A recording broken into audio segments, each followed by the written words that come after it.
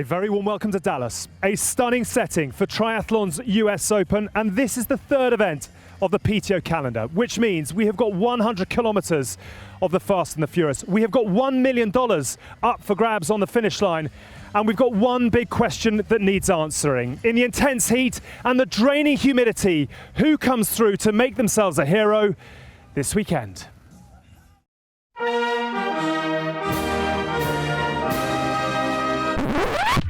Outside, inside, we don't stop. Global, worldwide, we don't stop. From the bottom to the top, we don't stop. From the burbs to the block, we don't stop. Outside, inside, we don't stop. Global, worldwide, we don't stop. From the bottom to the top, we don't stop. From the burbs to the block, we don't stop. Outside, inside, we don't stop. Global, worldwide, we don't stop. From the bottom to the top, we don't stop. From the burbs to the block, we don't stop.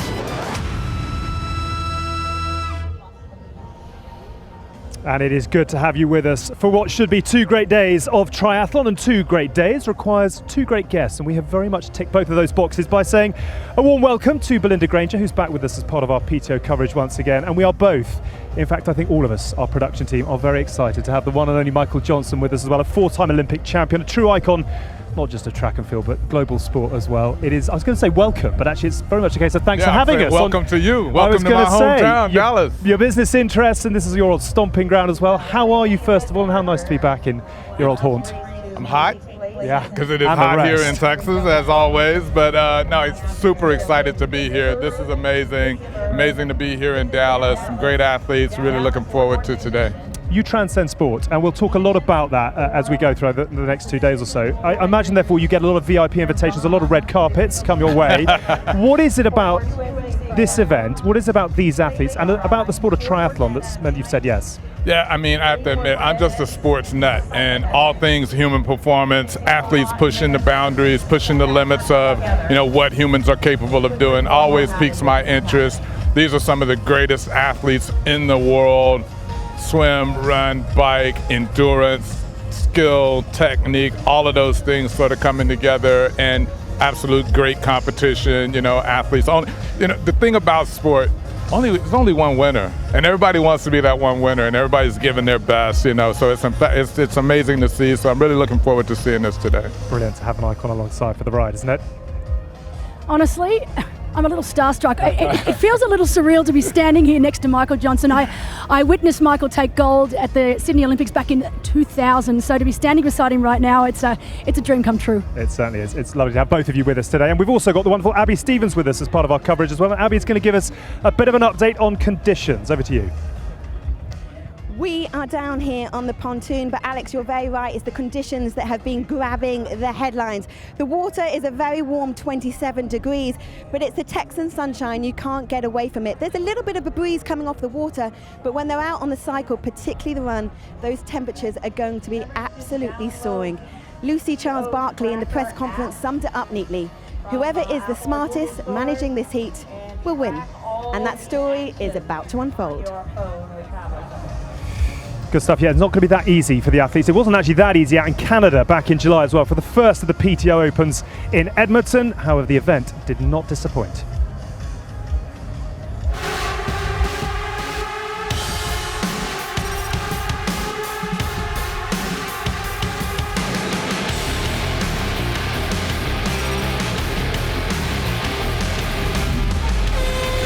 This is history in the making. It is electric out here.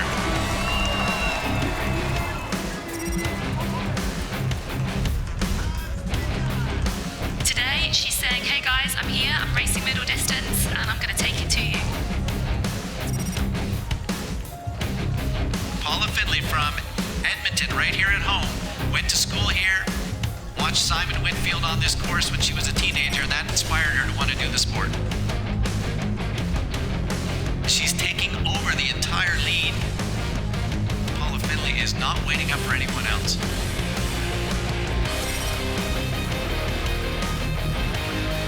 There's the 4 of them working really, really well together, but they're not making inroads.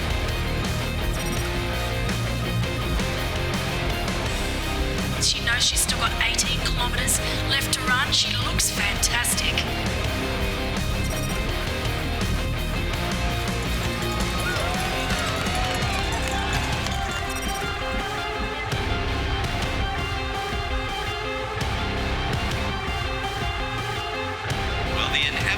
is about to occur.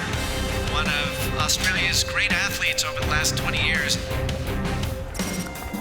Glasses are off, the smile is on, and the new era of mid-distance racing might just be recognized today. Ashley Gentle from Australia will claim the first ever PTO Canadian Open.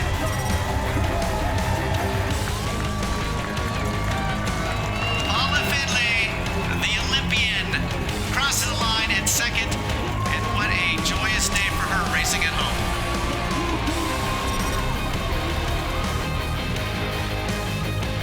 That's incredible. Look at that. Chelsea Sodero now taking up. Chelsea Sodero takes the She podium. can't quite believe it. You couldn't ask for a more perfect day of racing. Storylines from Edmonton, none more so actually than Paula Findlay sharing the front page of the local paper the day after with the Pope, would you believe? She is back on the start line this time around as well, as is Ashley Gentle, of course, claimed the win back in Canada. No Chelsea Sodero this time around. We're going to focus in just a moment or two on Lucy Charles-Barclay, but I've asked you to pick out three, Belinda, and you have gone with Ashley Gentle, with Taylor Knibb, and with Flora Duffy as well. Tell us why. Well, Ash Gentle, Canadian Open winner, incredible first season in long distance racing, set herself up in Edmonton with a stellar swim, and she'll need to do much the same if she's got any chance of taking that top spot today. Taylor Knibb, no doubting the talent of this young athlete, however, hasn't raced since Yokohama in May due to an injury, so there's a little bit of a question mark over her head, but I have no doubt Taylor will be a strong contender for the win here today. And of course, Queen Flora, what can I say? Commonwealth Games champion, Olympic champion, wasn't so happy with her race at the Collins Cup, but that's just going to add fuel to the fire for today's race. One of the things I want to ask you about, Michael, is star power, and we've touched already on the fact that triathlon is a sport with more money, bigger rivalries, we've got more eyeballs coming into it as well. How conscious were you in your prime of star power? I'm thinking of gold spikes actually, and I'd love to know the advice that you would give to the athletes here today as to what they can do for the sport beyond their own performance. Yeah, I mean, obviously the performances, are what the sport is all about. Great performances, great competition, telling those stories. Athletes need to take an active role in helping the sport tell those stories as well. Athletes now have a lot more power with social media, control of their own narrative, developing their own brands, but doing that in conjunction with the sport itself and what PTO is doing with these athletes. That sort of partnership is what's most effective in terms of getting fans to get more involved in the sport, but also to bring new fans into the sport. So it's incredibly important, but that partnership between the sport itself and the governing bodies or organizations like PTO and those athletes is what's critical. Well, it's great to hear. And if I talk about athletes who race at their best with an intense focus, you might well think of the man alongside. But Lucy Charles-Barclay, another cut from that cloth. She has had her recent injury problems, but very much working her way back to her best. And she caught up with Abby in the lead up to today's race. Lucy, coming off the back of an incredible victory in San Marin, how does that set you up for how you're feeling now ahead of this inaugural PTO US Open? Yeah, I'm really happy actually that I've got a race under my belt. I think I gained a lot from that in confidence. Kind of going into that race, I really didn't know where I was at, particularly on the running side, as that's where my injury had been. I was really pleasantly surprised by how it went, and I found that fire, I think, for racing. So I'm super happy that I've got a race under my belt before this one, but going into this, I've definitely got more confidence having raced so well in Slovakia. Yeah, and you mentioned the fire, and we've heard about Lucy racing in anger. Has that sense of comeback and revenge, has that motivation shifted and moved into something else? Yeah, you know what, I always do like to prove the doubters wrong. I think there's something about that does give me that extra fire, but I've just always been an athlete who loves to race. I just enjoy going out there, seeing how hard I can push myself and how deep I can go. So I think on Saturday it's going to be more about that, seeing how deep I can go, how far I can push it, and then the end result will just be a bonus on that. And you said about coming back and a more whole and all-round athlete. How will we see that this weekend? I think, you know what, it is a strong field and you're going to physically need to be tough, but mentally you're going to need to be tough because you're going to be pushed all day long. So I think those elements are definitely going to come into play where I know I'm physically strong, but also I feel more mentally robust and that I'm going to be able to handle the pressure. Ready for this weekend? Podium? Oh, you know what? I'm not really looking at the result. I'm just looking at going as hard as I can. And if that's a podium, then that will be brilliant. Good luck. Thank you. She's lying. She's here to win. LCB, genuine contender? Oh, absolutely. I think after that race last month at the World Long Distance Champs, she was proving to herself that she is ready to be back on that top step again. And your mindset in moments like this, is this why you did it, the calm before the storm? Absolutely, and every athlete has their own sort of approach and understands what mindset works best for them. Some it's all about being focused, some it's about keeping it light. So we'll see who executes best on that. We'll stay nice and relaxed together today. We're off to the VIP section. You've got a lot to do today in terms of commentary, so we'll speak to you a little bit later on as well. But it really is set up for a fantastic day here in the sunshine in Dallas, and to talk you through 10-1 onto the podium, it's a very good afternoon to Kevin McKinnon. Welcome everyone to the Professional Triathlon Organization US Open. It's time now to introduce women. Wearing race number 10, Jocelyn McCauley from the United States, PTO World Ranked number 18, Ironman Texas champion.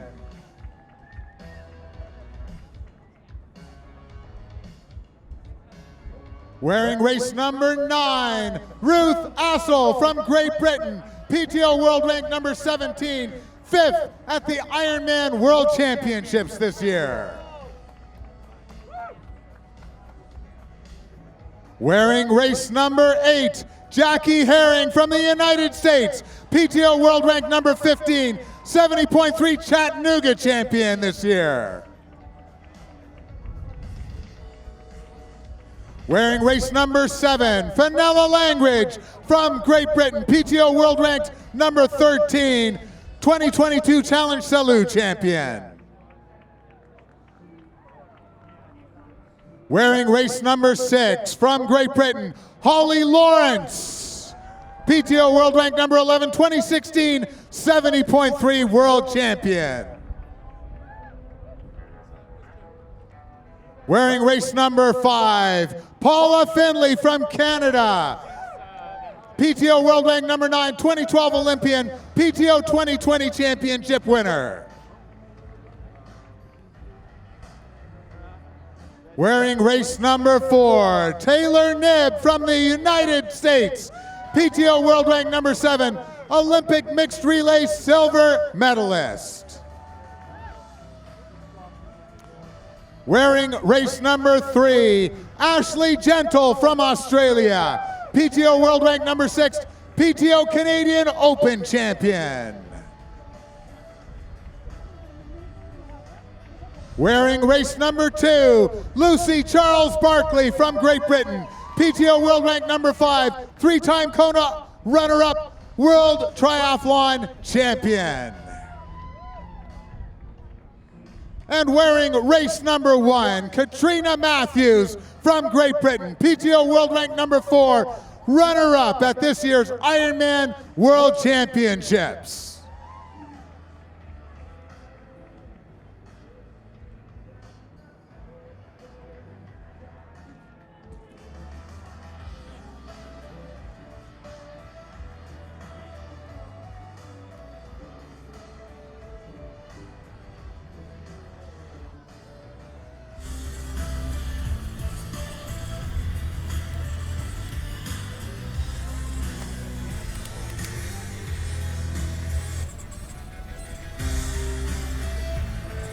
Athletes, take your position.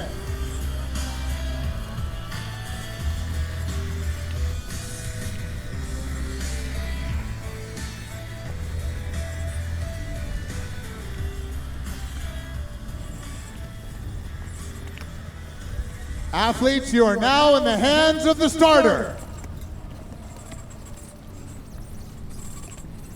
Take your mark.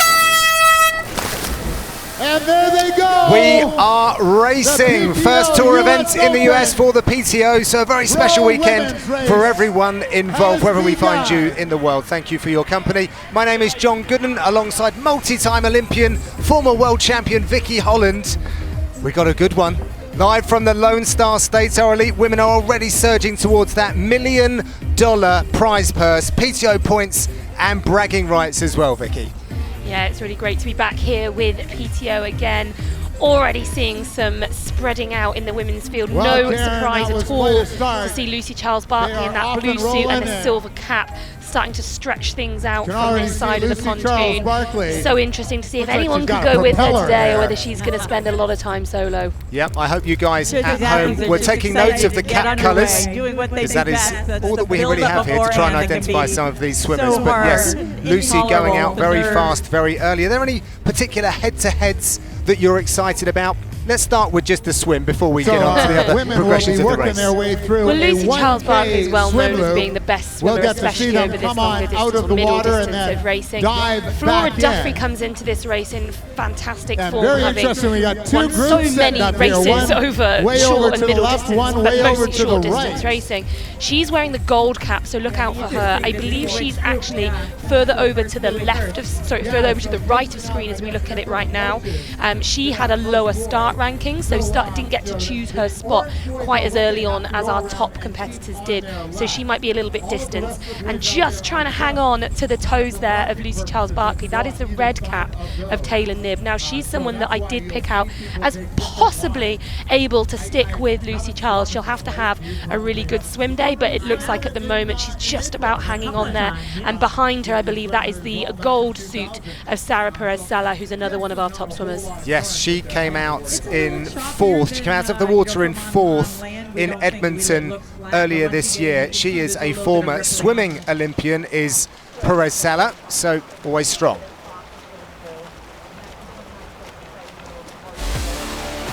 The swim course here today takes place in Lake Carolyn, 2 laps of 1 kilometre with a run each time of 150 metres to get back into the water. And it's a warm one as well, Vicky. 27 degrees. I think you told me this this week. A normal bath is about 26 degrees. Yes. So it's not as not the bath, the swimming pool at home where people would be. The swimming baths. Yes, exactly that. Yeah, that's right. Swimming pools kind of vary around the world depending on where you are, but between 26 and 28 degrees is about normal for a normal swimming pool. So usually you would get into the open water and it'd be considerably colder than that.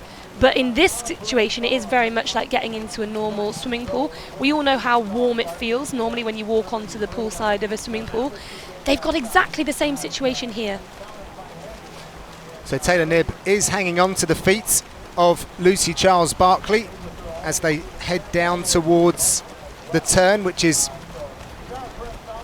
about 450-ish metres, I believe. Okay, and a gradual bend to then come back. Yeah, so it looks like these two have put some distance in now on Sarah Perez-Sala, so she was just holding on to those toes but hasn't been able to hold on there. And we did mention Flora Duffy, but it seems like due to the start position she had, she's struggled to get across and get herself onto the feet of these two.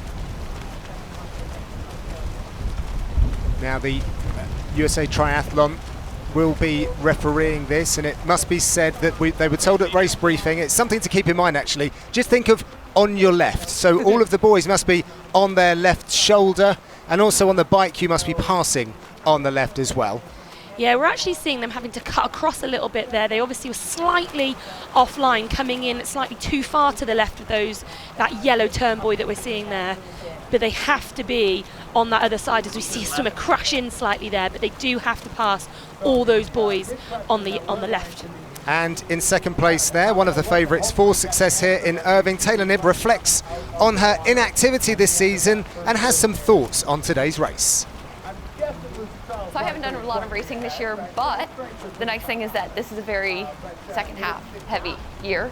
And so between this race and 7.3 Worlds, and we still have 3 WTS races, my season could extend to the end of November, hopefully.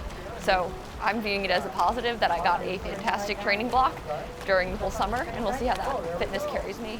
Because I think the 100K is just like such a fun distance to race, and you get such a fitness boost after, or at least I think I do. So hopefully we'll see. So it's great to be able to compete. Dealing with heat's definitely a factor here, but I'm not sure how it'll play on race day. You don't know what the temperatures will actually be, and we're coming off of a hot summer in the United States, so I'm not sure how much it'll play in effect, but it'll impact different athletes a different amount, probably. So I think the answer to Taylor's question is hot, Vicky. The temperatures are going to be hot, always round, but very good point. Some athletes have been getting ready in altitude and a lot of hot conditioning as well in their preparations. The nutrition side of things, there's a lot of stuff going into this today. Yeah, there's definitely been some different preparation from different athletes here. Some have taken the heat element really seriously here and have done really specific heat prep for this race, knowing that it will be a factor that they face on race day. Just seeing them there turn around that orange can. So this is the top point of the course, around 450, 470 odd meters in now. But some athletes haven't really decided to put the focus on that heat preparation, and I do think that could impact some of them. It's well known the effect that the extreme temperatures can have on athletes when they're racing, especially over a long time, as we're doing in today's event. So spending some time either at or in a very warm climate, and we know a lot of our athletes have been training even in Texas itself, Woodlands, Texas, not too far away, and other warm areas around the world. Girona has had a very warm late summer as well, so there's been some athletes come directly from there. But then others have chosen to maybe use an altitude base before they've come. Some have chosen to use a heat tent to do their own preparations. So there's been varying different preparations for this race, shall we say. Just going around that orange turn buoy there, we did see the gold cap of Flora Duffy. So she is in that main chase pack, but unfortunately it looks like she's lost contact or any ability of getting contact really with Lucy Charles-Barkley and Taylor Knibb.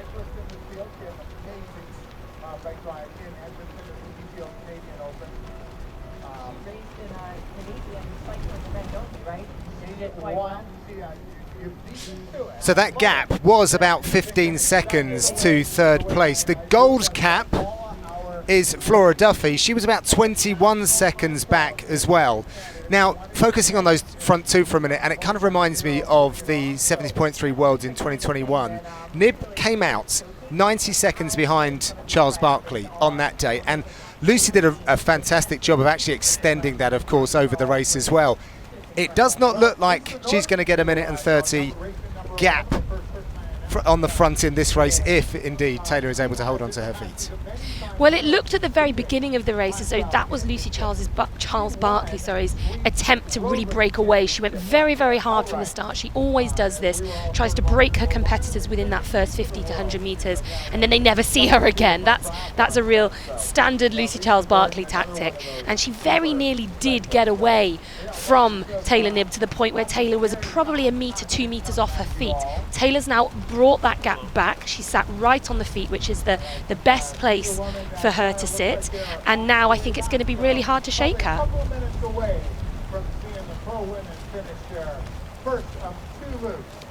So in the green cap, that is Ashley Gentle, who was the Edmonton winner in Canada earlier this year. So she's in that chasing pack. Yeah, she is, and I'm also just seeing right at the front of that sort of secondary chasing pack, if you like, the orange cap, and that's Holly Lawrence. So she's just off the feet there of the gold cap of Flora Duffy. So these athletes are on the hunt for Lucy Charles-Barkley and Taylor Knibb, but with the swimming prowess of Lucy Charles-Barkley, I think this portion of the race is going to be about limiting their losses to Lucy Charles-Barkley and Taylor Knibb. Edmonton was an incredible race, but we have more superstars on the start line for today, Vicky. Of course, we've got like 4 really big names with Lucy Charles-Barkley coming back, Taylor Knibb, and all of these ladies right here are chasing those two right now. But of course, Ashley Gentle is kind of like the Tour reigning champion, if you like. She's seeing so much success at this distance. She has, and right next to her, you can see in the white cap, that's Paula Finlay. Right. So these two athletes, first and second at the Edmonton Canadian Open earlier this year. On top of that, they both won their matchups at Collins Cup.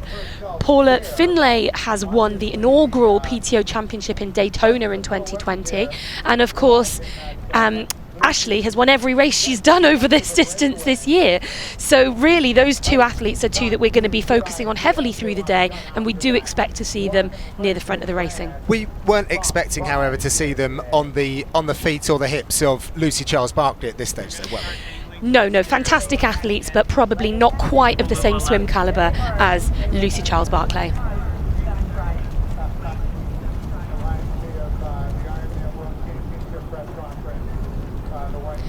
So we did just see there Ashley Gentle moving up through that pack. She swam up on the hips of quite a few athletes. She moved through about 3 places, and you can see how far ahead she is now of that white cap of Paula Finlay. She's moved about 3 body lengths ahead of Paula Finlay and is trying to surge across that little gap to get in front of her. So she's seen the move happen.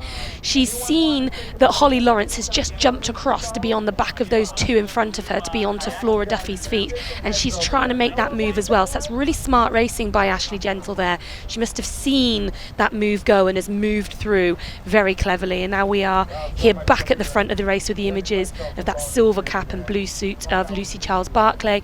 Right behind her, Taylor Knibb in that red cap.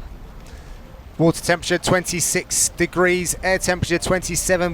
The humidity, however, is pretty heavy out there. But what does that mean for this stage in the water? Is there anything that we should be reading into at this point? Yeah, normally in open water races we do see water temperatures considerably colder than this. So it's normally considered hot if the water's 23, 24 degrees. Does it jack the heart rate a little bit?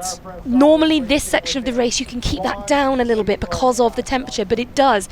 Everything plays into how you're going to feel later on in the race. So this extra temperature that they're having to deal with now means they're going to come out of the water significantly hotter. Their core temperature is going to be significantly hotter than it would be in a slightly cooler race, which means they're going to have to really focus on their nutrition, on their pacing strategies throughout the next 3 hours. Otherwise that's going to determine really who is able to maintain their pace, their level, their intensity, their position throughout the entire race. And interestingly, we're shortly going to be seeing the Australian exit, where the swimmers come out of the water, they go for a little slippery jog before they have to dive back in off of the pontoon, Vicky. They do. The Australian exit is something that we're seeing more and more in racing. We saw it obviously at the Edmonton PTO Canadian Open just 2 months ago nearly now. That's a relatively novel thing for this distance of racing. What's interesting about this race, they have some incredibly steep steps. You can see them just in front of them now, those red steps. So they've got to get up those steep steps. It's about a 150 metre run before they get back into the water. That's a really long run to do. It also changes your heart rate as you stand up and run, and then you have to go back to a more prone position of swimming afterwards. That's a difficult skill to master. Rumour has it Michael Johnson's down there as pacer to bring them through that 150 mark. You know, it's still light work for I'm sure they'll be grateful. I'm sure they'll be incredibly grateful. Well, here they emerge. This is a very spectator-friendly course here in Dallas, Texas, in Irving. See already lots of people out there to cheer on their favourite triathletes, these elite women. You've got to be a little bit careful there. Looked a bit slippy, didn't it? Didn't it just? What I thought was interesting there is it's the first time we can properly glimpse that Lucy Charles Barclay is not wearing what we call a swim skin, a suit over the top of her race suit. She has gone with just her race suit. Now that is a really smart tactic, I think, for someone who is of the swim caliber that Lucy is. She doesn't need that extra layer. We can see all these athletes coming through here now. I think that was Lottie Wilms. We've got some of our other top athletes, Ashley Gentle in that green cap there. But you can see they're wearing suits over the top of their normal race suits. That's because they add a little bit of buoyancy to them as they swim. It's sort of a halfway house between wearing a wetsuit and just wearing your race suit. So virtually everybody on the start list, as we can see there, is wearing a swim skin over the top of their normal race suit. Lucy Charles Barclay's decided to go without. So firstly, she's of such a level that maybe she decided she doesn't need the swim skin. She's going to swim fast anyway. But what it will also do for her by not having that swim skin on is just keep her temperature a little bit cooler. Every other athlete in the water is wearing 2 layers, one of which is, a buoyant, thicker material. She's just wearing one. And looking ahead to the transition as well, less for her to take off. That's true. She will go through transition 1 a lot quicker than the other athletes. Taylor Knibb, I also noticed when she walked down to the start, appeared to have her suit halfway rolled down to her waist. You could see the little roll underneath her swim skin. So Taylor will not only have to take off her swim skin, she will also have to roll up the bottom part of her suit and put her arms into that. So most people will be wearing, a little crop top or something underneath there. She'll have to roll that up as well. So Taylor's transition is highly likely to be a fair bit slower than Lucy Charles Barclay's. All right, well, she is still tight on the feet of Lucy Charles Barclay. Let's see how they fare with these boys again, because we did have a penalty back in Edmonton. Victoria Lopez went the wrong side of a buoy, and she did incur a penalty. So hopefully we don't have that, and everyone kind of walks that disciplinary line fairly. Yeah, it's such a straight line swim, this one. They are heading absolutely straight as an arrow out for 400 and, as I said, I think for 470 metres before turning around the orange turn buoys at the top and then straight back down past the green turn buoys that they've got on the way back in. So it's a relatively straightforward swim, this one, and I think there couldn't be really an excuse for any infractions of that nature. But we've just got a time split up here, and I believe it was 31 seconds between Taylor Knibb, who's obviously, you know, second at the point of exit, to Lottie Wilms, who is at the lead of that chase group. Now we have Ashley Gentle in the green cap, Flora Duffy in the gold cap. Great to have Flora Duffy with us here on the start line in the US. Unbelievable athlete. Gosh, she's just achieved so very much. And she'll be dragging Ashley Gentle. Am I saying unfairly by thinking that she might be dragging Ashley Gentle up there as well? No, I think it's actually the complete opposite right now. I think Flora's swim caliber is higher than Ashley's usually, I would say. And Flora was swimming quite a bit in front of Ashley until probably about 2/3 of the way through that first swim lap, and we touched on it when we saw Ashley make a really smart move. She swam up about 3 positions by using the hips of her competitors. She sort of used the draft zone, if you like, that we have in swimming by getting really close, swimming really sneakily close up on the hips to people. She used her competitors to move forward in the race, and she has put herself right next to Flora Duffy. And I know that if Ashley Gentle comes out the water with Flora Duffy, she'll be absolutely delighted with that as a starting point for her race. As a pan out of the camera angle there, we can just see Holly Lawrence in that orange cap. So we've got Holly Lawrence, Ashley Gentle and Flora Duffy all swimming very, very tightly packed together at this point. And before, we did have Paula Finlay really close by, but with Ashley having made that move up the pack, I think there's a little bit of a gap now back to Paula. So Flora is the reigning Olympic world champion and 2-time Commonwealth Games champion. She caught up earlier this week with the PTO team. I'm excited. The women's field is really strong, like really strong, which is awesome. I've raced quite a few of the women at short course level, so yeah, to race them over the 100K distance will be exciting. And I'm kind of like, it's new to, like, for me to be somewhere where I'm like uncomfortable and unsure of how the race will play out for me.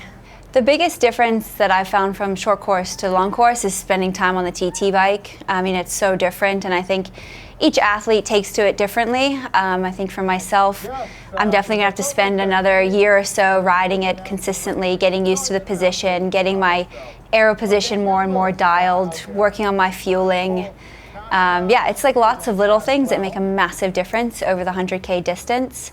So continuing to dial that in will be, important for me if I want to be like really strong over this distance. But this year has been great that I've been able to mix it up and do some of these 100K distance races and be out of my comfort zone and learn a new skill in triathlon. But from next year, I'll start dialing back in the short course side of things, but I would also love to jump into a 100K distance if it suits my season. Fantastic stuff, of course. Wonderful to have her with us here in the USA for this historic PTO event. First time here in the States for the tour. She has such star power, Flora Duffy. It's almost hard to not consider her a favourite or a real contender whenever she takes a start line at the moment. And it's sort of fitting that she's got the gold cap because she is the golden girl, I should say, at the moment. Seems to not be able to do too much wrong, especially in that short course racing. But that interview was really interesting where she spoke about how this isn't her forte distance and she hasn't really got comfortable on a TT bike yet, and that will take her a little bit of time. It's very different to racing on a road bike, and she's mastered that, and I've no doubt at all that she will master racing on a TT bike, but it's not something that she's in a position to dedicate a huge amount of time to right now. happy to borrow her for these 100k races. Oh of yeah, course. I mean, we'll have her in these races any day, right? And I feel like she thinks as well, and I believe this as well, that she can do better than she did at the Collins Cup just last month. And I think that will be her main aim for today, to try and improve on what she did at the Collins Cup. And I also know she's going to the Half Ironman World Championships later this year as well. So this is another good bit of practice for her for that. But I think she just wants to get stuck in, and she wants to have practice at this distance, practice at this race. There's obviously fantastic prize purses on the line. It would be tempting for anybody not to, you know, for anybody to get a start in this race, to turn up and see what they could do. So we're delighted to have her here in her golden cap. Someone else who we haven't mentioned so far is Ellie Salthouse, who I believe is in that chasing group as well, 17-time 70.3 winner. Did you expect her to be alongside the ladies in that pack? Yeah, Ellie is a great swimmer. She's someone who would routinely come out in that main chase back, especially in a race where we have the likes of Lucy Charles-Barclay up ahead. That's not too surprising to see. I think she would possibly have liked to be a little bit further in front of people of the likes of Ashley Gentle, Holly Lawrence. Her and Holly do swim very similarly, it has to be said, in multiple races, but also Paula Finlay, who we think is still just about tucked in there. Hearing that the leaders are now stretching that gap to about 40 seconds. Yeah, it's going out even more, isn't it? We started at 31 after the first lap, and now we're up to 41. And of course, Lucy Charles-Barclay.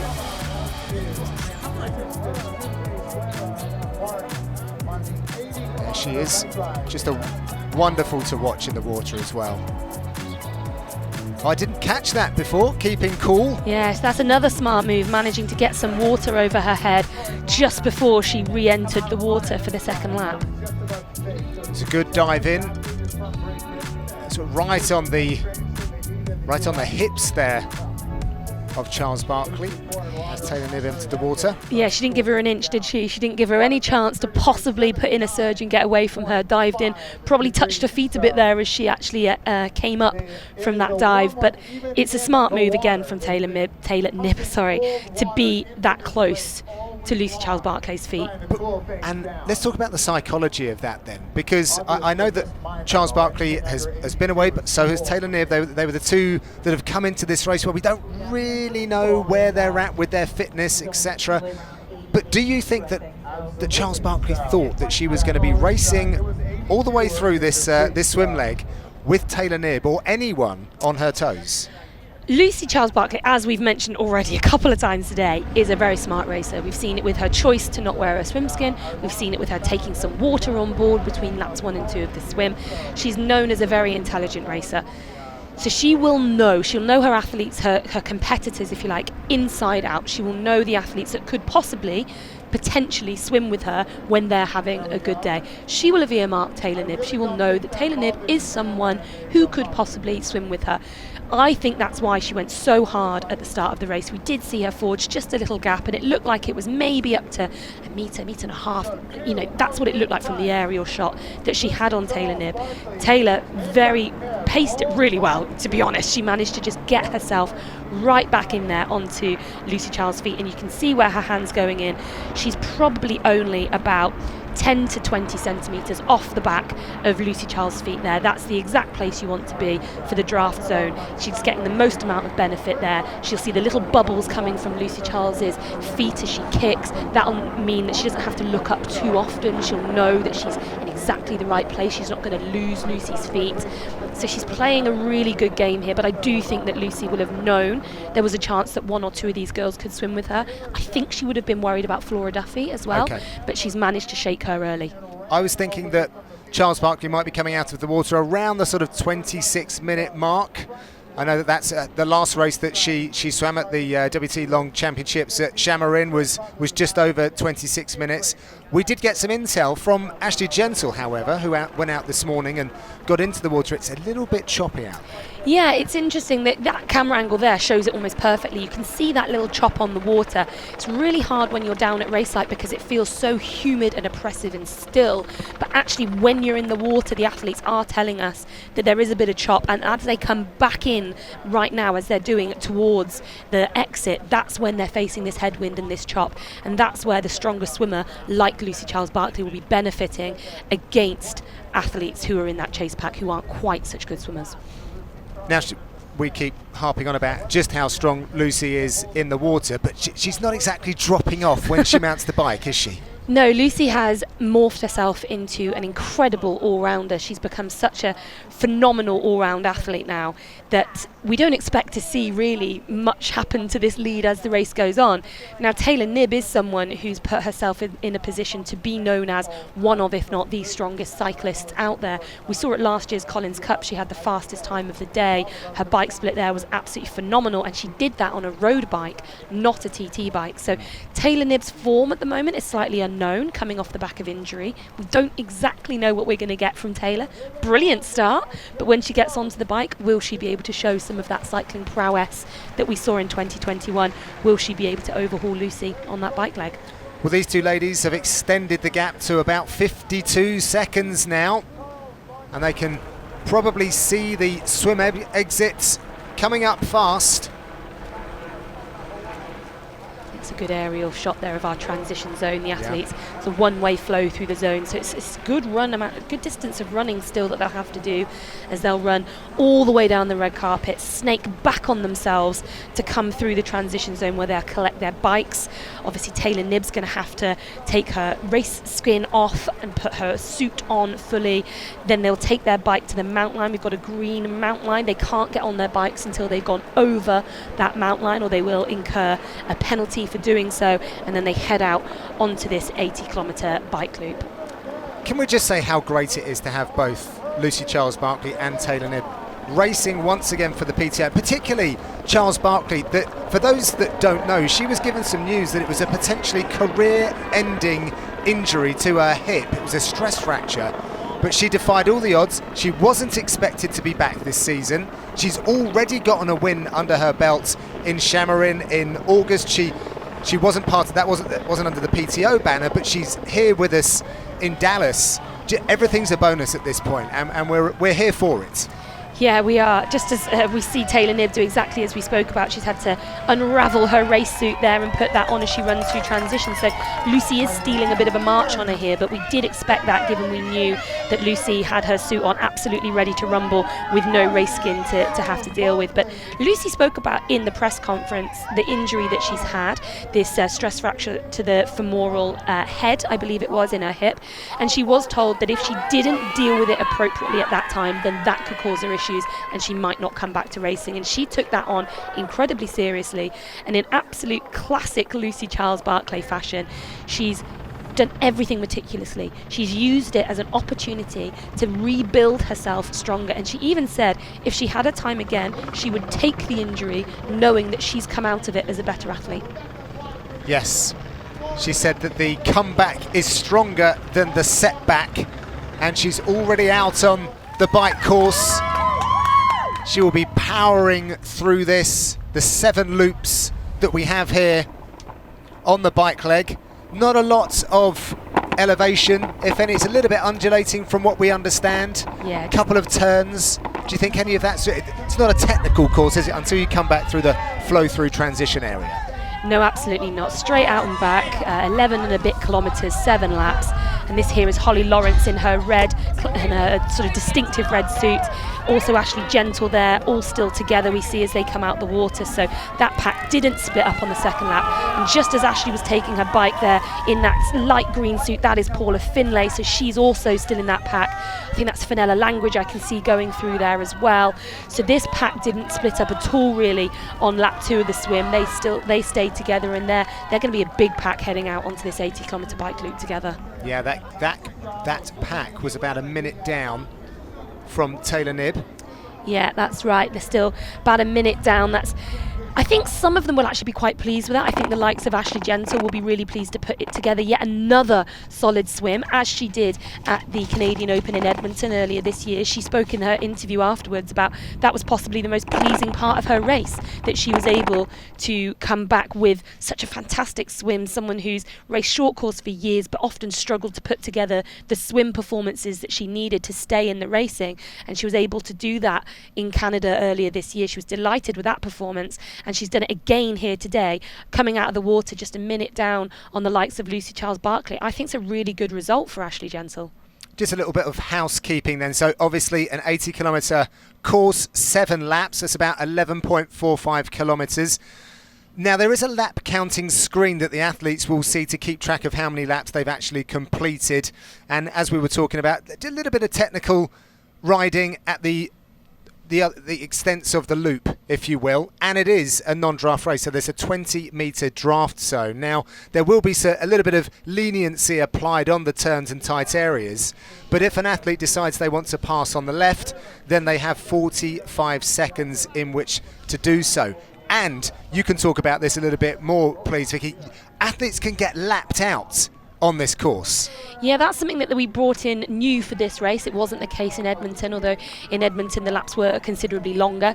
We've got 7 laps here today, and to keep the race as clean as possible, you can be lapped out on this race today. So if you were to be caught by the leading cyclist, you would be asked to move to the side and you'd pull off the course at the first moment after that, and that just keeps things a little bit cleaner, I think, on the race course, and a bit safer for all the athletes.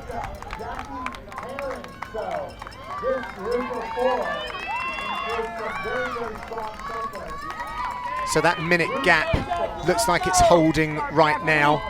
So fairly consistent transitions there for the chasing pack. But Lucy Charles-Barclay with the lesser equipment to put into the box, she gets out onto the field and will start to try and extend her lead. So we've got Kat Matthews just appeared on screen there. So she's come out of the water about 3 minutes and 45 seconds down on the lead. That is a big gap to make up, but Kat is one of the very strongest cyclists that we've got in this field today. So she's got some serious work to do, but there's a long way to go yet. So the last time Lucy Charles-Barclay and Taylor Knibb were head-to-head was back in 2021 at the 70.3 Worlds. On that occasion, Charles-Barclay was able to do more damage on the bike and get even further away from Taylor Knibb. But it's a new year. A lot has happened since then, and I'm sure that Knibb remembers that quite vividly. Yeah, of course. Lucy Charles-Barclay, as you said, was the winner at 70.3 Worlds in September of last year, whereas Taylor Knibb finished 3rd in that race. So brilliant performances from both athletes. I think Taylor Knibb had only done about 2 or 3 middle distance races at the time, so she's still so young and such a novice at this distance. But she's such an unbelievable cyclist, and her all-round ability really, you can't take anything from her swim, bike or run. What's interesting in this race is it's the first time we're seeing Taylor Knibb use a time trial bike. Every middle distance race we've seen her do so far, she's done on a road bike. She's just felt much more comfortable, as we can see her on screen there. That is Taylor Knibb.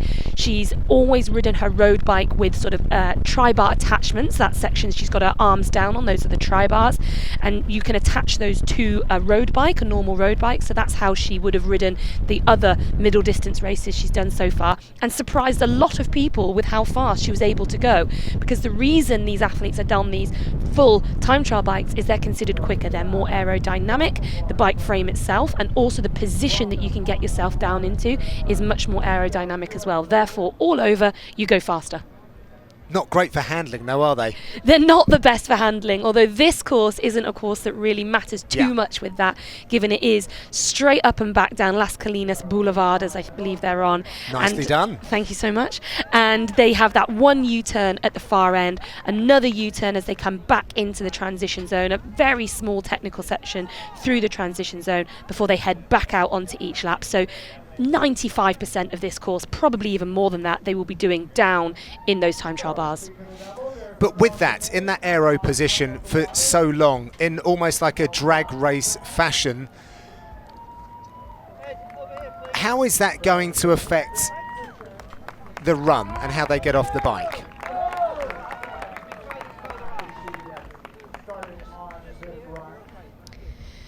Yeah, so being down in the time trial position really benefits those who are more, I guess, practiced at doing it, the guys who race middle and long distance more routinely. Those who've stepped up from short course racing or who are just stepping up for a race today, like Flora Duffy, won't have had the chance to spend that much time practicing this.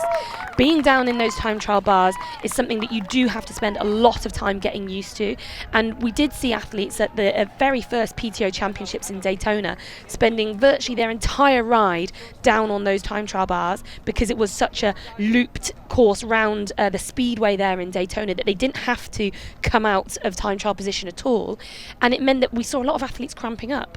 They were getting some sort of muscular neurological cramping because they just spent so long down in time trial position.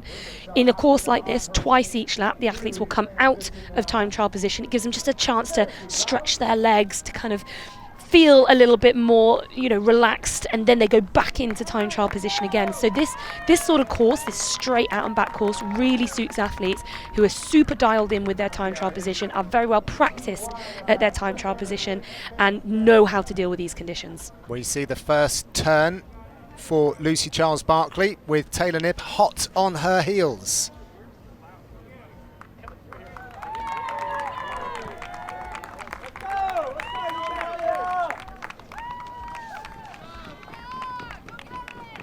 So exiting very competently there was Lucy Charles-Barclay, still holding in that front position.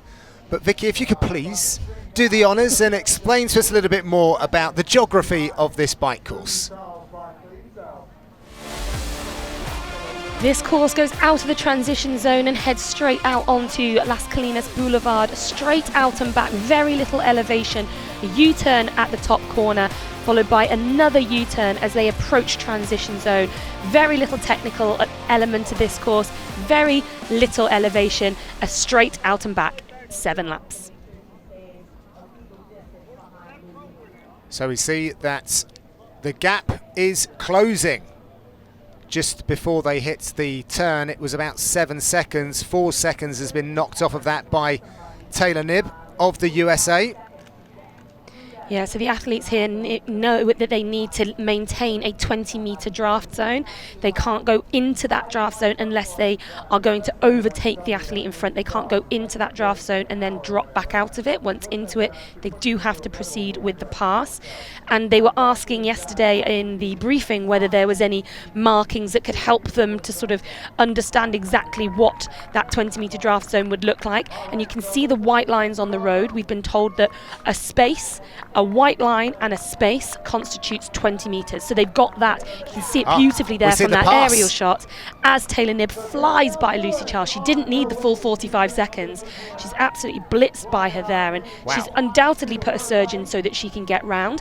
It's now Lucy Charles-Barclay's job to drop out of that 20-metre draft zone, also within the 45 seconds. But right now that doesn't look like a problem the way that Taylor Knibb's riding. Did you expect it so early? No, you don't know what to expect with Taylor Knibb at the moment. We've said it a few times. She is coming off the back of an injury. She hasn't raced since May this year. We don't know the exact ins and outs of her injury, but we do know that she's saying that she's fit and she's excited to race. I think from what we've seen so far, we can assume she's absolutely correct. She is fit and ready to race. I thought she would take the lead at some point on the bike. I didn't expect her to take it in quite such a dominating fashion as she did when she just overtook Lucy Charles-Barclay there. Lots to consider in this race with the heat, the humidity. I'm sure that the athletes had to really have a close look at their strategy for this one, get absolutely everything dialed in so that they just don't blow up on the run. It's going to be a really important day to think about your pacing, and for some of the athletes, they will know the sort of paces that they run normally over this kind of distance, whether it's the 18Ks we're seeing here or the slightly longer half Ironman distance. But they will know today that they can't go probably quite as fast as they normally would. And as we've got these aerial shots back of Lucy Charles-Barclay and obviously at the front there Taylor Knibb, it does look like Taylor's starting to extend that gap, and Lucy is considerably beyond that 20-meter draft zone now, maybe even double that, as we can see. If we use that rule of a white line with a space on either side of it to the next white line being that 20 metres, then Lucy Charles-Barclay is dropping back with every metre pedalled at the moment. And Taylor Knibb is going at a fair clip as well, just over 48 kilometres an hour. It's a full kilometre an hour faster than Lucy Charles-Barclay at this stage as well. Yeah, I'm just noticing as well, Taylor Knibb here, is the helmet she's wearing is a more traditional road race helmet. Lucy Charles-Barclay's got the aero helmet on. The difference between them being the aero helmet is considered faster. Yeah. It's called an aero helmet. It does what it says on the tin. It means that you can cut through that air a little bit faster. The helmet that Taylor Knibb's got on, though, has got vents in it. Now, in these conditions, getting any kind of extra flow, extra air to your head is important. Not many athletes will be racing in one of these today because they're just not considered as fast. Whereas Taylor Knibb has obviously made the decision that that is more comfortable for her, and it's important for her to just allow a little bit more ventilation to her head as she goes through the bike leg. So fantastic to have these highly credentialed female athletes with us here for the PTO US Open. Irving, a massive sporting town which has played host to hundreds of national and regional events for many, many sports. And it is a notable triathlon town as well, Vicky, isn't it? There have been many since the inaugural 2000 USA Triathlon Olympic Trials, but today is the first 100-kilometre PTO Tour visit, and we are delighted to be here. Yeah, it's interesting. I didn't know that until really recently that they had that in 2000 here. So it's been going a long time. You can just see Ashley Gentle there at the back of this chasing group. That's Paula Finlay in the green suit that we're coming up upon there. So these guys are still forming the chase pack, and our latest timing checks did say that they're around about a minute and 20, a minute and 24 down on the likes of Taylor Knibb and Lucy Charles-Barclay right at the front of the race. So they are losing a little bit of time. They were a minute down out of the water, and it's now a minute and 20, and I believe that is a Ellie Salthouse just coming up beside Ashley Gentle now, so Ashley will have to drop back at this point. We're showing as well here in third position is Fenella Langridge as well, someone who's very familiar to you.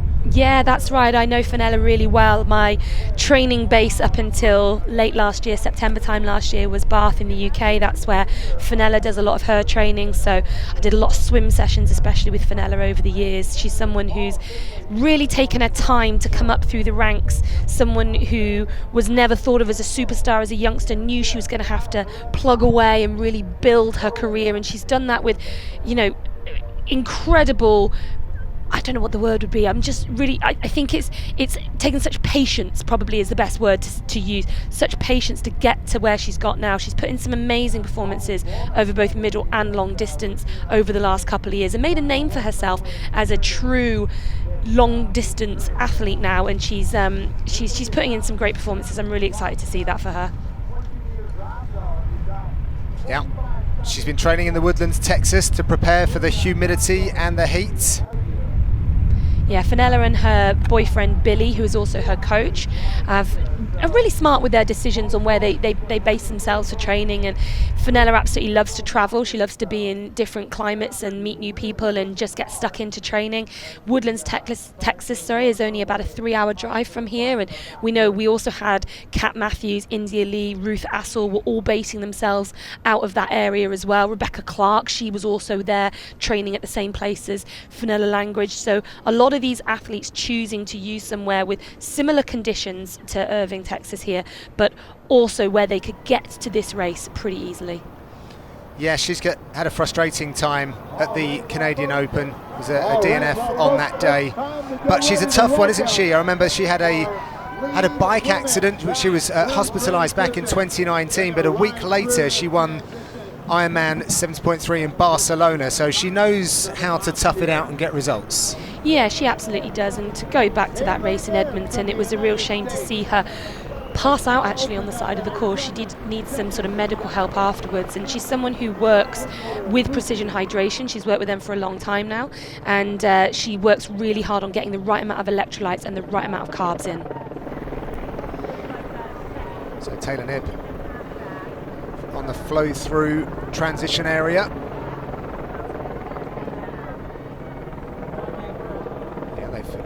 got to really mind their P's and Q's around there, haven't They they? do. So this is the only real technical section. As we can see, Taylor Knibb is not on her tri-bars at all through any of this section. She's up on the tops, on the hoods of the bike.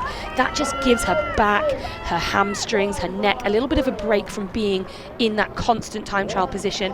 And as she comes out of the transition zone in just another 10 seconds or so, we will probably then see her go straight back onto those tri-bars for the next long stretch up Las Colinas Boulevard. Now she can put the hammer down as it opens up for her. Yeah, we'll get a time check really soon to see what damage she has managed to put in on Lucy about Charles 21 Barkley. seconds, I'm That's hearing. a big gap she's managed to do, having only overtaken on the way back from the far U-turn already. So a fantastic start to the race. Certainly the swim and bike leg for Taylor Knibb. She was always amongst the favourites for this race. There is still a long way to go, however.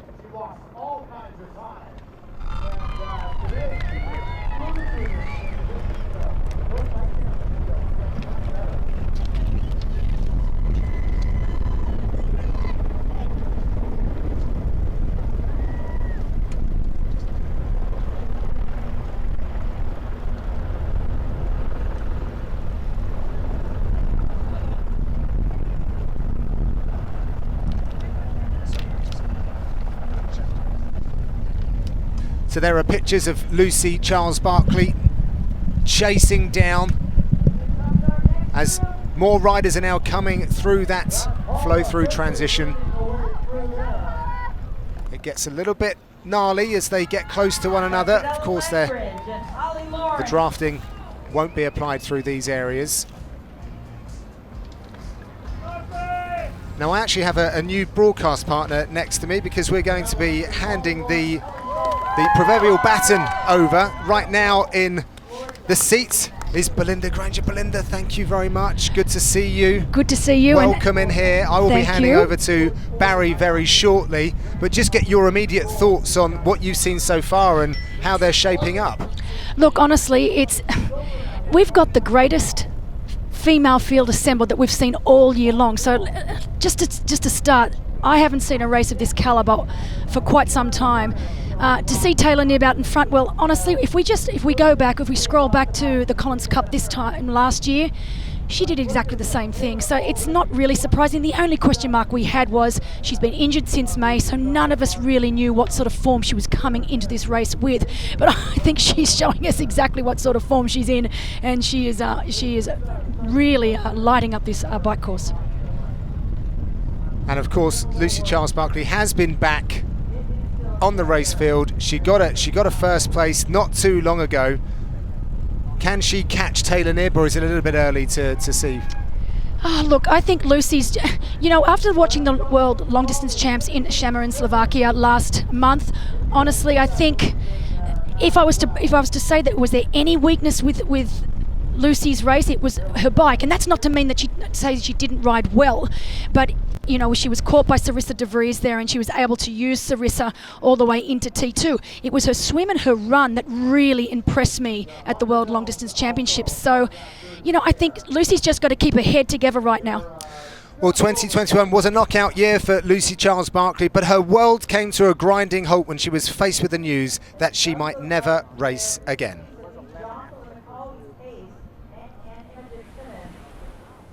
Okay, can we come through? At the end of 2021, I was probably at the highest point in my career. I just kind of felt like on top of the world, like give me anything and I'll be able to do it.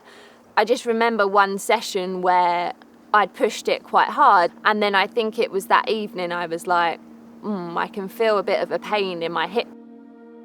She was diagnosed with a stress fracture in the femoral head, which is basically the top of the femur. And then to be told that actually, if I don't deal with this injury in the right way, it could actually end my career.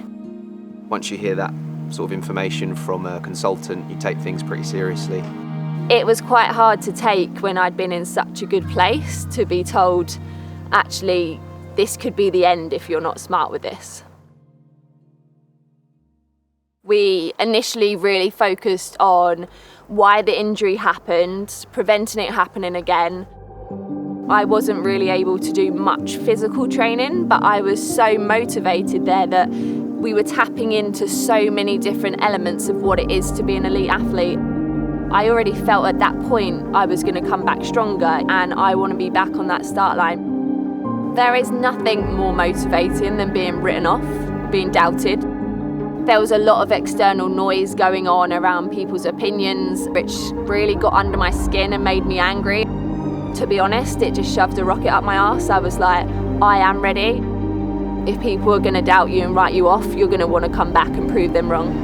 Ultimately, it all comes from within, that I just want to win whatever race I'm starting.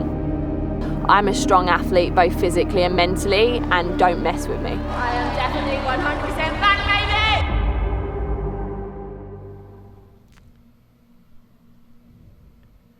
Belinda, are you surprised to see these two women leading up front? Absolutely not, Barry. I mean, they're two of the best. We know Taylor, she's young, she's a go-getter. It doesn't surprise me at all to see her out front. And Lucy Charles-Barclay, well, she's a class athlete, isn't she?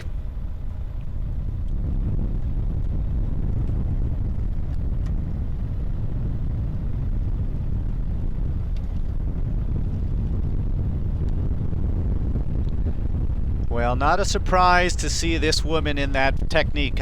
When you chatted to her the last few days, you saw how much time she has put into that preparation. Said that she even felt that if she had to go back, she might even take the injury just to learn all of the lessons that she's learned through there. That's a pretty mature athlete at her age. It really is, and when you listen to her at the press conference a couple of days ago, there was that maturity about her, and that was that calmness, that inner confidence, and that comes from an athlete that's really, taken those struggles on board, done the absolute best that she could have done with that time off, and she's using it here now, and she is pushing a really big gear right now. Look at that, and Barry, I want to just also add, look at that rear bottle. Now she started with a rear bottle. It's now missing. So that's going to be interesting if that actually affects her down the line, because we know how important hydration is going to be here today. It is very, very hot and humid, and she is missing that rear bottle. That's a great catch, no question. About 30 plus seconds already. Taylor Knibb, that really does not surprise me watching how she raced at the Collins Cup. I think the only question was, what happened in that injury? Did she do enough training? Have you got your answer? I think we've got our answer well and clear right now. And, as she said, she didn't know if she was going to be rusty coming into today's race. We know that last race was way back in May at Yokohama, and this is over a distance that she's not that experienced at. But yeah, she's not hanging around. You can look now, and this is when we're going to see when they get to go past each other, and she really is starting to open up a gap over Lucy Charles-Barclay. But Lucy really grinding a big gear, and it just shows you that this race course right now, this bike course, is not deadpan flat like we originally thought. Well, Taylor Knibb, I watched her win junior championships at the Worlds, under 23 champs, made the Olympic team. What a career. I stood next to her father in the press conference, and you could see the pride on Dad's face watching his daughter up on stage with the great Michael Johnson. Just taking a look. She still has that kind of little smiling, this is all brand new, I'm not quite sure what to look out to, but when the gun goes off, we saw that smart action right off the bat. One of the things I was asking you as we're watching offline, was that a smart move for her to wear that speed suit? It took a few extra seconds, but she certainly got away with Lucy Charles. Oh, absolutely. She was able to stay, and she was able to swim on Lucy's feet the entire way. And to be brutally honest, I did not think that she would be able to do that. I thought Lucy Charles-Barclay would be out of that swim on her own. So I definitely think that it helped. And what about the fact we've got about 1 minute and 40-ish seconds back to the chase athletes?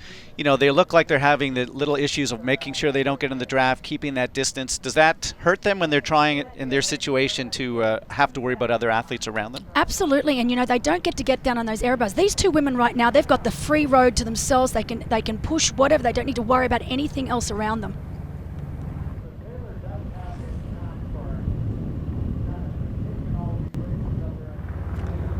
Well, one of the questions we were asking was whether or not Taylor Knibb would be using a more aerodynamic bike setup, and she has gone to that format, and it doesn't look like she's missed a beat. She was, as we recall, back at the Collins Cup on her proper road bike, and everybody kind of wondered why she was doing it. She had the fastest bike split, and right now she's putting time into everyone. With that aero bike, they might have wished she was still on a road bike today. Oh, absolutely. I mean, she was already brilliant on a road bike. She'll be lethal now on a time trial frame, and you can see deep dish front wheel, disc on the back. I think most of the women are riding a rear disc, which on this particular type of course is the perfect wheel combination. Now, an interesting location. I was here about 15 or 20 years ago, and a lot of this area didn't exist in terms of the huge, beautiful man-made lakes, the tall buildings. They really have done a fantastic job here in Irving. Honestly, I've never been to Texas before, so first time here, and I was pleasantly surprised. It's been really lovely. I haven't been out and about to see too much yet, but yeah, definitely very, very surprised with how beautiful it is and how green it is. Well, the great Michael Johnson talking to us a few days ago that in fact he grew up just about 15 kilometers from this area. He ran his first track meet at about 10 years of age, winning a 60-yard race. He recalled his sister winning on the same day. And that started his incredible career, which went to 3 Olympic Games, and said had he been a little bit smarter, we'll talk to him a little later on when he comes on the air with us, but had he been a little smarter, he probably would have made the 1988 Olympics Games team, but he hadn't done any weight training, got injured in college, and missed that 88 team. So lots of fond memories for the man. Taking a look at our top, those big names, Lawrence, Findlay, Duffy, all solid athletes starting to come through now on the bike. And really strong bike riders, and I think this particular course that we have here today really suits the likes of Holly Lawrence and Paula Findlay. They would be their time trialing specialists. The same with Sarissa de Vries. We haven't spoken too much about Sarissa de Vries from the Netherlands, but she's a very, very powerful cyclist. A split weekend, the men racing tomorrow, the women having their chance right in the middle of the heat of the day. Already near 1,000 amateurs had the chance to race in the PTO age group event, and that is such a fantastic opportunity. They have the 25, the PTO 25 and the PTO 100 for the amateur athletes, and I watched them. They're all standing around yesterday as the lead athletes were doing their pre-swim, getting some pictures and autographs, and it's really a great opportunity to get that close to the top elites in the world. I asked Lucy whether or not she had the rest of her season planned out. She said she really thought that most of 2022 was going to be a complete write-off. So the opportunity for her to get back to that world title and now to be in such a great position as she comes to the last half of this season has to be very, very optimistic for her. Well, particularly for an athlete like Lucy Charles-Barclay, because she's made it abundantly obvious many, many times in press conferences that she loves to race. She's a racer. That's what she loves to do. So while she doesn't mind the training, she does this sport because she absolutely loves to race. And interesting to see her then, you could see that she was actually pushing a much better gear. Her cadence was a lot higher than when we saw her previously. That makes me think that maybe she had a little bit of a problem with her DI2. It was her that was on the side of the road then, so maybe there was a loose cable, because now this is a completely different Lucy Charles-Barclay we're seeing now. If you look, when we go back, we're obviously on screen with Taylor Knibb now, but I saw very, very briefly then that she was pedaling a lot higher cadence than what we saw previously. Well, technology, part of the sport, no question. You watch these $3 or $4 million Formula One cars, and within about 30 seconds into a race, their day may be over. The elite athletes with the same situation. So Lucy, right now, looks like she's got her technology back and working, but she certainly did have a problem a little earlier. Well, the last image we got of Lucy Charles-Barclay, here we go, and here we got her stopping on the side. So we are correct. It looks like there was obviously a loose cable, and that's why she was pushing such a giant gear when we saw her a little earlier on in the coverage. She's realized there is something drastically wrong, and she's stopped on the side, got it sorted, and now this is the Lucy Charles that we know and love. Now, if you had that happen to you in a race, do you start to lose your cool? Do you have to just kind of, regroup? I mean, really, it was only about 10 or 15 seconds, so it's not something that's been hours, but it must feel like it when you're stopped on the side of the road. And that's when your experience really comes into play. And Lucy is a very, very experienced athlete and racer. So you could see that she just moved over to the side of the road, reconnected that cable, got back on. She didn't try and make up any time too quickly. She's going to get back into rhythm as quickly as possible. And she took it all in a stride.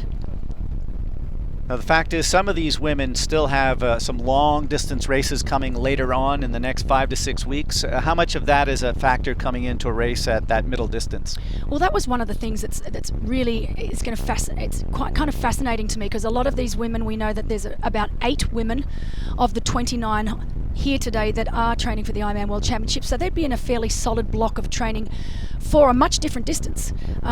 And you do, when you're training for these longer distance races, you do start to lose a little bit of that natural speed. And when you're racing the likes of Flora Duffy, Ash Gentle, Paula Finlay, Holly Lawrence, who are our shorter distance specialists here, it's going to play a part. And we know that Lucy Charles-Barclay is indeed going to go back to Kona this year, so she would be in a fairly solid block of training right now as well.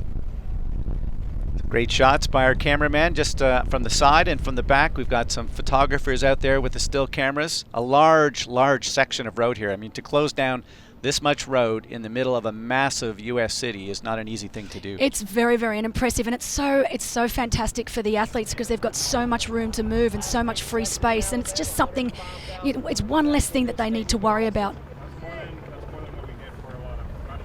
She looks a little nervous coming in on those corners. That's a bike that she probably hasn't ridden nearly as often as her road bike. The 24-year-old Cornell graduate.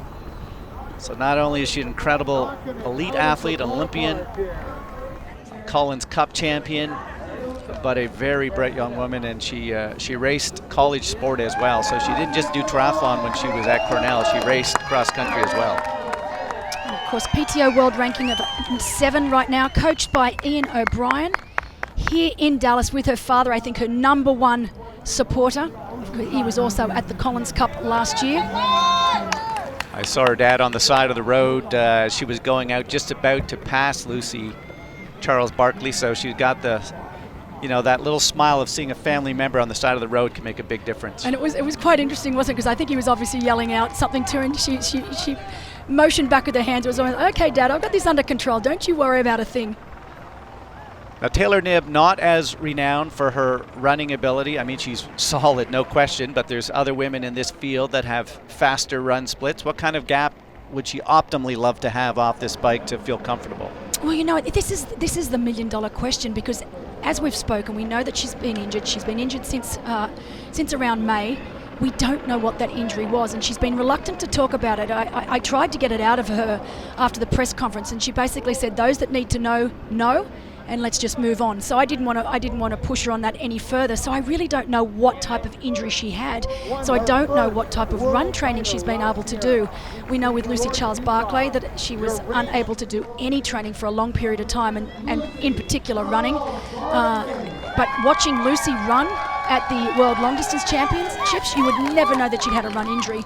So if we see that the athlete that we saw last year at the Collins Cup, well then I think that she can afford to a couple of minutes, I would say, Barry. Well, that was a 75-second gap already between first and second, and remember, Lucy had a much faster transition, got out onto that bike ahead of Taylor Knibb, so that time has been made up in just 2 laps.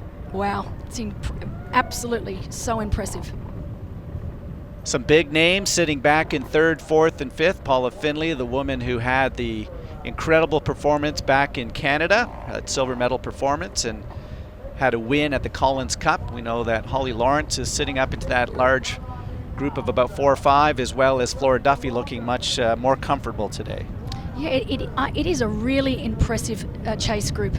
Ash Gentle, obviously the fastest runner of them in the group. Even though I think Ash is the fastest runner, and the thing with Ash Gentle right now, this is the last race for her, or the last serious race for her for the season, so she's got nothing to lose and everything to gain. She's our Canadian Open champion. She's definitely got a little bit more experience over this distance than our lead female here. But I think right now, looking at Taylor Knibb, she is in the box seat.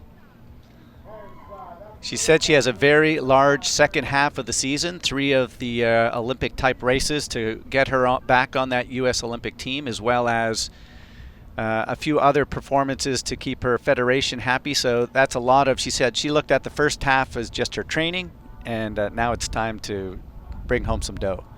I love it. And they train this hard because they want to race, and when you're unable to race, it can affect you mentally so hard. So I think she'd just be very, very happy to be out here doing what she loves, and she's doing it so well right now.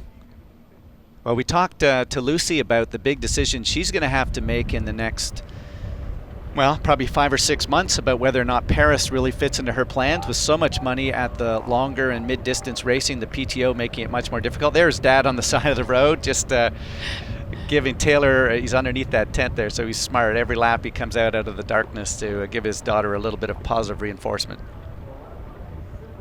So Lucy's going to have that decision to make, because if she keeps focusing on the longer races, then she's not going to be able to pick up those points. And if she picks up the points, she's not kind of focusing on that middle and long distance endurance. It's a tough decision. What would you be doing if you were in her position? It's so hard for someone in Lucy's position, because, you know, it's going to be interesting, because I know that she's going back to Kona this year, so I think that it's going to be very interesting. Looking on screen right now, 3rd place position, Paula Finlay. Barry, I mean, this is no surprise, to be honest. And looking behind, you've got Holly Lawrence there right behind her. We know there are some very strong bike riders in that group. Fenella Langridge is in that group. Sarissa de Vries is in that group. But Paula Finlay leading that chase group right now. Well, not a surprise. Paula Finlay, we know her time trial abilities. No question that she is a very strong woman. Behind her, Holly Lawrence, Flora Duffy, Lisa Norden has moved herself up into that top 6. So some very established women who have some world-class performances at both short and longer distance racing. All alone at the front, however, it's one of the youngest women in the field at just 24 years of age, Taylor Knibb from the US, continuing to put a large gap into the rest of the women.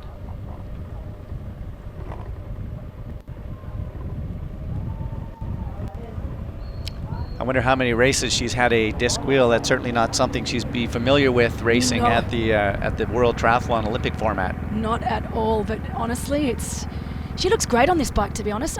The last I saw her race was at the Collins Cup last year, and even though we know she had an incredible race there, she wasn't that aero, let's be honest, and she looks really, really good here today. Well, I'm sure Ian, the coach, has done a great job. I got a text from him a couple of days ago. I know how proud he is of that squad, and a lot of those athletes have been focused on the Olympic shorter distance racing, so she's got the ability to keep all of that speed there. We take a look at her top 5, Duffy, Lawrence, Finlay, all just seconds apart, and then about a minute and 10 seconds or so to Lucy Charles Barkley, and that gap getting larger. So nobody is riding faster on the entire course right now than Taylor Knibb, even the amazing Paula Finlay and Holly Lawrence and the Olympic gold medalist Flora Duffy, all losing time right now to the 24-year-old. That just shows you how impressive her riding is, because you think about that chase group, and honestly, there's some of the greatest bike riders in long distance racing are there right now. And we know that Paula Finlay and Norden are both time trialing specialists. I know Norden is a Swedish time trial champion. Finlay is the Canadian time trial champion, and they are not making inroads on our leader. Yeah, that is just shows the magnitude. You see Duffy's name there at 2:30 down as we take a look on the screen. That blue bathing suit of Lucy Charles Barkley, who is so excited to be back racing. She said, you know, when you lose something that you thought was just going to always be there, it makes it that much more, intense. And she really is smiling this weekend, happy to be back racing.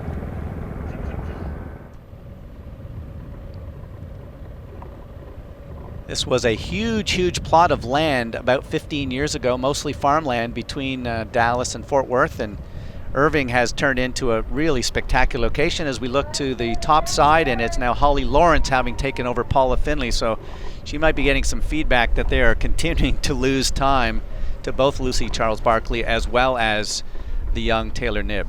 An interesting point, Barry, that you brought there. That's the only problem when you are in a group this large. They need to work together legally. We know it's 20-meter rule here, but they still need to work together legally to keep that pace on, because they don't want to be getting splits where they are losing time to Taylor Knibb up front.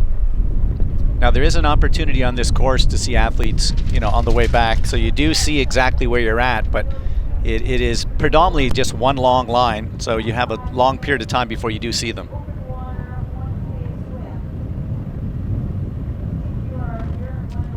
Holly Lawrence having a great season. She had a fantastic race at the Collins Cup, and right now she's sitting in 3rd place here at the US Open.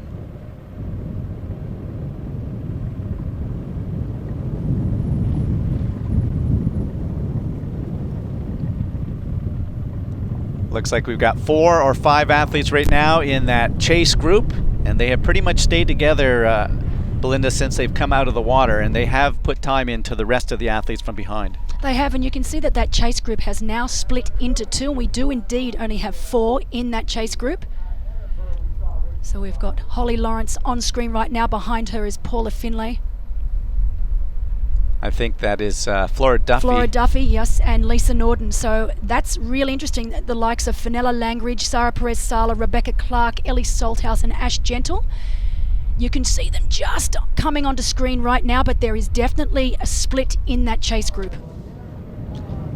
Now, what is it that makes Taylor Knibb so special? You know, she doesn't look taller. She doesn't look like she has more muscle mass. What is it that's making her be able to go that much faster than the rest of the competition? Can I be honest here? I think ignorance is bliss right now. You know, she's not that experienced over this distance. She's only done a few of these longer course triathlons, and I think it's working to her favour now because she's just going for it. She's not thinking about, oh, I've got an 18-kilometre run to do once I get into transition, and sometimes being a little bit, just that tiny bit ignorant to what she's got ahead of her, it can be a good thing. You can see she's got her water bottle between her hands. Would nutrition be something that she really has had to pay a lot of extra attention to? Because the reality is she hasn't done many races that are beyond 2 hours. No, really interesting point. We're not going to see the effects of that till later on in the run. I would imagine that, you know, having a coach and a great team around her, she would be well aware of what is needed. We've been drilling it into them all week how hot and humid it is here in Irving. So these women, they're professionals, and even though she might not be as experienced as the other women on course, she would definitely know that she needs to get in those calories and also that hydration. Well, when you talk about hydration, you can look at the back seat there behind Lucy Charles-Barkley, and there is no water bottle. That is a scary thing when you have, you know, well into the 30s, deep humidity, the knowledge that you've got and there goes the water bottle right there. And that, you know, we've seen it at a number of long distance races really throw off athletes. They've lost some of their nutrition. They start to panic a bit. They don't have all the fluid that they had anticipated, particularly a bottle. And, you know, is this one of the things of having not raced a lot for her, that maybe her equipment isn't even 100% of what she's normal because she really hasn't had many events this year? No, it's true. And I mean, this could have happened on any course. Often, you know, if you go over, you can see that we've got these big cement roads here, but can you see on screen right now there is those lips. And I know that going over those lips, it can be quite bumpy, and it's obvious that that's what's happened with Lucy here, and she's lost that bottle. The worst thing is she saw it go. Often when you lose a rear bottle like that, you have no idea that it's even gone, so it doesn't really affect you at the time. But Lucy saw that rear bottle go, so I'll be very interested to see if it's actually something that's worrying her, because she's going to know, I've just lost one of my bottles, my hydration. Hydration today is going to be absolute key. She's going to have to make sure that when she goes through that next aid station that she does collect another bottle. Now, one of the names that we have not talked about virtually since the gun went off, that's Kat Matthews. Talk a little bit about her. She's the woman that broke the 8 hours. She had phenomenal racing over the last 2 years, but at this point she's not in the top 15. What are you anticipating is going on there? Well, to be honest, I thought that Kat actually had a subpar swim for Kat Matthews. I was expecting her to come out of the water a little closer up. So to see her come out of the water down, she actually got out with training partner Ruth Astle, which is quite surprising. But she's coached by Bjorn Giesman. I know she's in very, very heavy training right now for Kona for the World Champs. She was second, of course, back in St George, so the World Champs are quite important to her. And she's been training in the Woodlands with Ruth Astle, India Lee and Patrick Langer. But yeah, she's just looks like she's missing that extra gear needed today against these short course athletes. Or I call them short course athletes, shorter course athletes, I should say. So strategic planning of what is your A+ race, what is your B race, and so forth. And it's difficult, obviously, to have that many important races. On the screen right there, Lucy Charles-Barkley, just her second race. And important, there we take a look at the Olympic Games gold medalist in a much better position today. Flora Duffy, certainly not satisfied with how things went for her at the Collins Cup. She didn't have much time on her time trial bike, but she certainly looks much more relaxed. So many titles from Xterra, that's the off-road triathlon, the Olympic Games gold medalist. She's won double Commonwealth Games. You know, pretty much has done it all. I remember calling her junior silver medal at the World Champs way back in 2006 in Switzerland, as she's wisely taking in some nutrition there. And she looks much, much stronger today. Would you not agree? Oh, absolutely she does. And I know that she's been doing some really, really solid training sessions in Boulder. I know Ash Gentle has been joining her for quite a few of those sessions, and they've gone out for quite a lot of long rides and track sessions together. So I think she's definitely a lot more prepared, both physically and mentally, for the race here today than what she was at the Collins Cup. Well, you don't become Olympic Games gold medalist and a multiple world champion without figuring things out. And when you're that, committed on excellence, you go away from a bad day and you say, what do I have to improve? Probably more novice athletes would have left and thought, maybe I don't belong here. But Flora Duffy knows she does belong here. And when she gets out onto that run course today, we could be seeing some lap changing in these positions. Yeah, definitely. And we know that this is a distance that she wants to do a little bit more of. We know that she's lining up at the 70.3 Worlds later in the year as well. But she's the penultimate professional. I mean, I called it down on the start line before we started. Queen Flora, I called her. Honestly, this woman's done just about everything. Well, I'm pretty sure they're going to put her face on money in Bermuda. They had a Flora Duffy Day. There's the big race coming up still in her country later on this fall. So she has some important races back home. 3 of the classiest athletes you'll ever see, with Paula Findlay right there leading in the red suit behind Holly Lawrence. That is Flora Duffy and Lisa Norden. And you have to remember, Lisa Norden was the Olympic Games silver medalist.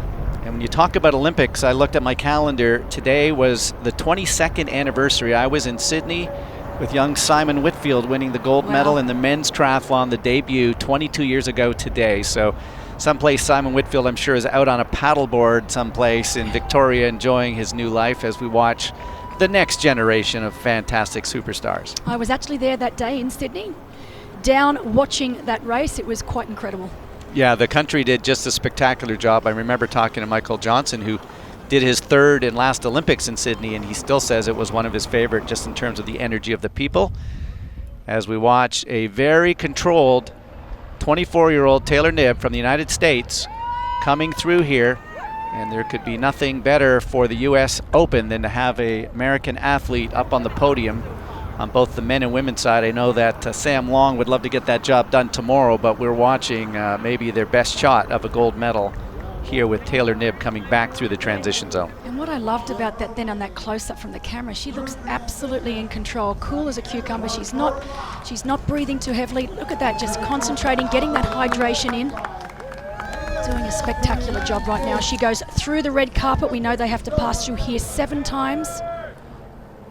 Now, we talked to our precision nutrition people a couple of days ago, and they've tested a lot of these athletes, and one of the things that they talked to me about was the variation in terms of sweat rates and in terms of electrolytes that they lose. So would these athletes be aware of that, and would they be having some kind of a system based on, how much fluid they have to put in per 15 minutes or per hour? No, definitely, and you've hit the nail on the head. All of these athletes would be completely different in what their needs are, particularly when the weather is the way it is today. Most of them have been training in hot and humid conditions, so they know exactly what they will need in order to make it to that finish line.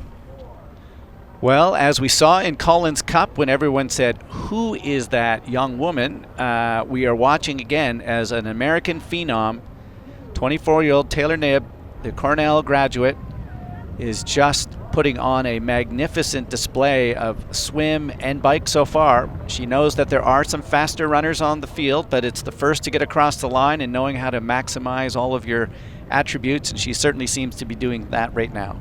And with the nature of this particular bike course, hot dog course, where they get to do those 2 180-degree turns, she gets an opportunity twice each lap to see where her competition is. And there's nothing better, there's nothing more satisfying than seeing that you are continuing to put time into this chase group.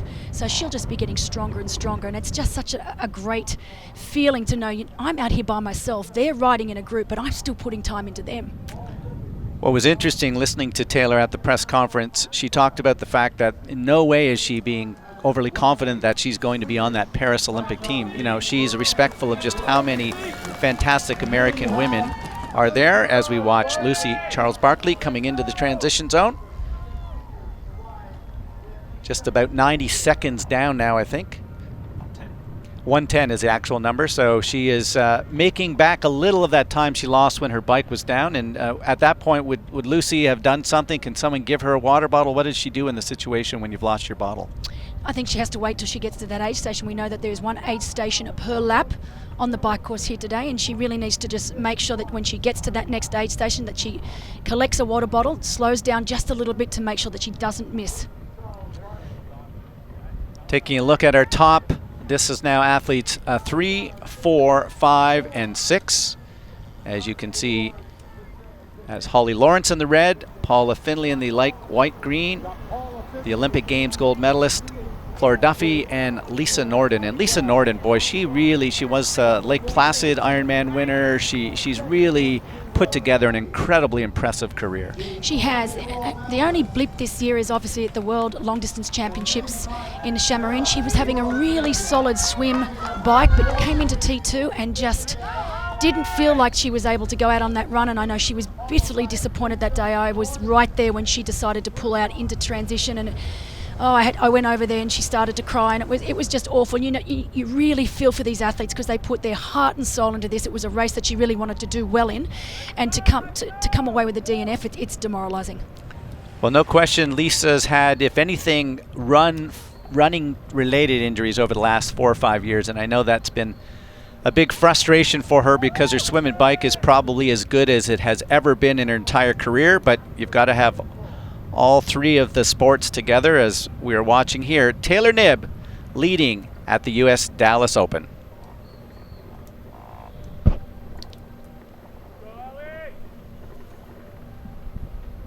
I'm surprised how green it is here. You know, I've been to different parts of Texas, and they have not had a lot of rain here over the last 2 or 3 weeks. It's going to be into the mid-90s today and even hotter for the men's race tomorrow, but somehow they're keeping a little bit of greenness out there. I don't know how they're doing it. I honestly expected it to be quite brown, so I was pleasantly surprised. Now, after a couple of frustrating seasons for Holly Lawrence, she looks like she's moving back in the right direction in 2022. What do you think she's done to be able to put that kind of season back together? You know, it's been a difficult one, and I was still, coming into this race, I was still a little unsure about how Holly Lawrence was going to fare, but she's showing me right now that she's got it well and truly under control. But she's obviously swim 89%, bike 90%, run 87%, so consistent across all three disciplines in triathlon. Well, that's what made her the past 70.3 world champ a few years ago, and it was almost just, you know, success after success after success. And I think we've seen with almost all of the top athletes, eventually there's that little kind of, you know, setback and injury, some new faces come in, and then you have to recommit yourself, and Holly seems to be doing that in 2022. She does. She won her match up at the Collins Cup. She had a great race there, but she did actually get COVID post Collins Cup, so it's going to be very interesting to see if she has fully recovered. She's told us that she definitely has. There were a few rough weeks, but she said she's definitely well and truly recovered and showing no ill effects of that right now on the bike.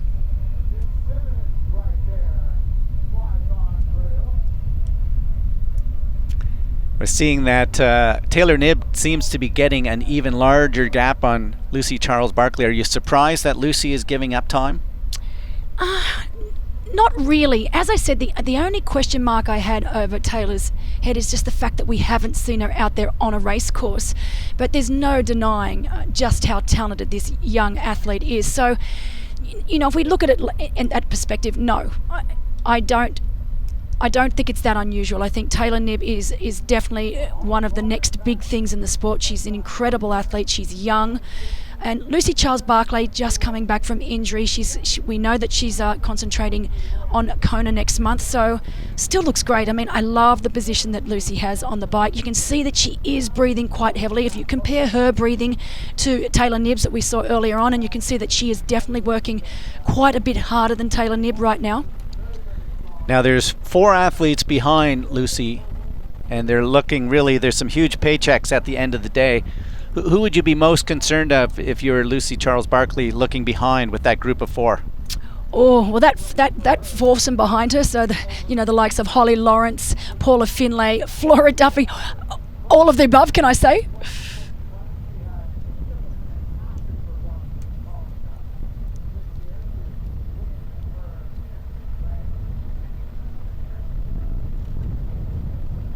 Well, we are looking at the birthday girl. She turned 29 years of age while she was here in town in Dallas. And I bet you she'll remember this city if she's able to get herself another victory. She was like almost aggressively happy as she crossed the line at the World Champs about 3 weeks ago. And after you've been away and told your career might be over, to be able to come back and win the World Long Course Championships, that is a big issue. And you could see her confidence really coming into this race at a much higher level. Oh, look, it's true testament to just what a quality athlete she is and what a professional Lucy Charles-Barclay is.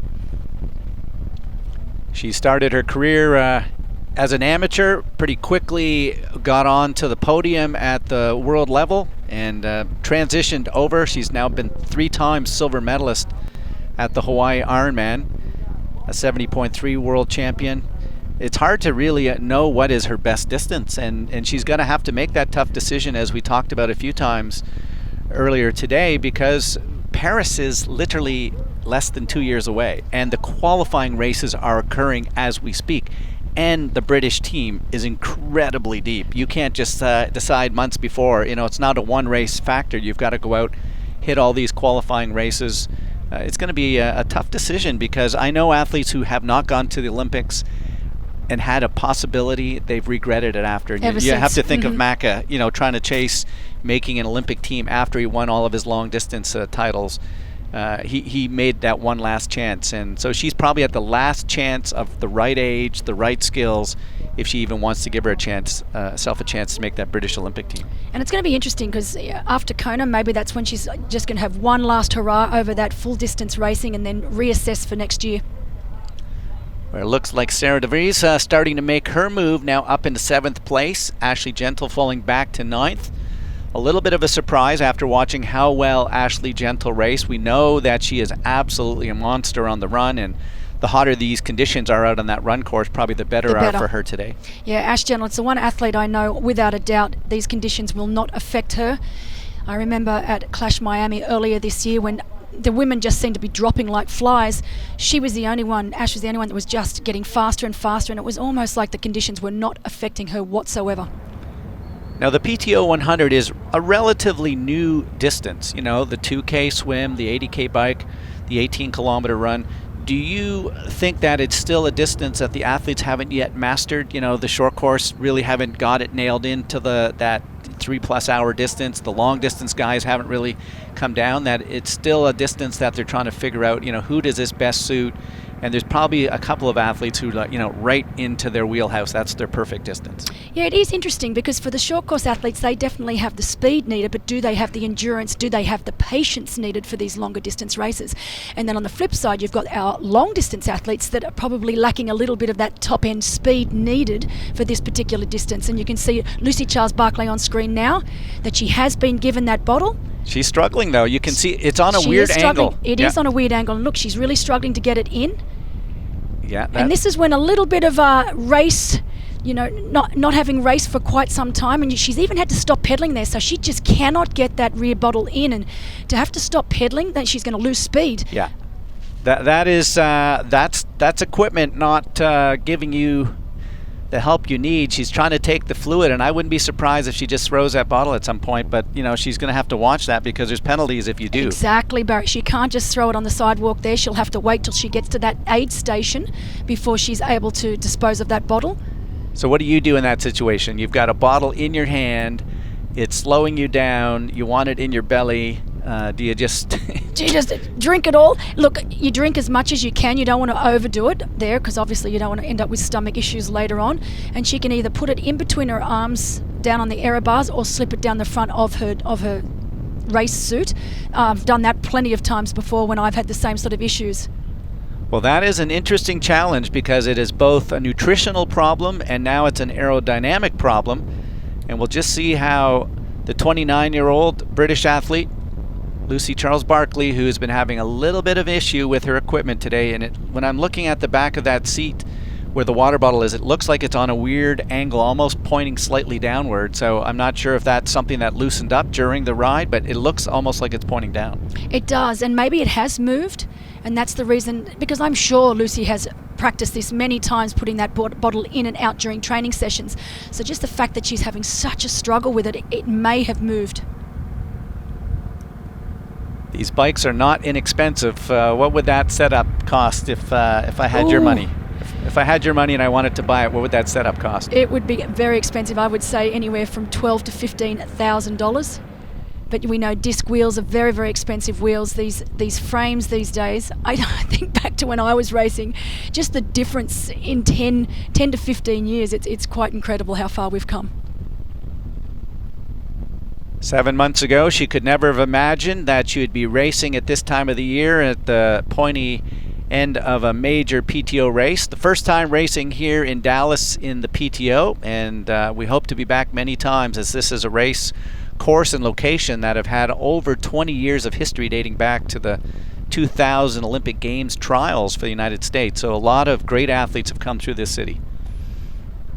And I still distinctly remember the Continental Cup. I think it was back in 2013, 2014, and that infamous meltdown of Tommy Safaris, so Katie Safaris' husband. It was awful, absolutely awful. And I believe he was in hospital for a while. It was a really, just to show you just how tough the conditions are here in Dallas. Yeah, your memory is fantastic, and really it changed his career after that. I'm not sure he was the same athlete. He had some smaller performances. As we look on the screen, and you can see in the red bathing suit, the group of four are staying within about 10 to 15 seconds of each other. Different people have been in the lead, but Holly Lawrence has predominantly been up front. Paula Findlay was there as well. I have not seen Lisa Norden at the very front, but she sits there in third, and you can see the Olympic Games gold medalist Flora Duffy looking comfortable, sitting in fourth. And at this point, again, for our viewers, you have to go past all of the athletes if you want to get to the lead. If there's that 20-meter gap between each,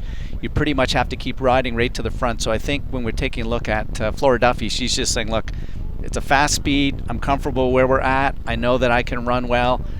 These other women have a little more experience at this distance. I think I'm going to take their lead and just see what Paula Findlay decides to do over this distance. Well, I have to say, Flora Duffy, she's put herself in the box seat here now, because she's going to know that she's riding with three of the strongest women over this distance. So really, really smart racing from Flora. You can see now she looks nice and relaxed down on the error bar. She's letting Holly Lawrence lead the way.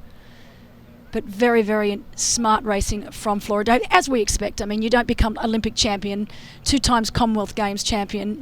That doesn't just happen. She's a very, very strategically superior athlete. Well, we have Olympic Games gold and Olympic Games silver sitting in that group of four. In the red suit, that is the silver medalist with Lisa Norden. And just behind her, the most recent athlete, that is Flora Duffy, and I can see Miss DeVries coming up from behind. So you can see Sarah just coming up from behind. So she's riding very well and going to put herself into this position here shortly. Yes. Sarissa de Vries, she's a quiet achiever, Sarissa, so we haven't said too much about her. She's from the Netherlands. She's the long-distance world champion from last year.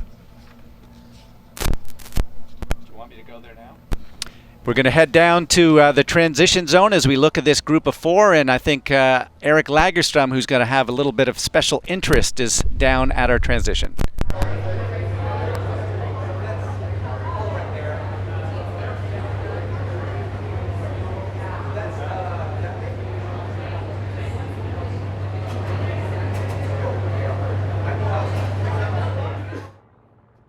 And as we continue to take a look right now at Holly Lawrence, and she is moving incredibly well, but you can see sitting back there right now in 7th spot, Belinda, she's making a move. And this doesn't surprise me. I've seen Sarissa race many, many times. She was, Dutch national champion. She's got the fastest time over the full distance for a Dutch athlete. She did that last year at the World Long Distance Championships in Challenge Almere.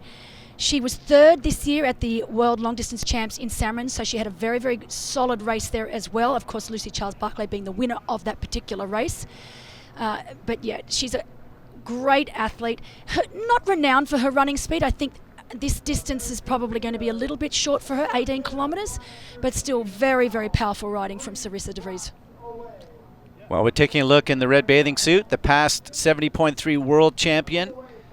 And Holly looks to be in the best shape that we've seen in probably the last 2 or 3 years, and that starts to buoy your confidence as well, doesn't it? Oh, absolutely. And look, I love the way Holly Lawrence races. She always gets out front. She gives it everything each and every time she toes the start line.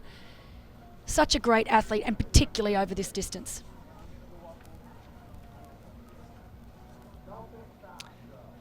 As we take a look at the group of 5, we're going to head back to the transition zone where Eric is down with one of our announcers.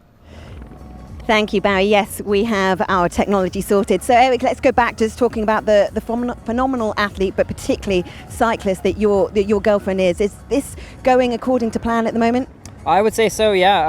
I'm glad to see that she hasn't done all of the work in this chase pack. She was doing a lot there at the beginning, but this race is going to be all about like conserving a little bit of energy, and since she has that group, if she can use that and then save some for the run, that'd be great. Now, you produce a lot of content, that Triathlon life. What is that life like? It's pretty fantastic. We get to be out here doing this for a living. It pays the bills, and I mean, we both grew up doing this as kids, and getting to do what you love for a living is a dream come true. And in terms of your position, watching on, nerve-wracking times? Yeah, I think I'm maybe sweating more than she is, not just because of the heat, but because it's tense when you feel like emotionally connected to what she's doing, but you can't really do much besides watch and cheer. And come and chat to us. Eric, thank you so much. Thank you. Well, Eric is a fantastic athlete himself. He's won lots of races, including Alcatraz, and I really felt bad for him. The last time we saw him out at the race in Canada, he had to race the next day, and he was emotionally spent. Oh, and why wouldn't he be? I mean, it must be so difficult. I think there was a chance he was going to race here tomorrow, and he's decided to opt out and give all his support to Paula Finlay, which I think is the right thing to do right now. We are taking a look right there at Holly Lawrence as a group of now 5 athletes are chasing down the lead group of 2 women who are just up the road.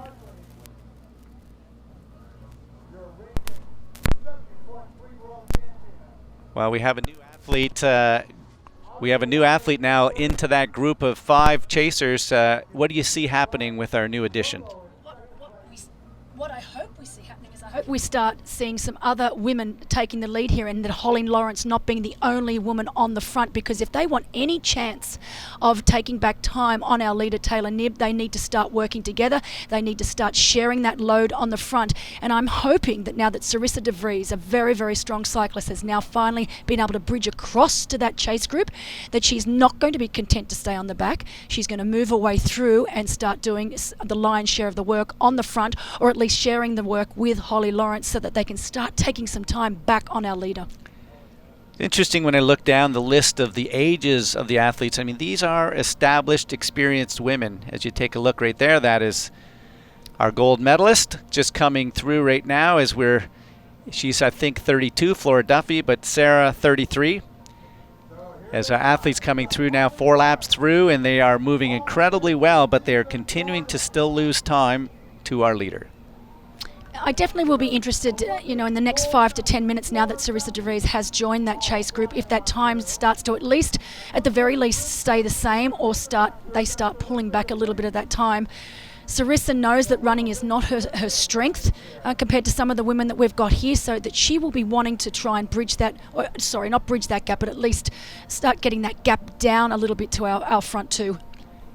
And if you were her, would you just try to get past this group of 4 and say, maybe I'm going to smash this 3, 1 or 2 come with me and another couple fall off the pace? Well, it's difficult, Barry, because as we said, 20-metre rule being employed here today, and it's not a fact that you can just pass one woman and then slot in. We know that it's illegal to do that. These women are leaving that 20-metre gap, so if she decides to commit to going, she needs to commit to going all the way to the front. And it's not like these women are riding slowly, so she really needs to, if I was her, I would just get myself on the back of the group like she's done. I would get my wits about me, have a little bit of a breather, and then once I felt ready, I would then make the commitment to get through to the front and start driving this group towards our leaders. At these out and back sections, are you looking at your watch and seeing, how much time is Taylor getting further ahead from us? And at a certain point, you start saying, look, I'm not even going to worry about the win. I'm now worried about second or third or fourth. When do you start changing your mindset? I definitely don't think the women are at that point yet. They know that Taylor is definitely out front and she's definitely putting time into them. But that's just all the more reason for them to start working together to try and limit that gap. But if I was Taylor Knibb, what a position for her to be in. I mean, every time she sees them, she's putting time into them. It's just her confidence is just going to continue to improve. Well, talking about confidence, the 70.3 world champion right now sitting in second.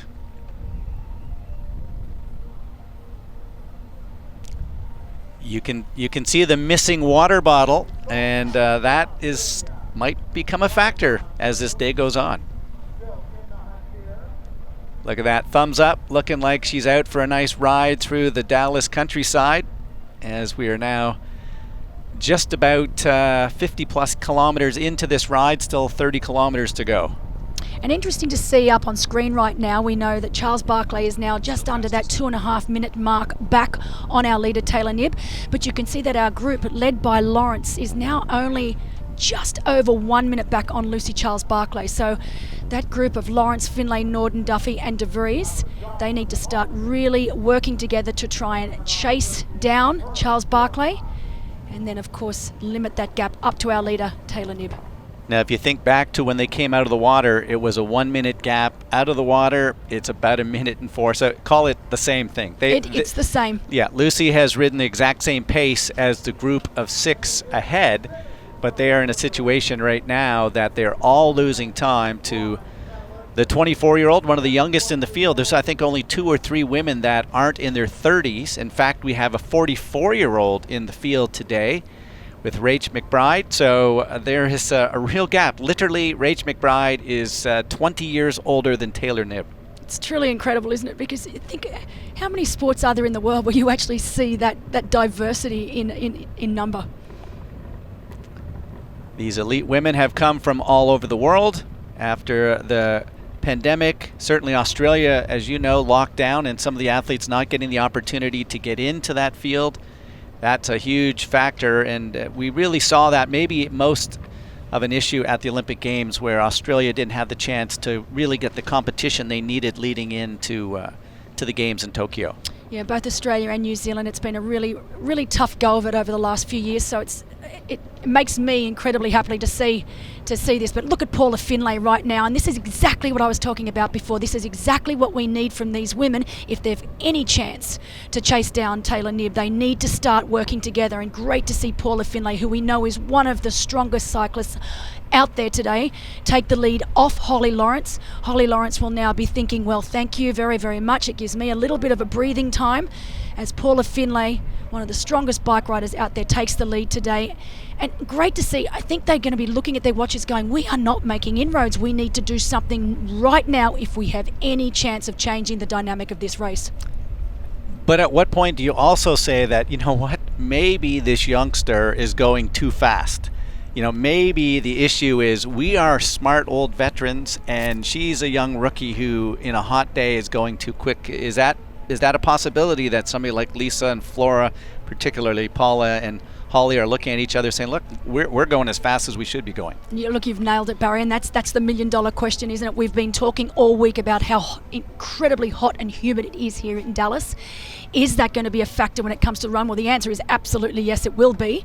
And maybe Taylor Knibb being a little bit less experienced than the likes of Florence, Finlay, Norden and De Vries, maybe it will be a factor. But looking at Sarissa De Vries right now, I can't see it. She looks so in control. Her breathing is nice and steady, even when we compare it to the likes of Lucy Charles Barkley.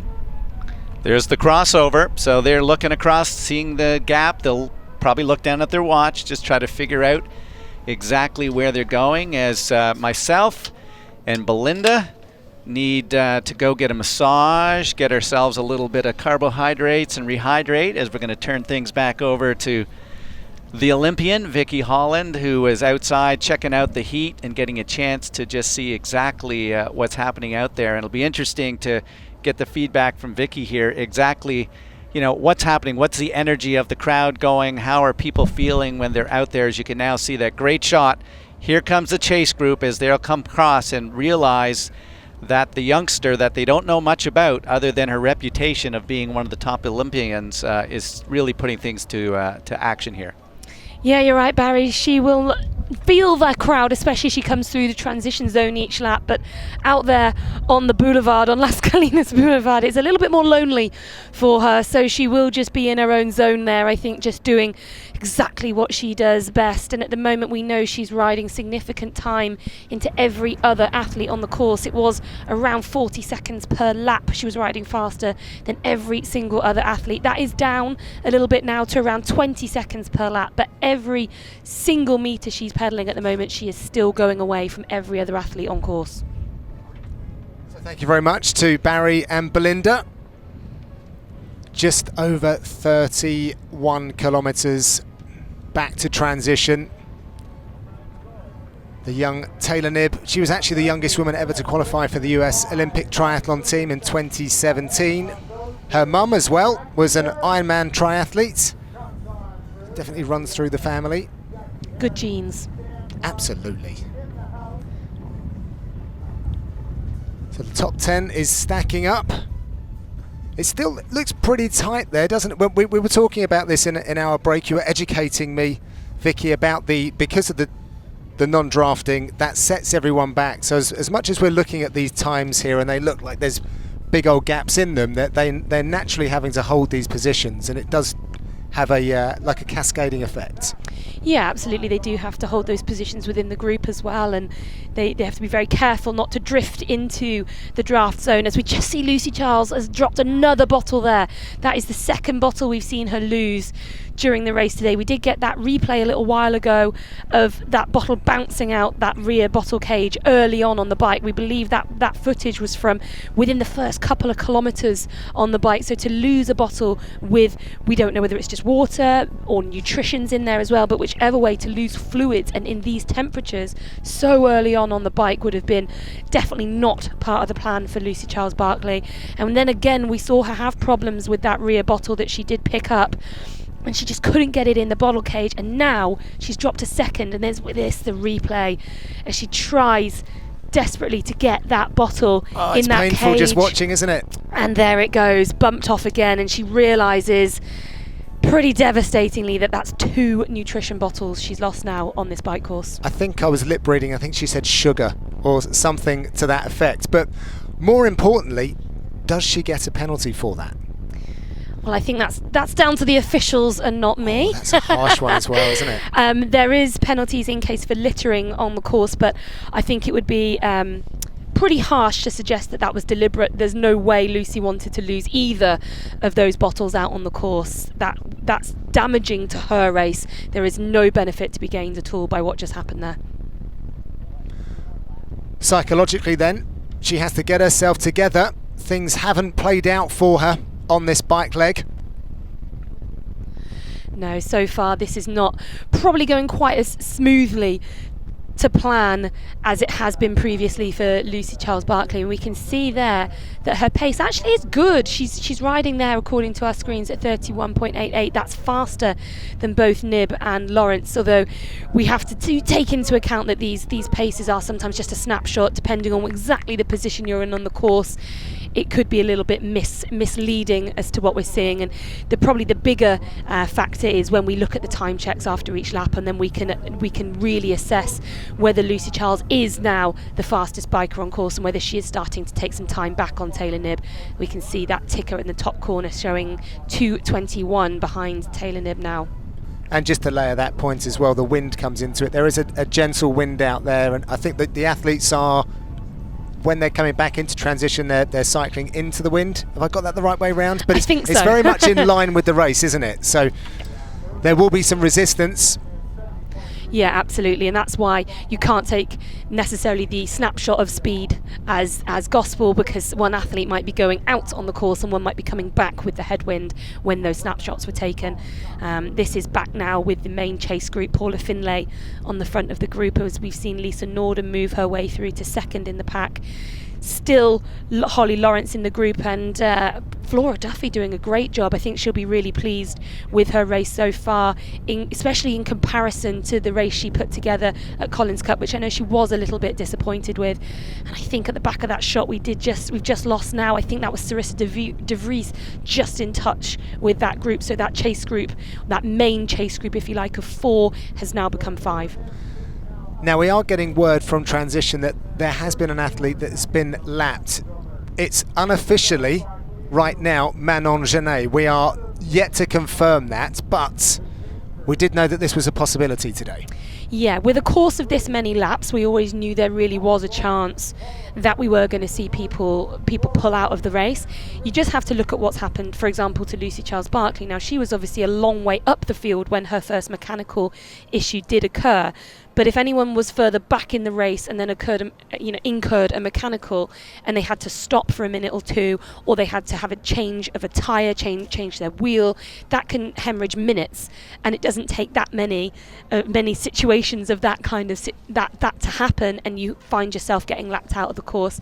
And that's not even taking into consideration the conditions of the day, the heat, which really might be playing into the hands of whether some people are just really not feeling it out there today.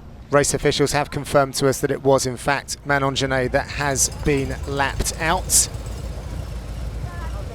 As we see Taylor Knibb with under 25 kilometres now back to transition.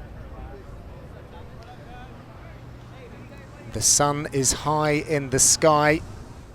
The heat is turning up. It gets super warm here in the more towards the later afternoon, like 3-4 o'clock is the height of the temperature. But she's looking comfortable. Yes, they've got that to look forward to as they hit the run course later on this afternoon. We're just approaching, well, it's just coming up 20 to 2 now here local time in Dallas, so it is really beginning to hit the peak temperatures, and they've obviously got some time left on the bike before they hit that run, and we expect times of the fastest times usually over this distance, we're talking around 63 minutes, and it could be a little bit slower than that today with the heat and the humidity that we're expecting. There's a little respite. I know we'll get onto it when we go through transition into the run, but there is some shaded area on the run, so it's just not quite as intense as perhaps some of this work on the bike. Yeah, the athletes will definitely take some pleasure in finding some shade out on this course, because it's pretty brutal otherwise with this, as we keep mentioning, this heat, but the humidity, which is really oppressive out there. Every time I do take a step outside, it sort of hits you, and these athletes are trying to perform to their absolute best with that factor taken into account as well. So that latest time check does show that Taylor Knibb is still riding just a bit faster than Lucy Charles-Barclay. We're now at 2:34 difference between those first two athletes. So that is another 13 seconds or so since our last time check. So Taylor Knibb still the fastest cyclist on course, taking time out of absolutely everyone else. And that chase group of Finlay, Norden, Duffy, and now De Vries has joined them at the back of that group. They are another minute down on Lucy Charles. So that gap is holding stable, as we just saw Lucy Charles-Barclay go in the opposite direction to Taylor Knibb there. So that was their chance to eyeball one another, and they will know where they passed on the last lap, so they'll know, both of them, without even being told, that gap has gone out. Right, I was going to ask you about this actually, because with the loop system you do get to cross. Yeah. There is some eye contact every now and then, and what does that do to the adrenaline, if you like? Because it's not, sometimes you're out on your own and you see no one, but now you see your rivals. You are very, very close indeed. Do you sometimes have to settle yourself if you think they're getting too close, or you're actually stretching things? It can work in both ways. If you know that you've passed someone further down the road than you passed them last time, and you're getting further away from them, that can be such a boost for you. But you also have to be very careful with that, because, as you quite rightly said, there is an adrenaline surge that comes with that, and you've got to stay very stable and consistent with what you're doing, because to surge at that time sort of almost spends, one of your bullets maybe that you've got left to shoot in your gun for the day, and you don't want to do that.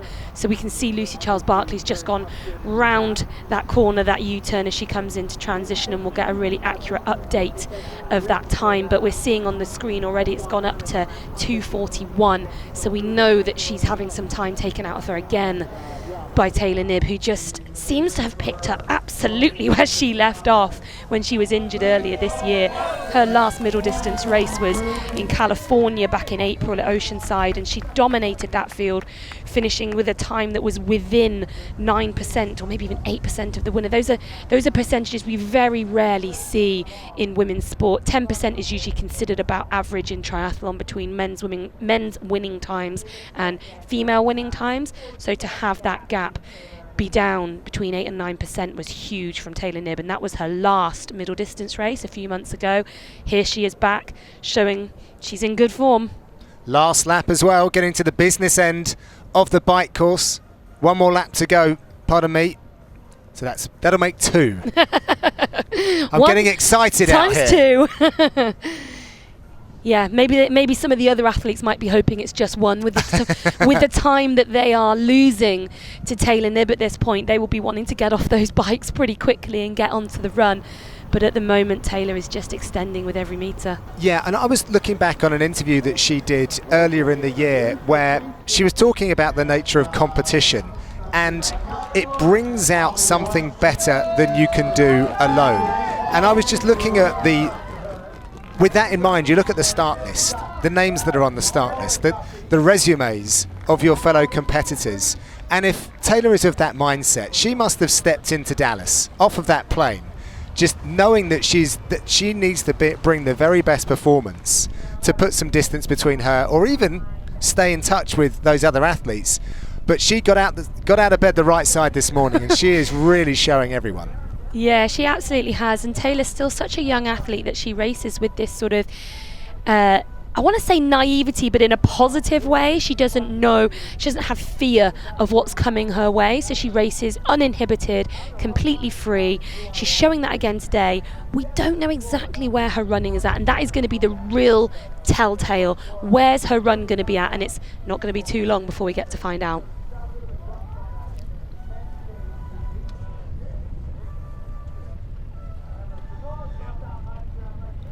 Lucy Charles-Barclay, 2:47 down on race leader Taylor Knibb. See Holly Lawrence holding in 3rd. There's that chasing pack all the way through down to 7th. And yeah, they've kept that gap really relatively stable the whole time now. It's just over 1 minute and 10. We've seen it fluctuate a little bit between around 1 minute and 10 and just over 1 minute, but there's not been a huge difference between the speed that Lucy Charles-Barclay has ridden at and that pack of 5 athletes that we've got chasing her. So they're holding very, very similar speeds, and it's going to come down to a bit of a run race there. Might we see someone in that pack try and shake something up on the last lap? Absolutely, and I'd love to see that. I think that definitely could be a possibility. We've not seen a huge amount from Sarissa de Vries here. That is her we're following at the moment. She's caught up to the back of this pack. She was off the back. She was on the pack behind. She rode off the front of that pack, bridged the gap up to this group, but she's got such strong cycling prowess. I wouldn't be surprised to see her just bide her time a little bit, maybe regroup after putting in that effort to catch up to this group, and then go around them and try and put some marker down for that final lap. Similar with Lisa Norden. We've seen both Holly Lawrence and Paula Finlay taking a lot of the turns in this group at the front, and I wouldn't be surprised if maybe one of the other athletes just decides to put something down in that final lap. Flora Duffy, I don't think we'll see that from her. I think Flora will be sitting pretty in this pack right now. She'll know that she's in a very strong position. She's probably the best runner in this group. On paper, again, I always say that, on paper she is the best runner in this group, but over this 18-kilometre distance, it's not her forte, it's not her main distance that she's well practiced at, and obviously these conditions are incredibly tough. Flora, another athlete, as exactly as Belinda mentioned earlier with Ashley Gentle, does incredibly well in the heat. She's someone who's from a tropical island. She grew up in incredible humidity. It's never really fazed her, and nothing more could highlight that than her gold medal at the Tokyo Olympics last year. It's interesting you should talk about the temperature and the sunshine, because I'm looking at my notes here on Holly Lawrence, and she was quizzed about the sun, and she said that she swears she's solar powered. Yes. So you would derive from that you'd think that she's going to do well in the heat. Yeah, Holly moved over to the States some years ago now from being based in the UK before that, and her career really has gone from strength to strength since she moved over stateside.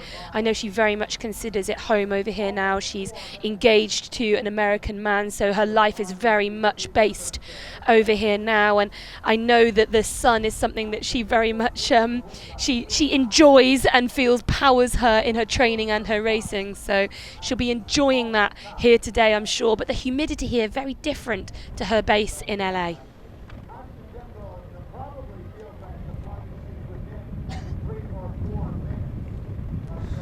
So Holly Lawrence, she's been at Flagstaff for altitude training this spring. Obviously been under that sunshine as well in LA.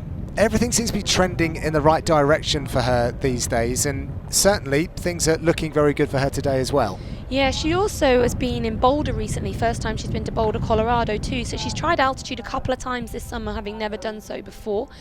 One thing we should mention is that she has had COVID quite recently too. And I know she said in her pre-race sort of social media post, she wasn't sure how she was going to fare today coming off the back of recovery from COVID, but has only just started to feel herself in the last week or so. But going on her performance so far today, she's put herself in a really strong position, frequently leading that main chase pack on the bike. So I think she looks pretty well recovered so far. It's a good aerial shot as well we've got there of all 5 athletes in that chase pack.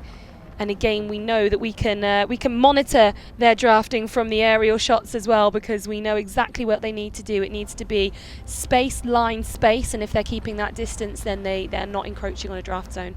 They have also obviously got the bikes out there with them as well, the motorbikes, so they will be keeping a really close eye on those athletes. So what's fascinating me as we take shots like this is until the early 1970s, Las Colinas was wild open land. This is where cattle would graze, and since then this whole thing, like 12,000 acres, has been utterly transformed. They have made considerable effort to preserve the natural beauty of the area, but it was a very ambitious and, I must say, very successful project that has brought just all sorts of tourism and business, as well as being a real centre for entertainment as well, to put on events like this. Yeah, and even Lake Carolyn was created. It wasn't there before. It was a floodplain, and they needed to do some construction work to make it viable for the buildings that were being put into the area. And so the creator essentially of urban, I believe Ben Carpenter, have I got that name right? You have that right. There we go. I have done my reading. Look at us with our history. I know, I've been doing my history research. He decided it would be much more scenic to just create a 125-acre lake, I believe that's about right. Yeah. Dug it out, not himself, I'm sure, and has used that instead to create the floodplain for the area should they have any issues. And now it's known as an area where youngsters can come and do stand-up paddle boarding, swan paddle boards or something. Yeah, they've got like the floats, haven't they? That's it. But have you seen the gondolas? The gondolas as well, through both the lake and also the Mandalay canals. So they've got a lot of tourism stuff going on, basically all based around Lake Carolyn too.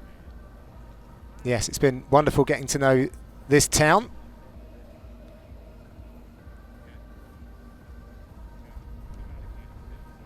I think I just saw Lucy reject the bottle at the aid station. Not worth it. Yeah. Yeah, I do think Lucy's having a bit of bad luck there. She's an athlete who has raced really well in the heat before, but it will be really interested to see how she performs here. How much heat prep has she been able to do? She probably wouldn't have known that she was going to be fit and ready enough to do this event until relatively recently. I imagine racing the long course world championships a day after the Collins Cup in Chamarine last month gave her such a huge amount of confidence, not just that she was on the right track in her comeback, but that she could come here and deliver really well today. But whether she's had time to put in that heat prep work or not will be really interesting, and it will be increasingly important if she's missed that nutrition. If she's missed the nutrition, if she's missed the fluids because she's dropped 2 bottles now, it's even more important whether she's done the heat prep work or not. Okay, well, so far the bike leg has been bad for Lucy Charles Barkley. There's been mechanical issues. We've got issues with her hydration as well. The swim, well, that went pretty well. But then things looked to be going badly there. That is not what you want to be seeing when you look over your shoulder. One of your fellow racers, or indeed your water bottle dropping off the bike. No, and then we saw her just pulling in there with that mechanical issue. We saw she was stuck in a gear that just wasn't working for her, and then the issue with trying to get this bottle in that cage, and it's so painful to watch. And there it falls out, and she looks back and realises she's lost another one. But she has risen from adversity before a couple of times, and you guys are used to this kind of thing with racing, right? When do you ever get the perfect race? Well, that's it, and that's part of what keeps you going in triathlon. That's striving for that perfect race. It's almost impossible to do, yes. But everybody does want to try and perfect all three disciplines and all the other stuff that goes in between. And this is now back with that main chase pack as we see Paula Findlay go to the front again, just taking over the honours from Holly Lawrence there, of course, who's done a huge stint on the front again. How does this work? Do they get together in the lobby of the hotel and kind of say, listen, got an idea that we're going to be, in the pack together, up top, you go for some, I'll go, how does that actually work? I think you can guess roughly the sort of people that you might swim with and therefore you might end up on the bike with. But you can never be 100% sure of who you are going to end with. So Are they within the draft zone there, just having a quick look? Well, sorry to interrupt. Well, Paula has just overtaken, so Holly's got some time to drop back. Of course. But of course, that means that the people further back in the group do have to be very careful that they're not then dropping into Holly Lawrence's draft zone, and someone who is sitting in the group there in sort of 4th, 5th place again has to be even more careful, and it might mean that they have no choice but to overtake to make sure that they don't end up being penalised. Yeah, I think that might be Flora Duffy, who looks like she's encroaching on that space. But on the other side of things, is there almost like a professional courtesy that you're going to share this workload with me? So and then okay, all right, well I'll now go up top and try and do a little bit there. I think athletes in general in this position would absolutely want to be working together and knowing that it's to their advantage to do so. And it's obviously there's a 20-metre draft zone, so you're not really getting any benefit from being sat behind. But what you are getting is just a bit of a break from having to constantly watch the power to be leading the way. You can let someone else do that and use them to pace yourself as you move through. So having someone else take over the lead is undoubtedly a benefit. And so yes, you would want to be working together as a group, but there will be certain athletes who just can't. They'll be knowing that they're working at their limit just to stay in that group, and it wouldn't be a sensible option for them to go to the front. And I do think at this level of racing it's sort of accepted that some athletes should be taking their turns at the front, and others are probably going to just sit in the pack. Now, on the subject of drafting, we found out yesterday that if you get served the penalty, it's 3 minutes. That's right. That's a heavy penalty.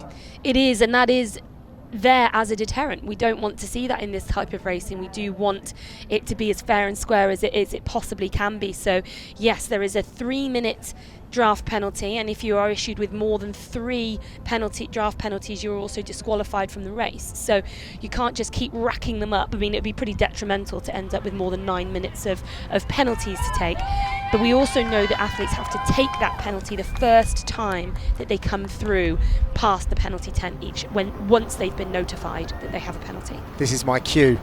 Last lap. Hey! I think I got it right this time. There we go. Last lap for Taylor Knibb. And again, we will get another time check on her pretty soon to see if she's extended that gap again. The last time I did have a quick glance at it, it was still creeping up, but only by a couple of seconds. So she's still the fastest cyclist out on course, but she's not quite as different. The difference isn't quite as large, I should say, as it had been on previous laps. I think she's acknowledging the crowd, perhaps, as she goes round for the final time. The chasing group, however, I'm very interested to see if there's any play here. Who decides to try and pull away at the front of the train, maybe? Yeah, I feel like we're now, as they are approaching the end of this penultimate lap, I would be surprised to see any big moves, because to try and make a difference over that final 11 kilometers would take a huge surge. So someone might just go off the front a little bit, but I don't think we're going to see a huge move from anyone. And I would say I'm not sure this is so far potentially been Paula Finlay's best ever day. I know what we've seen from her before has been absolutely exceptional on the bike. We know she is such a strong cyclist. She won the Canadian Time Trial Championships in Edmonton not long before the Canadian Open was there. And then at the Canadian Open, she rode off the front of that race significantly. As we see, we're just talking about her there, and as we can see... Is this a play? Is this a move right here? Well, this, I think, is just Holly going back to the front of the course, I think. I wouldn't think this is going to be a huge move here from Holly. This is just Holly taking the lead again. But yeah, Paula, I thought, would probably ride faster than the other girls in this group. I thought she might be able to take a little bit of time out of them, maybe ride a bit closer to the time we're seeing from Taylor Knibb today. That said, we did see Paula say previously that she doesn't know how well she's going to do in these temperatures. This humidity isn't her favourite conditions to race in, so maybe she's having to ride a little bit more conservatively, knowing that will play into her hands for the run. They've also in that pack had eyes on one another. They're very aware of who's there, and they're also very aware of the strength of the run of their competitors. So with that, do you think some of them are gearing up for what they might need to do in their next step in their strategy? Oh, absolutely. This is if you're not thinking about the next step, you're probably not playing the game right. You have to be very, very clever the way you race in temperatures and conditions like this. Not just against the competitors that you're racing against, but it's the conditions that are such an extra factor on a day like today. And if you're not considering when you're going to get your nutrition in, if you're not considering how you're going to pace both the bike and the run sections, you're not considering whether you can move to the side of the road and take more shade on both bike or run sections, then you're not maximising everything that you can do on the day. There's Lucy Charles-Barclay grinding through the transition zone for her final lap. It has not been ideal for her, but she is still very much in the mix. She's overcome an awful lot already this year. She's always here to prove a point. She is the ultimate competitor. Really is an elite of the elite as well. Yeah, this is back to the back of that chase pack, but as you were just saying there about Lucy Charles-Barclay, she's overcome so much this year, and even in this race I feel like she's overcome a huge amount, as we can see that she's now 3 minutes and 4 seconds down on Taylor Knibb. Now, what was really interesting when we did see Lucy Charles-Barclay turn up at the World Long Distance Championships just last month is that her run was incredibly impressive on that day. I don't think many people would have thought, after the short amount of time she'd been back running after this really severe injury that she had, that she'd be running quite as well as she was. So she, at 3 minutes down on Taylor Knibb, we know what kind of run Lucy can do. What we don't know is Taylor. We know what Taylor is capable of at her absolute best. We don't know where Taylor is compared to her absolute best. I think we can safely say, swim, she's there. Bike, she's definitely there. Where's her run? And each place has significant effects on how much you're taking home in prize money, as well as obviously points. The top spot on the podium will walk away with $100,000, 70,000 for second, 50,000 for third. Yeah, there's a lot of change in between those positions. There is, yeah. I mean, these are really great prize purses that we have on offer here, and this is something that's so unique in triathlon that we've not had previously before the PTO came around and started really changing things up. Prize money in triathlon never been exceptional, not to be sniffed at, never been exceptional, but the prize purses that we have now available at these PTO tour races, I just think you'd have to be mad, frankly, if you had the opportunity to come and to not come. Yes, the PTO making a big difference to the prize pool for professional triathletes. Well, they're making it professional, aren't they? And that's something that we heard Daniel Beckergaard say in the press conference just yesterday. He did say that what the PTO have done has turned our sport into real professional sport, with the racing, the standard of racing that we're having, the fact that races racers can come together more frequently in each event, it's become a real professional sport, and the money is just another factor in that. Apparently the US Triathlon memberships are up 19% this year as well, which is very positive for the next wave of athletes to come and entertain us and wow us with their endurance abilities. So just looking at the time splits there, if that's up to date and accurate, as we can only assume it is, that's a big gap there from Lucy Charles-Barclay back to Holly Lawrence. That's now at 2 minutes, whereas at 1 minute we're just hovering over 1:10 for a long time. Aerial shots here of Las Colinas. Taylor Knibb has led for the majority of this bike portion.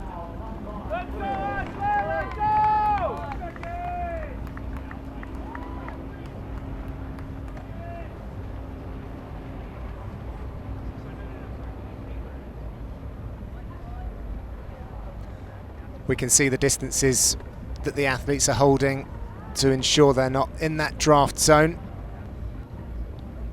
As Taylor Knibb churns up the tarmac as she closes in on T2.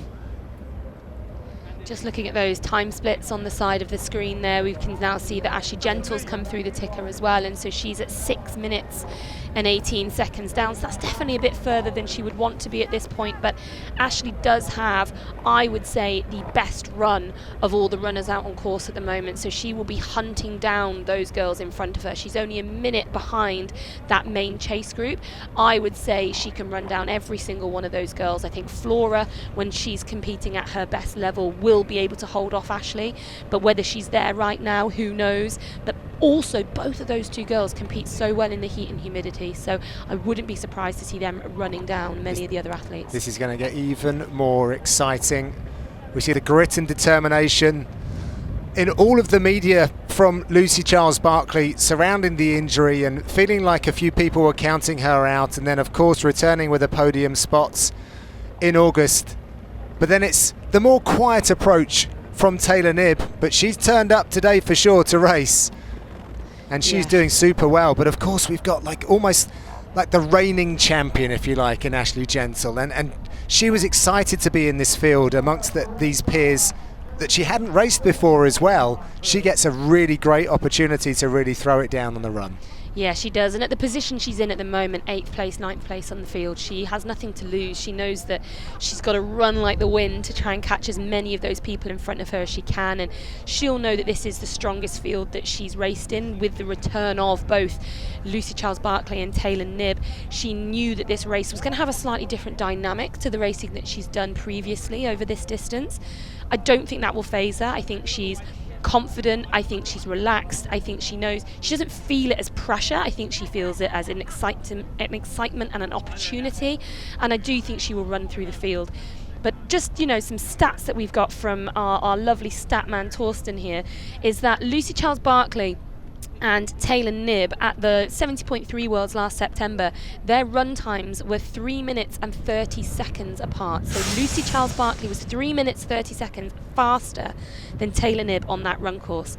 Now the gap right now is only 3 minutes, but the run course here is 3 kilometers shorter.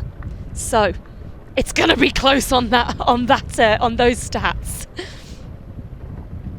In Lucy's mind, surely she's got to be thinking all to play for when you look at the maths, but of course it is not all about the maths.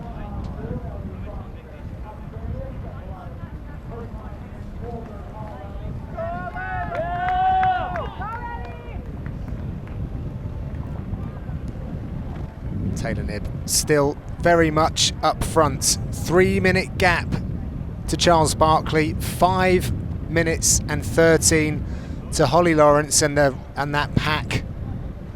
Paula Findlay in that pack as well. Yeah, these time gaps have started to blow a little bit in that penultimate lap. It really was that minute that Lucy Charles-Barclay and Taylor Knibb seemed to take out of everyone else in those chasing packs. That was a huge move from both of those two girls at the front on that penultimate lap. As we close in on transition, we're going to send it down to Abby, who's actually with a prominent member of Team Knibb. Abby, over to you. John, thank you. Yes, we are joined by Bob Knibb, Taylor's father. Bob, how proud a dad are you right now? Oh, I am very proud. Taylor is doing a great job, and so we're very excited for this race. Can I ask you, there was a moment where you're actually coming out, obviously, on course to give her that positive reinforcement. It looked like she was gesticulating that she had it under control. Can you give an insight into that? I actually think that what she was doing was I was yelling splits at her, and I don't think she could hear the splits. So what I ended up doing was I ended up having a whiteboard, and I was writing the splits down to the big pack, and that was how she was able to pick up the splits and know where she was. Well played, Dad. There was a sense of unknown, obviously coming off the back of an injury. Are you surprised with how much she is dominating this race so far? I think Taylor's just feels fortunate to be here. She's been working really hard over the last 12 weeks. Her coach has had her on the bike and swimming a lot, and so the race is still a long race, and she's still got the run to do. So we'll see. I know it's still a long race, but an American champion at the US Open, but she doesn't seem to be performing under that sort of pressure.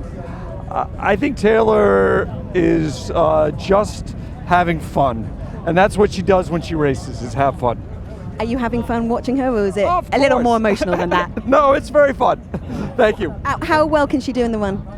In the what? In the run? We'll see. I mean, she's been injured, so we'll see. I mean, it's really hot, and they got some really fast runners coming up from behind, so we'll see. Bob, keep enjoying it. Thank you for chatting to us. Bye-bye. A very proud father out there, no question, is Belinda Granger and myself, Barry Shepley, back in the booth, and very excited to get the man who is back home, Michael Johnson. Thoughts of watching your first big triathlon here in town? Yeah, it's been very exciting. It's hot, so makes it all the more challenging. But no, it's been great just sort of watching Lucy and Taylor sort of battling it out after spending some time with them yesterday in the press conference. And yeah, it's pretty cool. Michael, we talked about the fact that you come from a sport where U.S. athletes have been spectacular, the best in the world, required, expected. You had your entire career, 8 medals at World Championships, all gold, 4 medals at Olympic Games, all gold. You seem to have this aversion to any color other than gold. I mean, those are great medals as well, but yeah, it's been all gold for me. That was one of the things that I was most proud of in my career is being able to be consistent in an event that's very difficult to be consistent and have that sort of longevity. But watching these athletes, it's there's a high level of competition, and which does make it challenging when you're on top, to win every single time, out. It's a tough thing. I think, when you're competing against the best in the world, and they're bringing it every time, I don't know that people really understand, how difficult that is to do, and that's why some people become real legends in their sport, because they're able to go out and just win every time. And a lot of that has to do with just figuring out for yourself, like these athletes, figuring out for themselves what it takes to bring their best performance, deliver their best performance when it counts. And you think like an athlete like Taylor, who's young, she's probably starting to figure those things out. And with every race, whether it's a win or a loss, you learn from that, and you sort of kind of build this platform for success. And based on those things that you learn from those competitions, you're able to sort of figure out more and more, how to win, how to bring your best performance. And the earlier you can figure that out in your career, the better. I was very fortunate to figure it out very early. And fortunately, the losses for me that contributed to that bank of knowledge didn't come at a World Championship or an Olympics. Well, you talked yesterday about the fact that you weren't a huge fan of doing weights and stretching early on in your career, and after some injuries in college, you changed that around. How important was it? I know, I think it was Clyde, your coach, that really started to make a difference in your life. How important was it to having structure and following a process? Yeah, you know what it was is I was following a process. I was very structured. So it takes a bit more than that. I was very structured, very dedicated. You hear that all of the time about athletes needing to be dedicated and committed, right? Of course. I mean, that's sort of really at the end of the day, that's sort of the price of admission into professional sports. If you're not dedicated, there's no one in professional sports these days that's not dedicated and committed. So I was dedicated and committed and structured and all of those things around the things that I like to do. And that was running. I loved running. Coach would give me the reps, and I would do them all, faster than he wanted, and, more than he wanted. If I could do more, if he said, hey, if you can do more, I'd do more. But that's because I loved running. I didn't love, stretching and having a comprehensive flexibility program, and didn't love lifting weights and having a really good strength program. I didn't like that part, so I didn't really commit to it. And it wasn't until I did commit to it that I started to have the success that I did. Well, we're going to watch somebody on the way to maybe a successful day. And we talked earlier, Michael, just how important it was to potentially see an American winning at home. You've got to be very interested to see this, Belinda, as this youngster has just put on a magnificent performance in the swim and the bike so far. Oh, look, I am simply getting flashbacks from the Collins Cup 2021 when we know that Taylor Knibb did exactly what we are seeing out there today. So should we really be surprised, Barry? I mean, this is almost identical to what she did last year. Now, we know, if anything, it's been the run is maybe just her slight weakness. I mean, she's fantastic in all three. You don't become an Olympic athlete and a medalist at the Olympic Games without being fantastic in all three, but she didn't tell us exactly what her injury was, so let's just see what her running legs look like. And you can see then just a little bit of a problem then taking the shoes off. Of course, athletes leave their shoes on the bike. They need to get their feet out of their shoes. Normally a little bit tricky business there, but she's managed to do that now, and she'll pedal with her feet on top of her shoes. There we go. One leg over, beautiful. She must get off the bike before that red line, so we know that is the red dismount line, and all of our athletes must be off the bike before that front wheel passes over that line. She did that perfectly, as you'd expect a short course athlete to do. They're very, very good in transition. And right now, straight in, rack that bike. Well, just watch here, Michael. This is how quick this woman will be in and out in less than 20 seconds. Doesn't have the gold spikes that you had during your career, but maybe we'll have to add them to her running shoes for the future. There's no question about it. Helmet has to go in. Everything must go inside that box. And if you don't think those legs are full of lactic acid, you can only imagine you've just been out there for 2 hours and 25 minutes. And that was a great transition from Taylor Knibb. Nice and controlled. Didn't try to rush things. Made sure she's hat goes on. She'll need that today, although we have got a little bit of cloud cover now, which is just a tiny bit of reprieve. But we do know outside it is incredibly hot and humid, and it is for sure going to play a part today in the 18-kilometre 5-lap run that they've got here. It's about as flat a run as you can get, although in saying that, Barry, quite technical, quite a lot of turns and corners. They have to make their way over 2 pontoon bridges to get onto the other side of the canal, and there is literally only one short 20-metre hill, grass hill, on the course. The rest of it is exactly what you're seeing there now, nice and flat. Big thing about the run course here for me today, half of the run course, as you see now as they make their way out to the far turn, is nice and shaded, so it's going to be nice for the athletes to run, and she's looking absolutely beautiful right now. Nice fast cadence, nice arm movement, slight lean forward, so really looking the good so early on in the run. But we know that once they hit that turn at the far end, the entire run back to transition is exposed. It's out into the elements. So not only are they going to have to contend with the sun, the heat, the humidity, but also the wind on course as well. And that pavement, you can just feel the heat coming off it. Michael, you were out there for a good chunk of the afternoon watching. Just kind of let our viewers understand that this is, it doesn't look nearly as hot on this picture as it was outside when you were out there. Yeah, it looks like there's a bit of cloud cover here, but outside there isn't very much. It's like scattered clouds, so every now and then the sun may go behind one of those clouds, but for the most part it's pretty sunny, so I don't think this picture is doing it justice. It's really hot out there. It's very humid as well.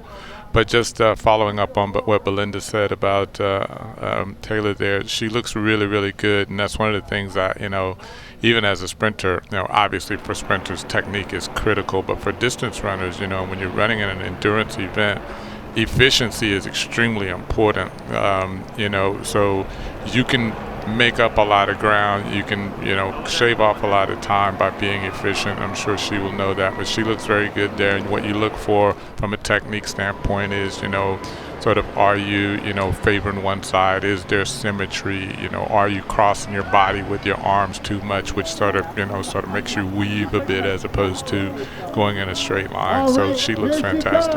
Well, here comes a woman that led out of the water. She spent the better part of the last 7 months rehabbing, not knowing if her career was going to be over. Had a brilliant swim and was probably a bit surprised to see young Taylor Knibb on her feet through the entire 2 kilometers. Had a bit of bike problems out there, particularly with those water bottles throughout that 80-kilometer bike ride. But now we're going to get a chance here, Belinda, just to see exactly what's in those running legs, because she looked fantastic at the World Championships 3 weeks ago. She certainly did, and she was off the bike at the World Champs with a sizable lead, so we knew that it was going to be a good day for Lucy Charles. But what we didn't expect at those World Champs, that she would actually end up with a faster run split than Emma Pallant-Brown. We know what an incredible runner Emma is, and so for Lucy to run away with a faster run split than her that day, I'm really interested to see how well Lucy can run out there today. Michael, we were watching this area. You were telling me growing up there was virtually nothing here, no lake, none of these houses. You must be amazed coming back 20 years later to see the world racing in this fantastic location. It is a great location. Las Colinas has been building for years and done a great job, as other areas around Dallas as well. It's very suburban, this area, Dallas, and very sprawling, but you have a lot of different hubs, and Las Colinas is one. It's done a great job. Mixed use, commercial, retail, residential as well, and just a great atmosphere where you don't have to go far for entertainment. You got the lakes, and it gets pretty hot in Dallas, so it's nice to have a little water and greenery around as well. So they've done a fantastic job out here, as you can see there on the screen. Get to look out of your condo and watch an Olympic silver medalist come flowing by you here on the run course. Her dad is here cheering her on. Her mother was a top age group athlete in the world. So this woman comes from, her mother's done Ironman and had incredible success. I talked to her coach, Ian O'Brien, while we're off the air, and obviously he's very pleased with how her preparation has come into this race. Belinda, what are you seeing right now off of Lucy in the early stages of this run? You can see that she's doing everything within her power to cool her body temperature down. You could see when we had those close-ups on the bike that she really was sweating quite heavily. She's even got that special Omnius headband, so you can see attached to her hat. If people are wondering, our viewers are wondering out there, you can see that she's got her cap on back the front, and that's she's got that Omnius special headband which actually draws heat away from the body, so she'll keep that nice and wet, and it'll actually help cool her down. And you can see she's taken also a wet towel from transition, so just doing everything within her power to try and get that body temperature down. As our chase group comes in off the bike, so Lisa Norden there, Flora Duffy. Well, the podium has definitely just come off the bike. There's a group of 5, 2 up ahead. To the right side is our British past world champion in there, and we're taking a look. Holly Lawrence in the red. That's Paula Findlay closest to us. Lisa Norden, the Olympic Games silver medalist from London. And I was quite surprised that we did not see Lisa Norden. We know the caliber rider that she is, and I'll be honest, I was surprised to not see her take a turn on the front, not even once, I don't think.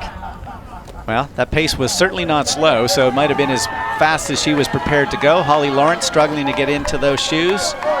This is called the 4th event, Michael, the transition, and we have seen people win and lose races just in the transition zone for sure. Yeah, I was talking to some of the guys yesterday about the transition and, sort of what's the strategy around the transition, and they were talking about some guys wearing socks and some guys not wearing socks and how it takes longer if you don't, but then obviously you might have some discomfort if you don't wear the socks. So, it's really interesting, and I was just interested, to see today just how these athletes navigate that transition, whether you rush it or whether you sort of take your time, and And it also, I was just wondering as well, you know, and Belinda, you might be able to answer this, but just kind of, it would feel like after the swim, there's a relief to then get on the bike, and then after the bike, there's a relief to get on, and also a little bit of a, you know, sort of motivation, you know, like, yeah, you know, to transition to a different area. That's crazy. Is that athletes actually sharing a towel there? that was Paula Finley. My towel at somebody else. That is Paula Finley giving a cooling off towel to Flora Duffy, who now says, "I thank you, but I must leave." But I'm out. I'm going to see you later. But Lucy Charles-Barclay there, getting into stride right now. So going back, you can see going through that aid station how important it is for her to get as much as she can in. And you can see she is taking in hydration, she's taking in electrolytes, water, she's missing a few on the way. So really trying to get in as much as she can, that wet towel going around her again. Well, you know that she lost some calories and some nutrition out on that bike course, Barry. and she's trying to make it up. And you know, when you're done in 19 seconds and 30 seconds like you are, Michael, you don't have to worry about hydration, but these guys are going to be out here for 4+ hours. Yeah, one of the things that we look for, you know, in the track and field world, especially with distance runners or anybody with endurance, is, you know, sort of, you know, the athletes and sort of how they normally look. And I'm just curious, she looks like she may be struggling a little bit to me, but I wonder if that's normal.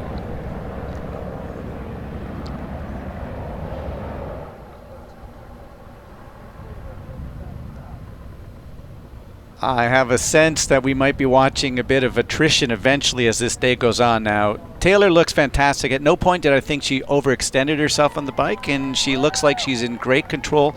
And when you know you've got 3 minutes and 46 seconds you can give back and still win this thing, you know, you can do a lot of good decisions where others behind her are going to have to make some risk. You've nailed it, Barry, and I was just about to say that there's the four coming off the bike together. If they want to stay with each other, they may have to be running out of their comfort zone, whereas the exact opposite with Taylor Knibb. She's out front, she's sitting pretty, she's able to control the pace herself, she's controlling the race right now. She is the only athlete so far to have gone sub 2 hours over that 80 kilometres, so incredible ride from Taylor Knibb. But looking now at Flora Duffy, well, honestly, this is a gold medalist, Commonwealth Games gold medalist, Olympic Games gold medalist. Not as experienced as the others that she got off the bike with over this distance, but certainly looking the goods right now on the run. You can see Paula Finlay there, Lisa Norden, and interestingly enough to see Holly Lawrence on the back. I actually thought that Holly would be a little further up. Looks like she is struggling just slightly, but no such struggle for this young woman, Flora Duffy. Now she has a long way to go to catch Lucy, but that's not something that's impossible, certainly not understanding where exactly Lucy Charles-Barclay's fitness is after having just raced once in the last 7 months.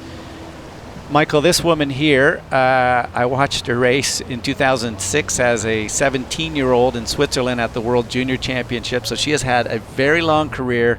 And when you come from a country of just 60,000 people in Bermuda, you can imagine they literally shut the city down. They had a Flora Duffy day when she won the gold medal in Tokyo.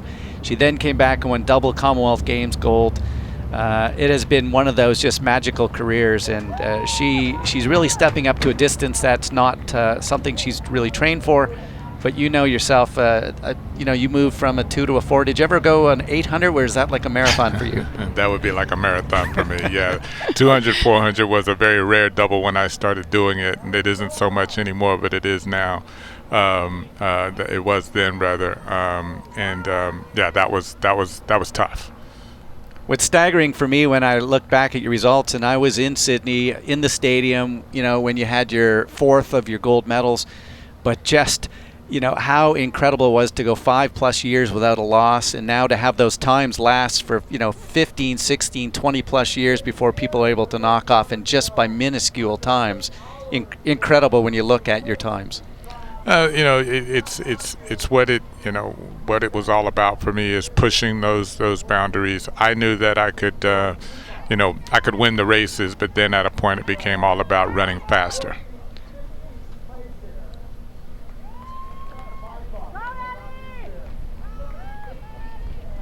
Well, we're getting a chance to watch a real superstar, and she is so humble. This woman was sitting next to you at the press conference, and she had to promise Kevin McKinnon that she would not ask you any questions, and then she started to ask you. I mean, could you just feel this was this bright Cornell graduate? She had so much opportunity to pick the brain of an 8-time gold medalist at World Champs. You must have been impressed with just her, her spunk and her energy of this young woman. Yeah, and I had a chance to catch up with her a few minutes at lunch yesterday, her and her dad, and she just seems like she's got a real excitement about the sport, and a real bright future as well. And it was really cool to hear her say that she's still very excited about the prospects of Paris in 24 at the Olympic distance. And I think she's one of those athletes that can be a really, really bright star for this sport and help with what PTO is trying to do. Now, you obviously came from a sport that most of your colleagues would have been university graduates, would have gone to college on scholarship either in the U.S. or around the world. Triathlon is virtually 99.9%, they go there.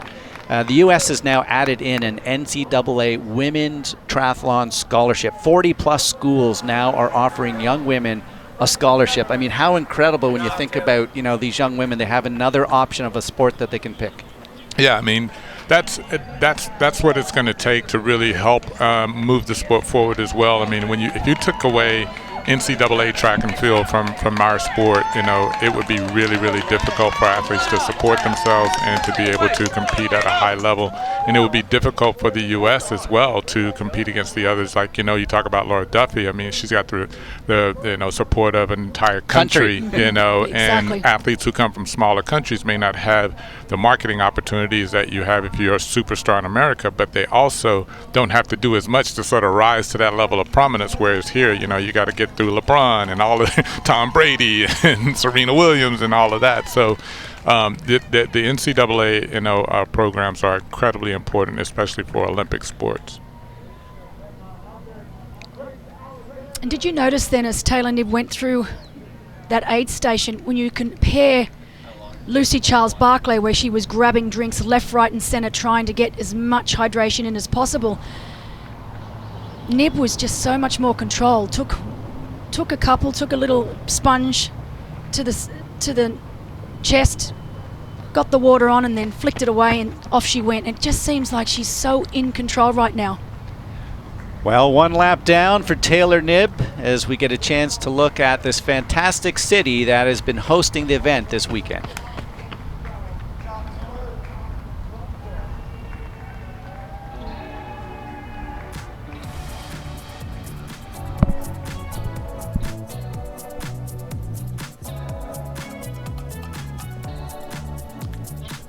The water, 27, 28 degrees Celsius. We had a huge group earlier this morning of age group athletes, and they all are standing around to watch these superstars. 24-year-old Taylor Knibb came out on the feet of the more experienced 29-year-old from Great Britain, but it was not long before Taylor Knibb started to pull away from even people like the Olympic Games gold medalist. It was 7 laps through the downtown city. And as she has been for about the last hour and 30 minutes, Taylor Knibb, maybe she's antisocial, Michael, and just likes to stay out front all by herself. I don't think she really likes to hang out with others. I don't blame her. I identify with that. Yeah, just get out it and get away and, run your own race. And, if you've got it and you're feeling it on the day, and it seems like she has been since the swim early this morning, just, really in her own element and dominating, go for it. This is the first time we've seen Kat Matthews. We mentioned earlier that she had a subpar swim for Kat, but great to see her still out there on the course. That was Ellie Salthouse behind her, but back with our leader. Now, the thing you said yesterday at the press conference, which most impressed me, is that you used to like to be finished in time to turn around and look at your competition. Look at the pace right there. It is Taylor Knibb right now going 5:30. Flora Duffy 20 seconds faster, per mile. Are there enough miles? Start to do the math. I mean, it could be very close. We know that Flora Duffy certainly would love to get herself as close to the front end of this race. Right now she's in 3rd. And the other person I saw coming here, Belinda, was Ashley Gentle, was really starting to move through that group of 7th and 8th athletes.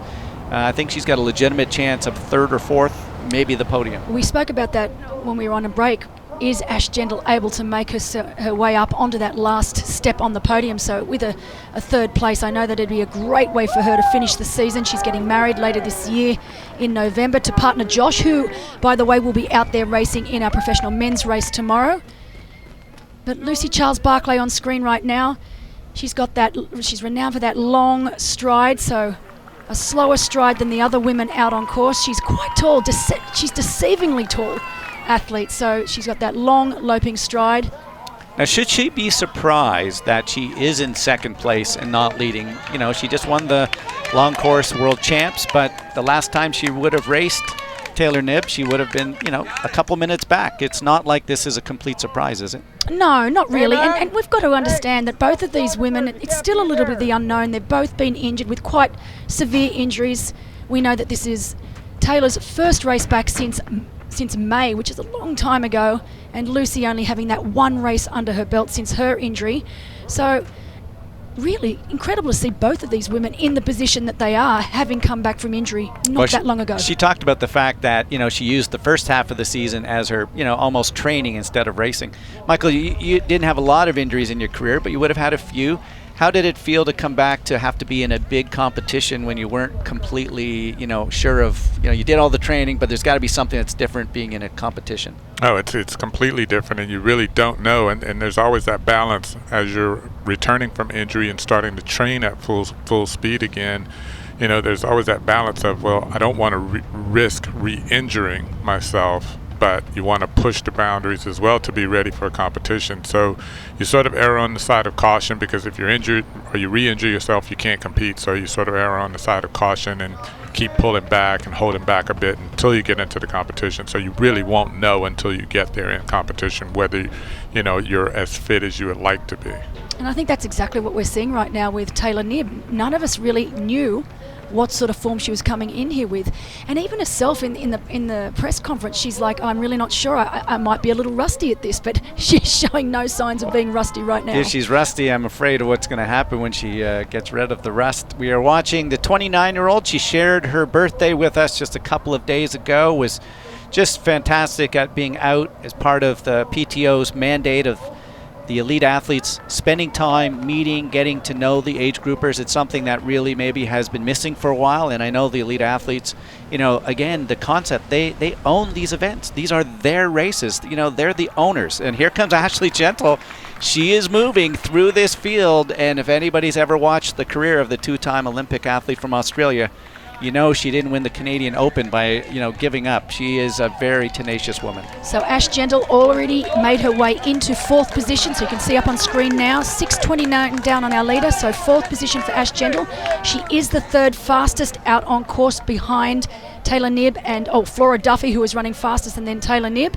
Well, there is Ashley. Wow, yeah. Look at this. There's Ashley in fourth, and our Olympic Games gold medalist Flora Duffy sitting there in third, but certainly if you take a look at form and just overall, you know, presence, Ashley Gentle, who loves the heat, looks like she's in a driver's seat right now in fourth place. So just to update that, Ash is actually the fastest so far on this first loop. So we were given an update that she was running third fastest, but we've now corrected that. She is fastest out on course, which makes sense now that she's made time up on Flora Duffy. But this is not a surprise to any of us right now, Barry.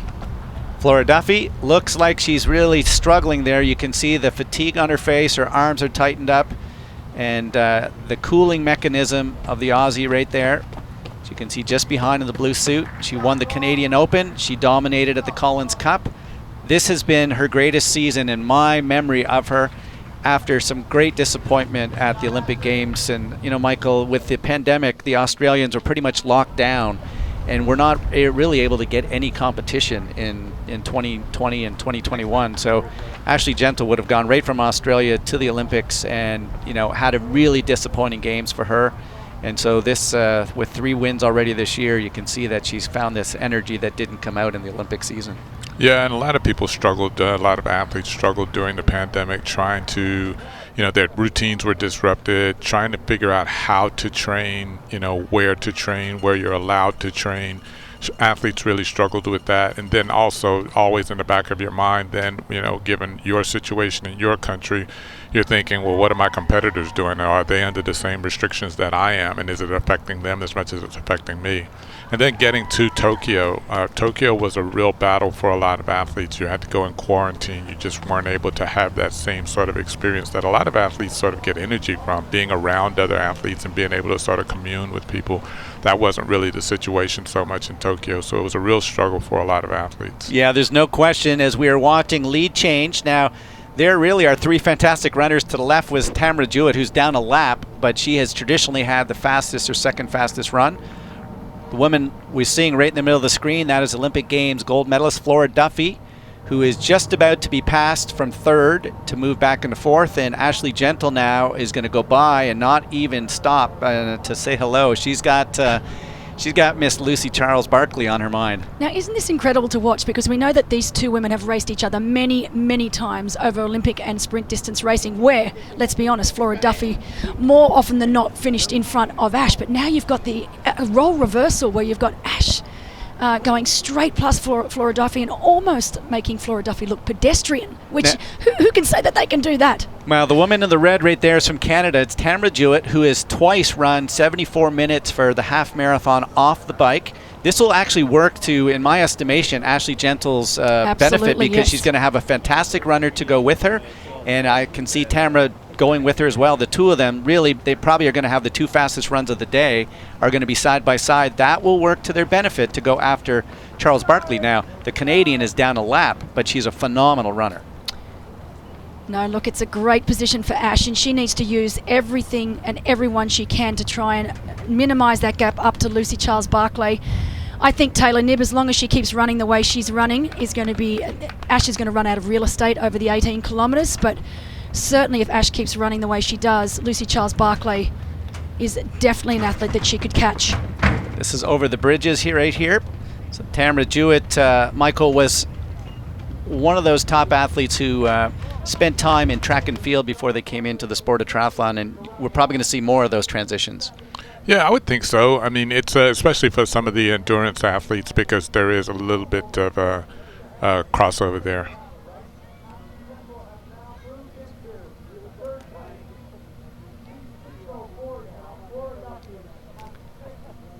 Now, will Lucy be getting any feedback out on the course? Will she understand, Belinda, that she has Ashley Gentle coming at her at a really incredible pace? Because you can see the difference in the turnover, the fatigue that now starting to show up for Lucy, and you can just see Ashley Gentle looking fantastic coming up from behind. And look, we can see the split up on screen now. It's just a smidgen over that 2-minute mark up to Lucy Charles Barkley. We know that Reece Barkley, Lucy's husband, is out there on course, so I'm sure he's giving Lucy Charles Barkley splits. But sometimes you don't want those splits. When you know that they're working in the opposite direction, you actually don't want them. They can be of hindrance. And I think Lucy Charles Barkley just needs to concentrate on what's going on ahead, concentrate on herself, and not worry about what's happening behind right now. Now, to put things in perspective, we still have 12 kilometers of running. That is, somewhere in the neighborhood of about 40 plus minutes. So there's a lot of fatigue. We thought that the heat and humidity would start to play a concern. And you really have to think that maybe Ashley Gentle was pretty smart out there and she didn't use all of her energy on that bike course. Yeah, really interesting point, Barry. I was talking to her, looking at it now, she looks absolutely effortless. Knibb, 13:47 minute miles, Duffy, 13:38, and Gentle, 12:51. So really running a significant amount faster than the rest of the field.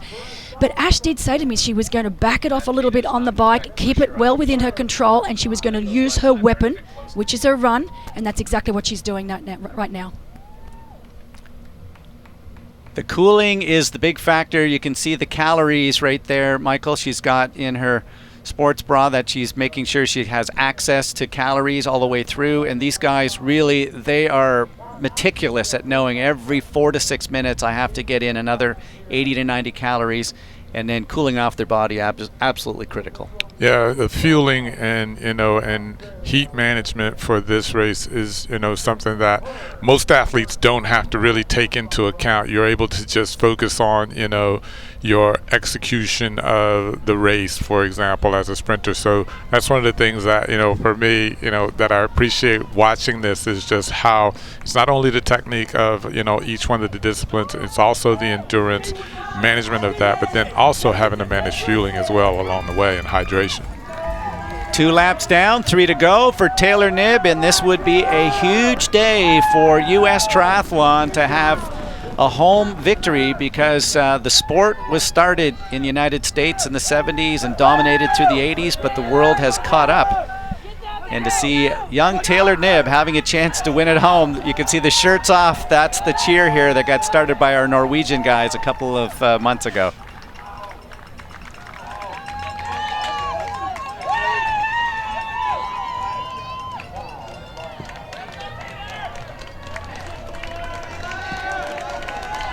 Well, Taylor Knibb continuing to just execute an absolutely fantastic race, and you really are surprised at that young age. I mean, obviously Coach Ian O'Brien has done a fantastic job of making sure she was ready to come back from injury. Oh, and she's showing experience well above her young years right now. But looking at Lucy Charles-Barclay, she looks like she's settled into a really nice rhythm.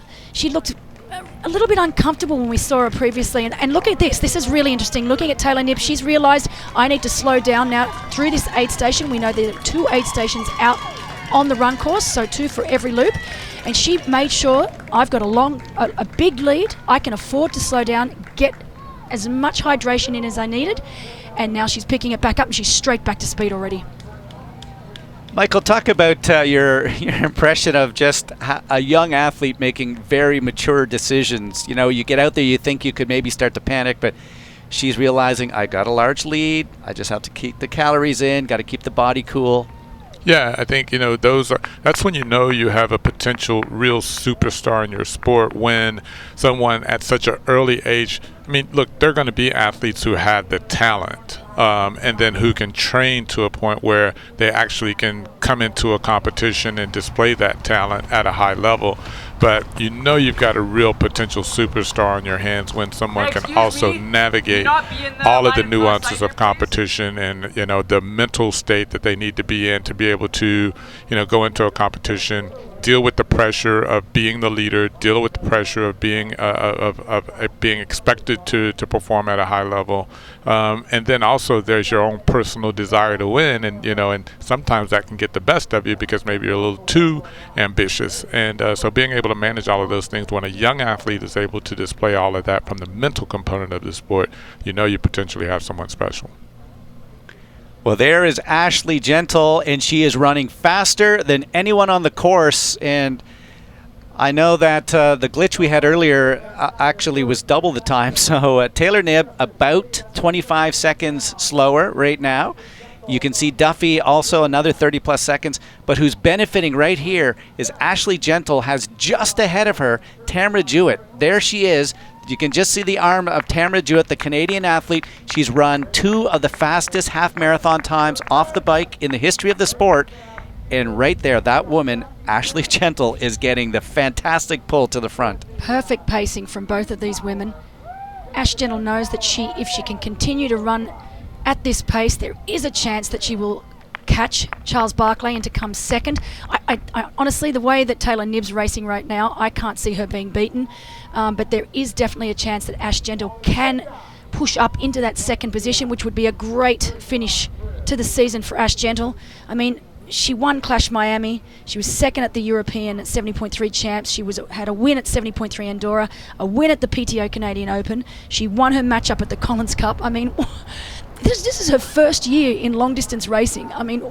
What a resume so far. And coming back from, as my memory serves me, she came back to Australia after a massively disappointing Olympic Games and then had to go into 2 weeks of quarantine. It was awful. What a way to go. It was absolutely awful. And to just bounce back. Yeah. Fantastic shots here along this water, and you can just imagine, 30 years ago, they could never have imagined, Michael, that you would have this happening. Yeah, and I'm sure that Taylor and all the other athletes appreciate a bit of that shade happening too right now because it's so hot out there. So they've got a little bit of reprieve right there going through this area, having a little bit of shade. But yeah, she looks amazing.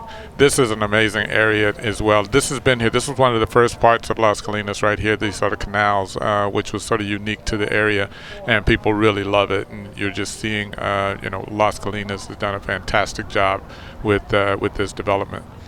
Lots of top companies having their top headquarters here, so I know it's a corporate area as well. Yeah, and that continues. That trend continues in the area of Dallas. So it's a great area for that. And you get lots of young people, young busy professionals who, also compete in triathlon. And so there's a lot of interest, I think, because of that, because of the demographic of Dallas. And just to put into perspective just how well this young woman is going, she is about to lap the likes of Ellie Salthouse and Sarah Perez-Sala, who are incredible athletes in their own right, and they are now a lap down. That's like 3.6 kilometers behind a 24-year-old in roughly her third race of her distance. Unbelievable. Yeah. Here's the only hill. So for those who are looking for mountains in downtown Dallas, they're not going to get it. There's your hill on the entire course. Pretty flat in Texas, yeah. Not many hills, and certainly not in Dallas. You got to get down towards Austin to the hill country to see anything of any sort of real significant change in elevation. I used to do training camps down in Austin. I love it. Fantastic city, 6th Street, and the South by Southwest. What a great, rich, culture. We're looking there. It's only 71 seconds now from Ashley Gentle in third to Lucy Charles Barkley, and we still have 10 kilometers to go. I'm not sure we're going to see Taylor Knibb being challenged by Ashley Gentle, but I think that Lucy Charles Barkley is going to have to execute something special here in this next 35 minutes. The men will be racing tomorrow on this very same course, and boy, Michael, what a group of elite men you have coming at you. You had a chance to meet Ben Canute, the Olympian from the U.S., but Lionel Sanders and Big Sam Long, who would love to stick his name on a podium here. If you gave him one win all year long, Sam Long's win would come here in Dallas tomorrow for sure. Sam's got great personality. He's one of those guys that, I went out on a bike ride with him yesterday and just had a really good time. And yeah, he just has that sort of personality that, every sport needs, that guy who just, is not afraid to put it out there and say what he wants to do and what his ambitions are, and also just have a good time with it and have some fun and bring the fans along with him. We're looking at our 29-year-old from the UK. She is led through the swim, got past early on the bike course, had some incredible challenges, 2 or 3 times trying to get her water bottle in, didn't get enough calories. You have to wonder whether that's playing a bit into this factor. Certainly the woman sitting back in third place has executed an almost nearly flawless bike and run, and Ashley Gentle now is approaching 70 seconds, and there Ashley Gentle for the first time has gone ahead of Tamara Jewett, but those are the 2 fastest runners on the entire field, and Ashley Gentle could not have asked for a better situation than to have Tamara Jewett from Canada beside her for what might be the last 9 kilometers of this course. And look at that, they're almost right in, running in unison with each other, and it's incredible to see 2 of the best runners in the sport, and I don't think it's going to be that far before we see Ash Gentle take Charles Barkley. You can see, I agree with you. I feel a little sorry for Lucy Charles Barkley. She did have issues with that Di2. She had to get a new battery. She's had issues with that rear drink bottle that just wasn't working for her. And we knew that we weren't going to see the effects of that until the latter half of this 18 kilometres. Well, it is the Canadian Tamara Jewett who's down a lap, just so that people are clear. And beside her in the blue, Ashley Gentle, who won the Canadian Open, who won her Collins Cup event, who looks like she might be in direction for a second place finish overall on the day. And that is a couple hundred bazillion Australian dollars when you convert 175,000. Hey, we're not that bad. Come on. I used to get some good deals when I went to Australia, no question.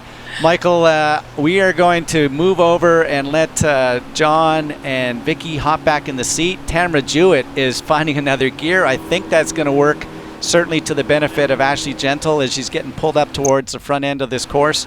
And I thank you, Michael Johnson, for welcoming us to your city we might just have to have you on one of these relay races next year when we come back to town.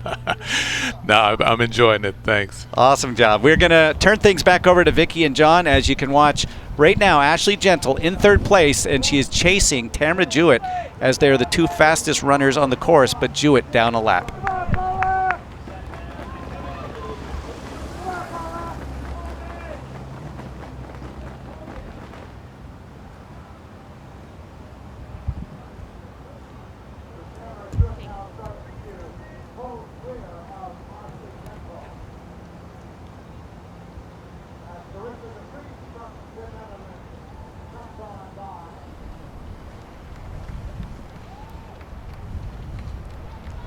How about that?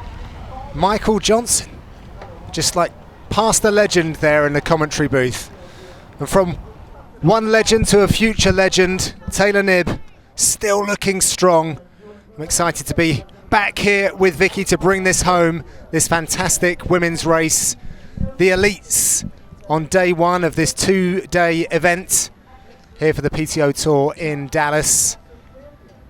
And it would be quite something if she's able to maintain this and bring it home, not just for herself after the up and down year that she's had, but of course for USA as well. Yeah, she's looked pretty invincible so far today, hasn't she? And coming back from injury, you always have those little doubts. You know that you maybe have put together a really strong training block, and she even said that this summer has maybe given her the best training block that she's been able to have, because she hasn't been focusing on racing. She's been rehabbing and then getting ready for these late season races. But you never know when you take the start line whether it's all going to translate, whether that training you've been able to put in is really going to show out on the course. But so far today, she's been absolutely incredible, still with a gap of close to 4 minutes, 3 minutes and 55 seconds she is ahead of Lucy Charles-Barclay at the moment. She's put in a fantastic all-round performance. We just saw her check her watch there. She'll be keeping an eye on her splits, no doubt trying to just keep that pacing nice and steady. But at this point in the course, with just under 10 kilometres to go, she's very, very much in the box seat. And whilst, of course, there is still the opportunity for things to change, especially with the runner of the likes of Ashley Gentle coming from behind, I think we're seeing the winner there in Taylor Knibb. And is it still one of the best kept secrets right now that we don't know what that injury was to Yes. Taylor Knibb? Yeah, a few people have asked Taylor now actually what that injury is, and she's still yet to publicly disclose what that is. And I wonder if maybe she's keeping that under wraps indefinitely, or whether that might be something that she decides to reveal after this race. I think when you're in the depths of an injury, sometimes you don't want to discuss it. You don't want people to know. You want to just keep that between yourself and your little team around you. But once you're back racing, it's often a little bit easier to talk about it.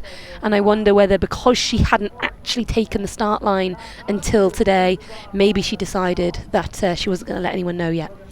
Well, that was an interesting camera angle, because we obviously are on Lucy Charles-Barclay, but breathing down her neck is that woman, Ashley Gentle from Australia.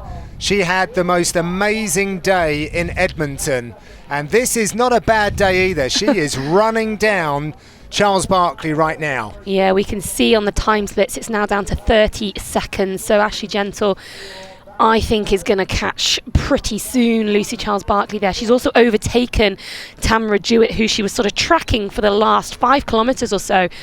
As I say that, Tamara Jewett really pushing back up onto Ashley Gentle, so it really does look like these two are having a bit of a battle, but we have to remember they're in very different races. Tamara Jewett being 3.6 kilometres, one whole lap behind Ashley Gentle. Ashley Gentle battling it out for that, well, currently in third place, but looking like she's going to try and challenge for second place any minute now. That said, despite wherever Tamara Jewett might be, is she acting as pacer for Ashley? Does Ashley need it? But also, with these conditions, every little helps, right? A little bit of company is always nice. I do wonder though whether, I mean, I saw Ashley just have a little glance behind her there, whether every now and again you might just get a little bit like, get off my shoulder, you know, like I'm a whole lap ahead of you, what are you doing here? But everyone has a right to be out on the race course, as we've, you know, it goes without saying, you can be lapped out on the bike, but you can't be lapped out on the run. So once you are on the run, anything goes. And that shot there is perfect to see Lucy Charles-Barclay in front of camera here, and in the background, Ashley Gentle, who's got Lucy firmly in her sights now. With these long stretches of road, you see someone a bit earlier than maybe you would on a twisty turny course, but Ashley knows she's running down Lucy Charles-Barclay now and that she's going to catch her soon. Tamara Jewett exceeded expectations, I think, in the triathlon community with her performance at the Collins Cup. She's a part-time corporate tax lawyer as well. Unbelievable. Like balancing all of it. Everyone who balances the gigs like that, just absolutely formidable efforts day to day. Blows my mind a little bit how you can hold down a somewhat normal job and do this job as well. Having done this job myself, right. I know what it takes, and I know how much it takes, not just in time of the actual training hours, but what it takes outside of that, the recovery that you need to do this, to do triathlon well, and to do that as well as being a part-time lawyer. I mean, my mind is slightly blown. 2 laps to go. That was the message on the board for Taylor Knibb. She is closing in on that big prize purse. She's got some very excited supporters there. I love it. With the tops off. This is something we saw first in Edmonton earlier this year, with the Norwegian boys taking their tops off to cheer on the girls, and then the girls return the favour the next day. We saw it again at the Collins Cup, and it's nice to see that that's now become a bit of a PTO tradition. Vicky, look at this. We have a pack of 3, and there's the pass. Ashley Gentle has passed Lucy Charles-Barclay with her friend Tamara Jewett as well. Tamara Jewett, sorry. She did it as well. If you notice, she was right behind Lucy. She surged and moved right onto the other side of the run course there. So, meaning that if Lucy wanted any chance of going with it, Lucy had to move as well.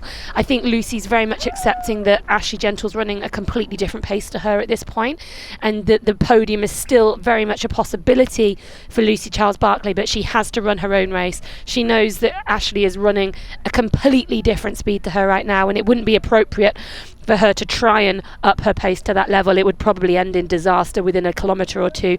So Lucy just running her own race, which is absolutely what she needs to do right now. That was a $20,000 move there by Ashley Gentle, who is looking almost intimidating out there on the race course right now.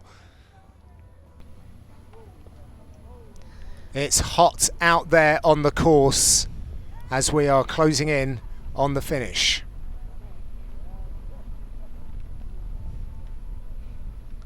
7.5 kilometres left out of the 18, out of the 100. Yeah, they're getting close now, although this is crunch time now, because they've been out on the course for such a long time, over 3 hours. They're hot. It's been hot all day. It was hot before they got in the water. Transition zone this morning, we heard when they were racking, was just so still and muggy. There was no flow of air through there. They then got into the water at 27 degrees. It's not exactly a place that they could cool off. Out onto the bikes, dealing with these incredibly hot, humid conditions, and then finally out onto the run. And whilst they've only got, or the leader, I should say, Taylor Knibb, has only got about 7 kilometres left to go, running is the one that raises your core temperature the most. Right. So as she continues to run, her core temperature will continue to rise. That's why we keep seeing at the aid stations these athletes pick up, looking what they appear to be almost like these long blue socks. They'll be full of ice. They'll put those down the back of their suit or sometimes down the front. We saw previously Ashley Gentle have one of those, wearing almost like a collar around the back of her suit. She did a very neat job of that as well She for did. someone on the run. I know. How did she manage to do that as well? But yeah, that's important for these athletes to just keep themselves as cool as possible, because not only is the day heating up, but they are so deep into a race where they've been pushing so hard for 3 hours and 10 minutes now. It's just really important they keep their core temperature as cool as they possibly can. So we see Ashley Gentle meander her way through that transition area. She has taken out 50 seconds per lap out of Taylor Knibb. It's probably not going to be enough, but all the same, what a fantastic run she is currently displaying. Yeah, absolutely brilliant. You just can't help but think that she probably lost a bit too much time on the bike. I think her swim today was as good as she possibly could have hoped for it to be. I think that swim that she put down there was a really strong swim. Another one to back up the fact that she's done 3 good swims in a row now at all the PTO events this year, and she'll be delighted with that. I know that the swim is something that's frustrated her hugely. As we can see these volunteers holding out these sort of socks, flannels they're cold, they'll have been soaked in ice water before they're given to the athletes, and then they can choose whether to just wipe them over themselves briefly, put them over their head, tuck them down their suit. That's how they work. But to go back to Ashley Gentle, she just probably is going to run out of real estate to run down Taylor Knibb, but a fantastic swim from her. Possibly lost just a little bit too much time on the bike to make a difference on this run, but she's really run through the field phenomenally so far. She has been making improvements to her bike this season, but her run makes up for a lot. Still looking very strong.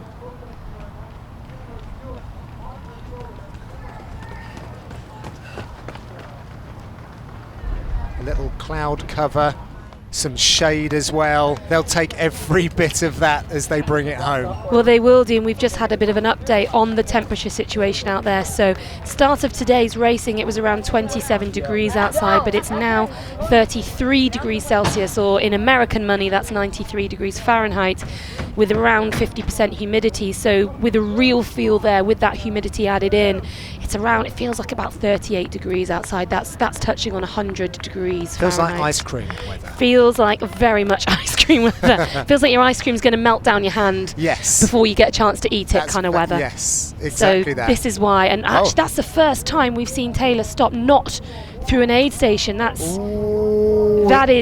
she coming apart a little bit? She's still got a huge amount of time. She's got 3 minutes, but this is absolutely critical. Taylor was there a little shake of her head? There's a little shake of her head. Taylor, we saw her walk through an aid station about a lap ago, and at that point I actually wasn't worried. I thought that was a smart move so she could take on more fluids and more nutrition. Well, that changes the dynamic of the race. We need to see the severity of the issue that Taylor Knibb has. She's back running. So she took about 30 seconds there she took just of walking along, so there's no doubt that will have dented her lead to Ashley Gentle. She'll have people out on course telling her what that gap is, but she was really, really struggling there for a bit. She got up that small grassy bank and then just walked her way through. She's only got 6 kilometres to go, but that's a long way to go if you're really feeling in trouble and if you're feeling that your body's beginning to shut down on you. I believe Gentle needs to make up about 3:15. We'll see if she's got enough road in which to claw that back, but she is looking very strong still. And that's where having people out on course for both Taylor and for Ashley will be vital here. Taylor will be being told how much time she's still got and how much time she can afford to lose, whether she can afford to take another couple of little breaks if she needs to. And Ashley will be being told by her supporters, by her team here, probably by her fiance, who I believe is out on course as well, Josh Amberger.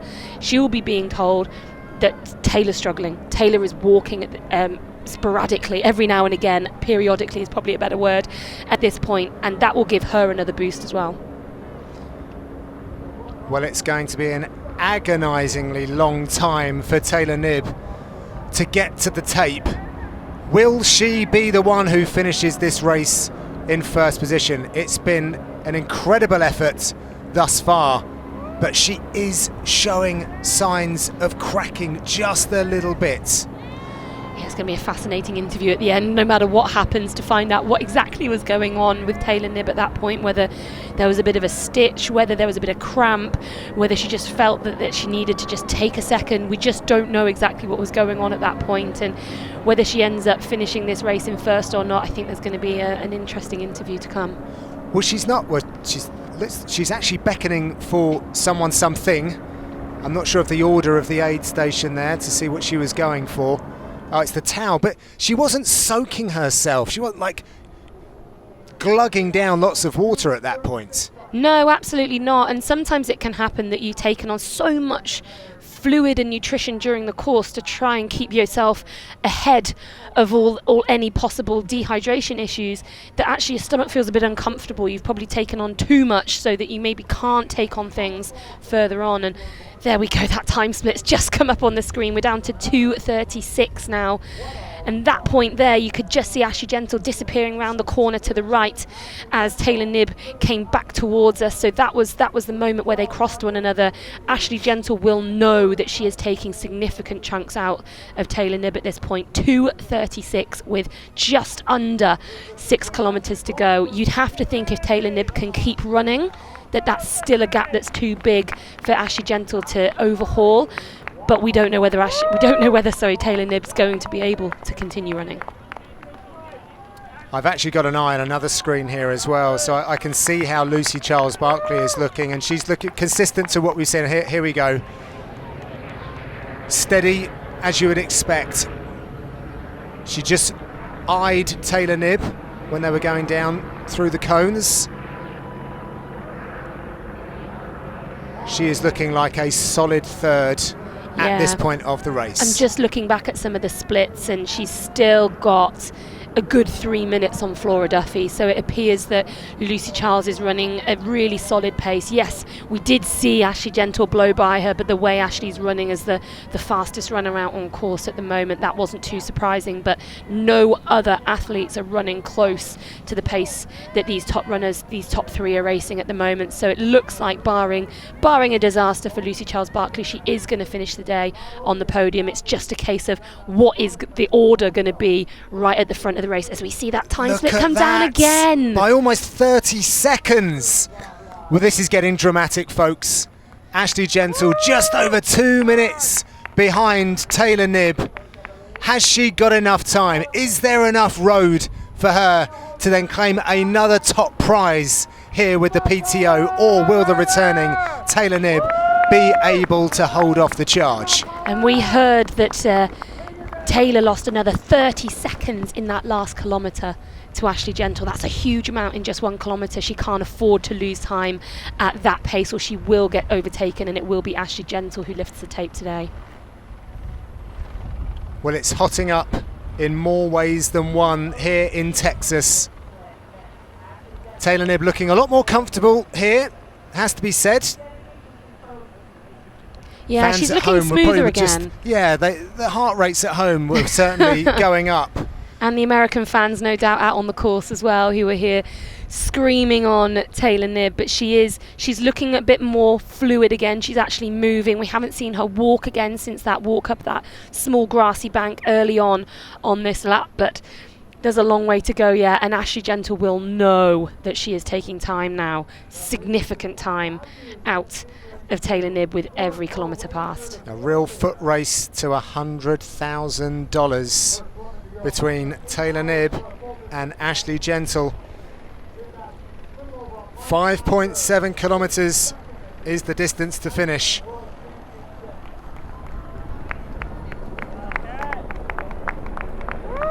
What an effort from all of the athletes so far today. The age groupers were out early, and the pros then took over, and they're putting in excellent performances.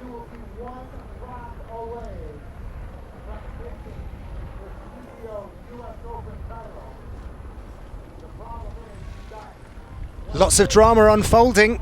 We had drama for Lucy on the bike, not the kind of drama that she would have expected, certainly would have hoped for. But we had drama in Edmonton with the men, and it could be another emotional finish line here in another women's race for the PTO. We've had some epic post-fight, post-race interviews.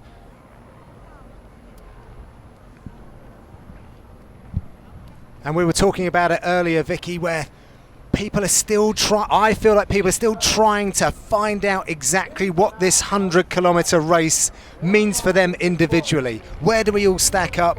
Who are the specialists?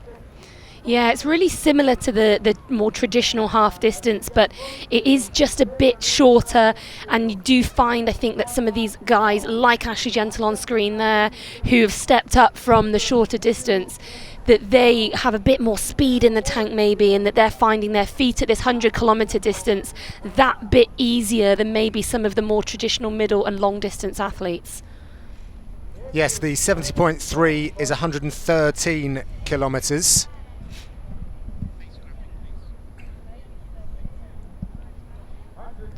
She just hasn't missed a beat on the run, has she? Wow, and we're just looking at the lower third on the screen there, and it shows the difference on that lap where we saw Taylor Knibb forced to walk for just a little bit.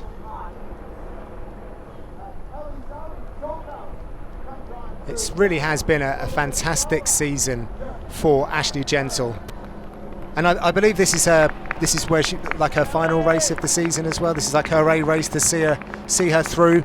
Or did I hear that she's got another one at home which she's running for fun? Yeah, she will have some other races later this year, but this will be the last really big one for Ashley Gentle now. There's a bit of a clash with her wedding, I believe, of some big races coming later this year, so she is very much determined that this will be her last hurrah at this distance and at middle distance. Well, there's for so this much. year, I should say.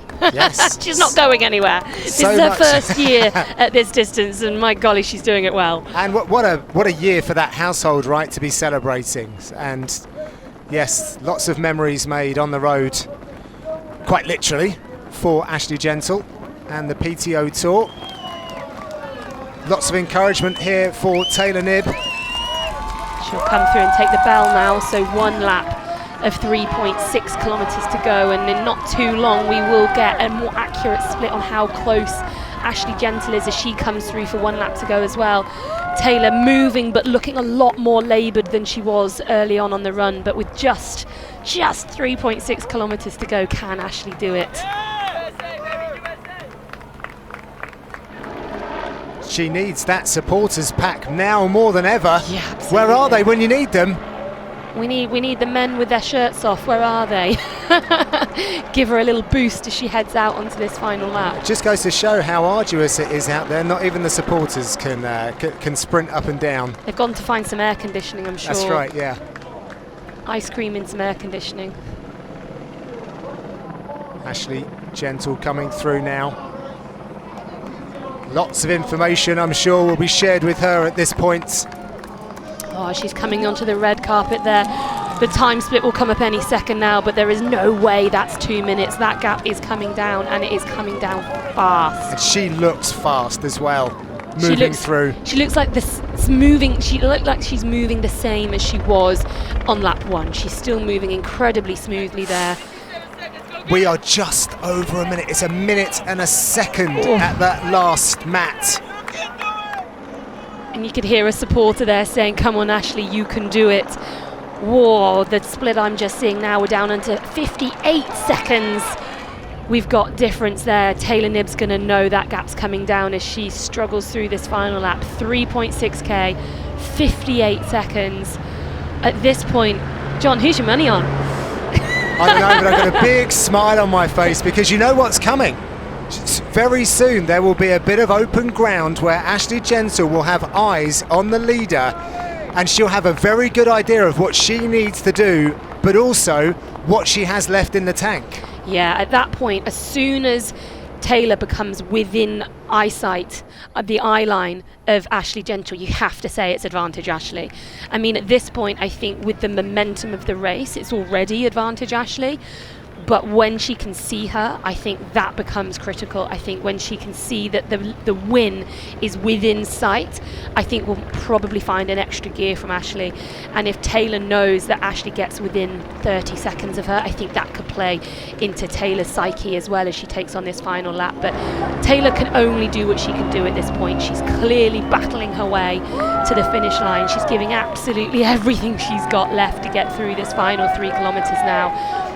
If she can't run faster, she simply can't run faster. It's easy enough to say you need to pick it up, but if you can't, you can't. All she's got to do is keep putting one foot in front of the other and hope that it's enough. She ate 2 minutes and 17 seconds out of Taylor's lap in lap 4. That's huge. It's a massive amount, isn't it? And we did see Taylor walk, but she only walked for that small section of it, so a huge amount of that time was taken out just on pure foot pace on the run. That 46 is looking very achievable. Well, we've seen 12 seconds already since transition, and you know they've only done less than a kilometre since transition already. So as they get onto these straighter sections, if she hasn't already, we're going to see a camera angle, I am sure, soon enough, where we can see that Ashley has Taylor in her sights. What a year for Ashley Gentle, who has been very vocal in saying she never got into the sport of triathlon for money. I'm not sure any of you guys did, right? It's for the glory. We probably would have chosen a different sport. Exactly. But like Tamara would have gone to like law or something of that nature. However, we all understand cold, hard cash, and she's taking the top spot. Like, that is a bumper year for her if she's able to take that podium. Even if she gets second, it's a pretty handsome looking year for her accountant. It's fantastic. I think Ashley's been racing triathlon for a really long time. She was doing it as a junior athlete. She was racing World Juniors going back 15 years now. So she's been racing around the world for a really, really long time. And for the vast majority of that time, she was racing short course racing. And short course racing, similar to the PTO, puts the top athletes together frequently. So you're always racing an incredibly hard field, which means it's so tough to come out on top in those races. Now, Ashley has triumphed a couple of times. She's won 2 World Series races, I believe, in her time. But to put it in context, winning a World Series race gives you the same money as coming 9th here at the PTO US Open. So that is a huge chasm in the prize money that's on offer in these different events that we have here. So for Ashley Gentle, who I think will be able from that angle there to see Taylor Knibb, we saw Taylor Knibb go out of shot just as Ashley Gentle came into shot. For Ashley to go through her whole career racing short course racing, having good days where she won races, but also having some really hard days as well, where you come home with absolutely nothing, having spent a lot of money trying to get to the races and on the accommodation at races, for her to now be taking home these prize purses. Well, there you go. She's just come into shot. She can see Taylor Knibb rounding that corner in front of her, and I don't think it would be premature to say that right now the smart person's money is on Ashley Gentle to take the win. Folks at home, do not go anywhere. This is going to be all wrapped up inside 10 minutes. Anything you've got planned, you can certainly put it on hold, because this is going to be a hot finish here in Texas, as Ashley Gentle has eyes on Taylor Knibb, and they are running down the last 3.6 kilometers. That angle there, that shot just shows that Taylor isn't moving at anywhere near the speed she was at the beginning of the run, where she looked so fluid for the first probably 1.5–2 laps of the run. She looked phenomenal.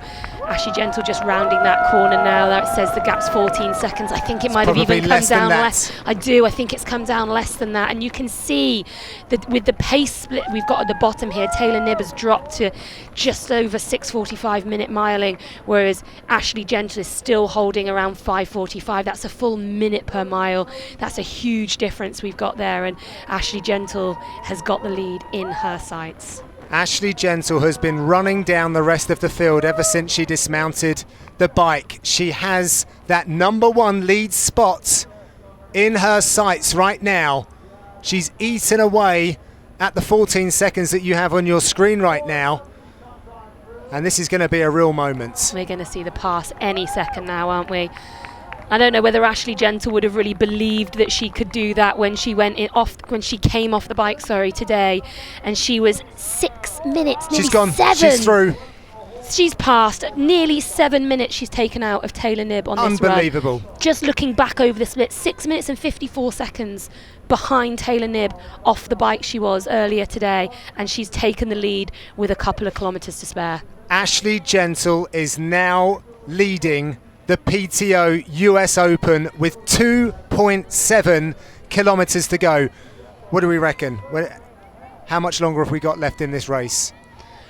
10 minutes or so. If you know, yes. I don't want to guesstimate exactly how fast they're going. I mean, Ashley can really afford to take her foot off the gas a little bit now. She knows that she's running considerably faster than Taylor Knibb. Taylor had no response to that pass. She wasn't able to respond to that pass, and we touched on it just briefly before.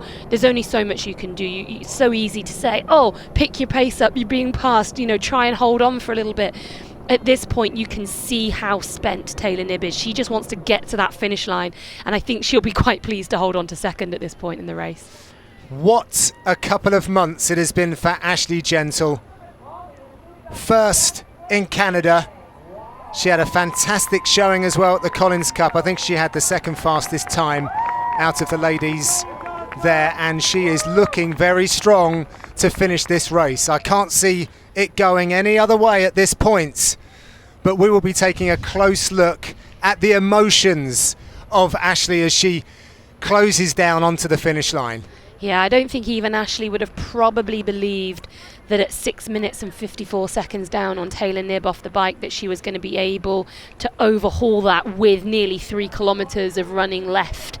She can cruise it in now. She can enjoy the fact that she is going to take another win on the PTO Tour. She's going to take home another $100,000. What a year it's been for her. Not a bad year when you're getting married in the same year as well. Yes. You know, that's a hell of a party. A big party, an even bigger honeymoon I would expect as well. And she's going to climb those rankings once again. She has not finished outside of the top 5 this year. That is some form for 2022.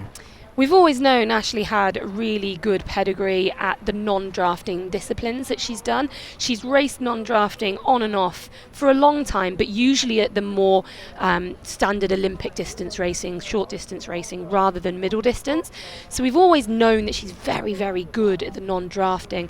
But for her to step up this year as her first year, fully leaving behind short course, immersing herself completely into this middle distance racing, she's taken this middle distance world by storm. And she just seems a bit unbeatable at the moment. Well, I'm sure that she'll be marking 2022 down. When she was coming into this, she had the wedding to look forward to. The success that she has parlayed with the personal celebration will be like nothing else, I'm sure. It's been fantastic to watch this. So much talk of how everyone would hold up in the heat as we see Lucy Charles-Barclay trying to cool off as she strides to maintain her pace and that third spot on the podium as well. It's been an up and down year for her, but Ashley Gentle just astonishing, really has been this year. She's been incredible this year, and Lucy Charles there is now 2:36 down on the lead, but she's only a minute and 40 seconds behind Taylor Knibb, so she's not too far down on Taylor at the moment. So I'm just updating that. So she is, so she's catching Taylor, but I think she's going to run out of real estate there to get right to the front of to get into second, I should say. She won't be able to catch Ashley Gentle. We've seen what Ashley's been doing on this run course today, just tearing it up. But she's probably going to run out of real estate to catch up to Taylor Knibb. No one's catching Ashley. It's like someone told her that she left the oven on at home. She is absolutely striding her way to victory right now. Glad to see that they're not in the bright, well, she's actually in the blazing sun, is Taylor. But as I've stepped out of our commentary position a couple of times, I have to say the difference from what we experience here whilst we're on the microphone to when we just transition ourselves out across the heat. It is phenomenal out there. But I am a Brit who doesn't get Well, that's it. We're Brits who arrived a couple of days ago. We definitely did not do our heat acclimation work, did we, before we arrived in Texas? It's been very entertaining watching the pros go through their heat training, the different ways in which everyone's doing it, piling on the layers, travelling to all sorts of hot spots quite literally across the world. A lot of them have actually been out running during the heat of the day, during the times when they are going to need to race and run in the race, just to experience what that feels like.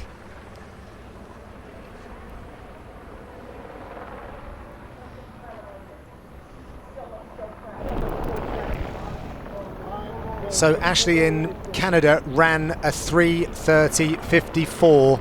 You would imagine that this was going to be just a little off of that, though, with the heat, the conditions. But she won't be looking at those times, will she? I don't think Ashley's going to care at all about what her timings and her splits are today. I think all that matters is that she's going to get to that finish line first, and she's going to be the one to raise the tape. We saw a lot of emotion from her when she won that race back in Edmonton in July this year, after a real roller coaster couple of years where she'd battled to try and be her absolute best over the short distance, and to go to the Olympic Games, come back a bit heartbroken from that experience and find the whole thing quite distressing, to then step up to this distance and to just do it so well. That win in Edmonton meant so much to her, and you could see she could barely get her words out. It was so important to her to win that race and to feel that she'd validated who she was as an athlete. And I wonder if we're going to see similar today, or whether this now is just becoming a pattern. Well, this is how cool she is, because I saw that she had adjusted her suit about 15 seconds ago. She's now fixing her hair. She got the glasses sorted. Brilliant. She did the hair. She's not a stranger to winning races anymore, Ashley Gentle. I mean, she never was, but just this year, it just seems that she can't do anything wrong. And I really am so impressed with running down nearly 7 minutes on today's course. Yeah, she's Oscars ready, and she is approaching the tape. There's the smile. Now she's taking it all in. She's going to be 5 minutes quicker than all the others in the top 10. What a moment. Ashley Gentle has done it again. The emotion is going to start pouring through. She is the winner of the PTO US Open. Congratulations to Australia's Ashley Gentle. There's Josh, her partner, her coach. He's actually racing tomorrow. They're such a team. They've been together for such a long time, getting married later this year. Just wonderful to see them be there at the finish line together, and you can just see that emotion again. I did wonder whether we'd get that same outpouring as we had in Edmonton, but she can't believe what she's done here again today. Well, these are beautiful scenes, aren't they? So much goes in. These really are the most incredible athletes, and the effort that Ashley Gentle put in to this race is just remarkable. And talking of effort and remarkable performances, coming back from a quiet season of injury, fantastic work. Taylor Knibb bringing it home for her team, and also Team USA, if you like, racing at home. She takes the second spot. It is still a big bumper payday for Taylor Knibb, who really led this race so expertly. She comes over the line. It's going to be an emotional day for her as well. Yeah, I think that there'll be such mixed emotions for Taylor after that race. Phenomenal to come back after such a long time off racing this season, and to come back with a performance like that where she dominated for so much of the race. But then, on the flip side, to get overtaken with just 3/4 of a lap less than that left to go on the run, she will no doubt have a bit of what if going through her mind right now. But to be able to deliver that kind of performance off the bat when you've not raced since May of this year, I think that's an incredible performance that she will look back on and be really proud of. 100%, as she should be, because when you let's remind ourselves of the strength of the field. You've got legends of the game, Olympians, world champions, and these two are the first over the line. Are streets ahead of everyone at this point. We're obviously waiting on our third place finisher to come through the finish line there, Lucy Charles-Barclay, and further back down the field we're expecting to round out the top 5 with Holly Lawrence and Lisa Norden. Great performances from both of those athletes as well, but we're talking 5-6 minutes behind our leader Ashley Gentle. She's really putting her mark on this middle distance. Ashley she actually ran 8:07 quicker than Taylor. That is an hour and 5 minutes for her run split.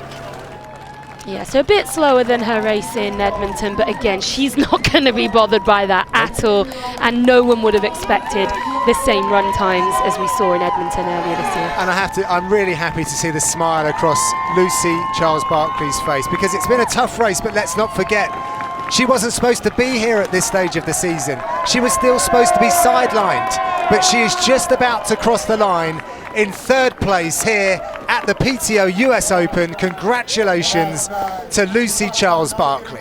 Yeah, you're absolutely right. It's lovely to see that smile, because you had to wonder how she was feeling about everything that's been thrown at her, not just this year, but in this race alone.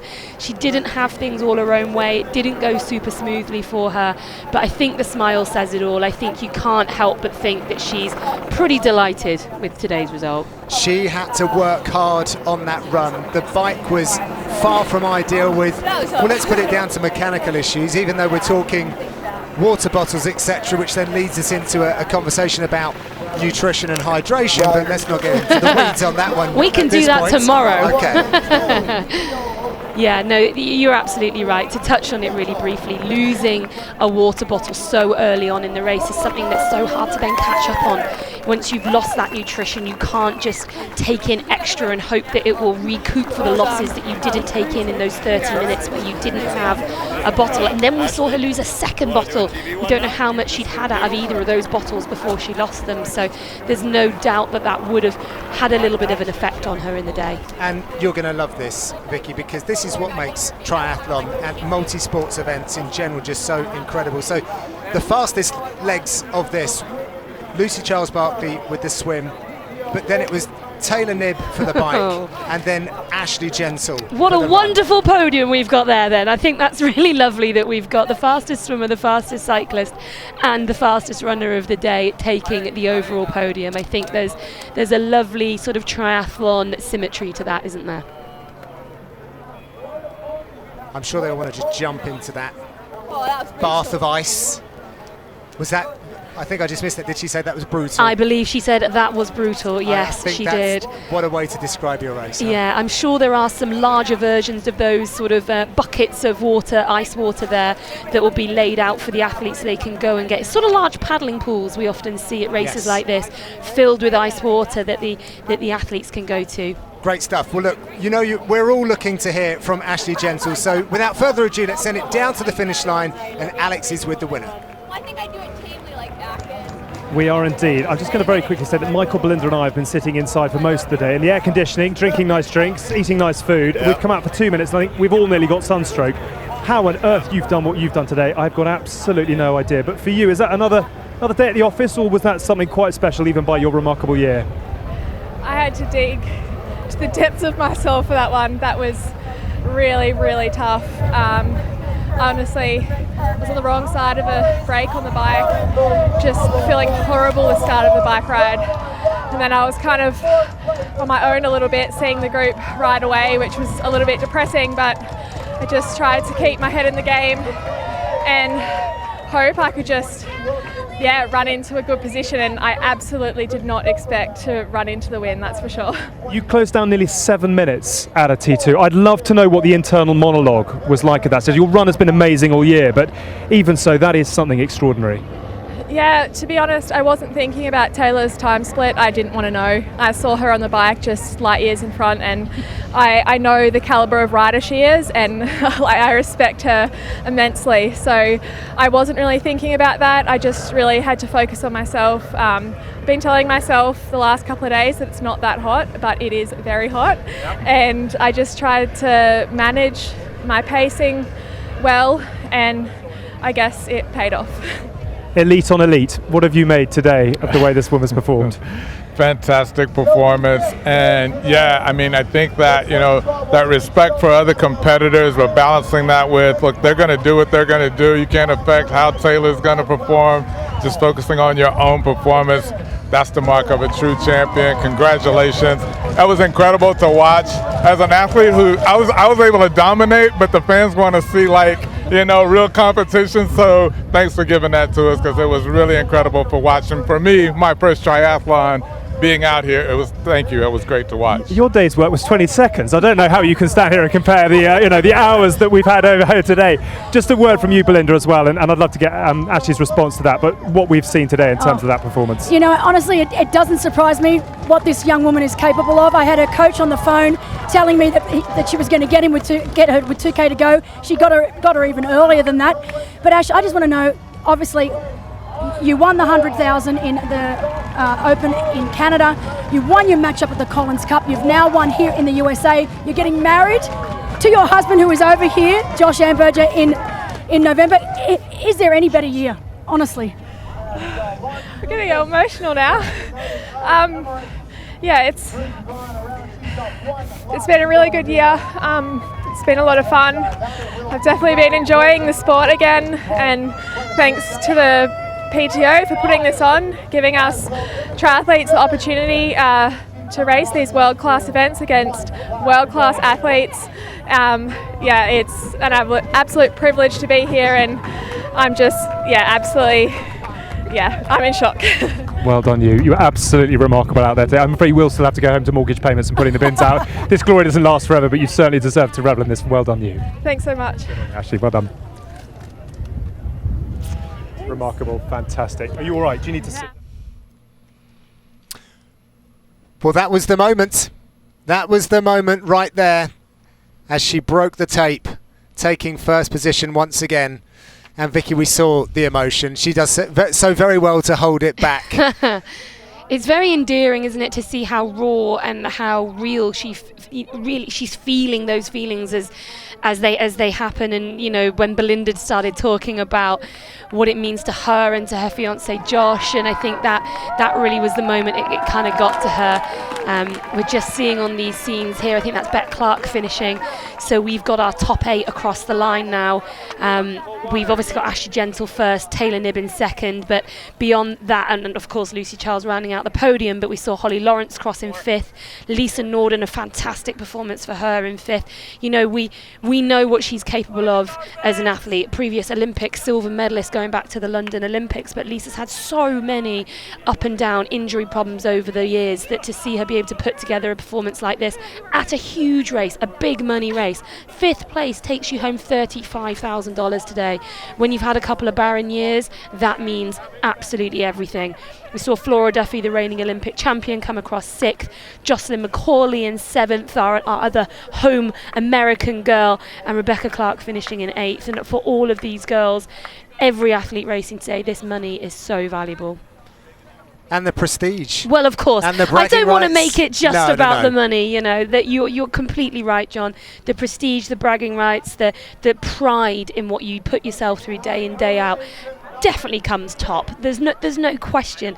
But we just can't not mention that what PTO are doing in terms of putting together these prize purses, it is game-changing for triathlon. It makes our sport truly professional. And Jocelyn, correct if I'm wrong, but she benefited from the maternity package as well. She was waxing lyrical about that at the press conference and how that was a game changer. And you'll be excited to know, you come back 62% better after you've had a child. Yes, I was particularly interested in that figure actually, John. That's Kat Matthews just crossing the line there. So she's had a really great run, put herself back into the top 10, 9th place finish for Kat Matthews today, wearing number 1, but we did know that this probably wasn't maybe her very best distance, as we see Paula Finlay coming in to round out the top 10 there. But yeah, Jocelyn McCauley is a massive spokesperson, I would say, for the PTO's maternity clause, having benefited from that, where you get a full 15 months to return to racing from the moment you become pregnant. So 6 months once your pregnancy is over to get yourself back on a start line. They hold your ranking during that time as well.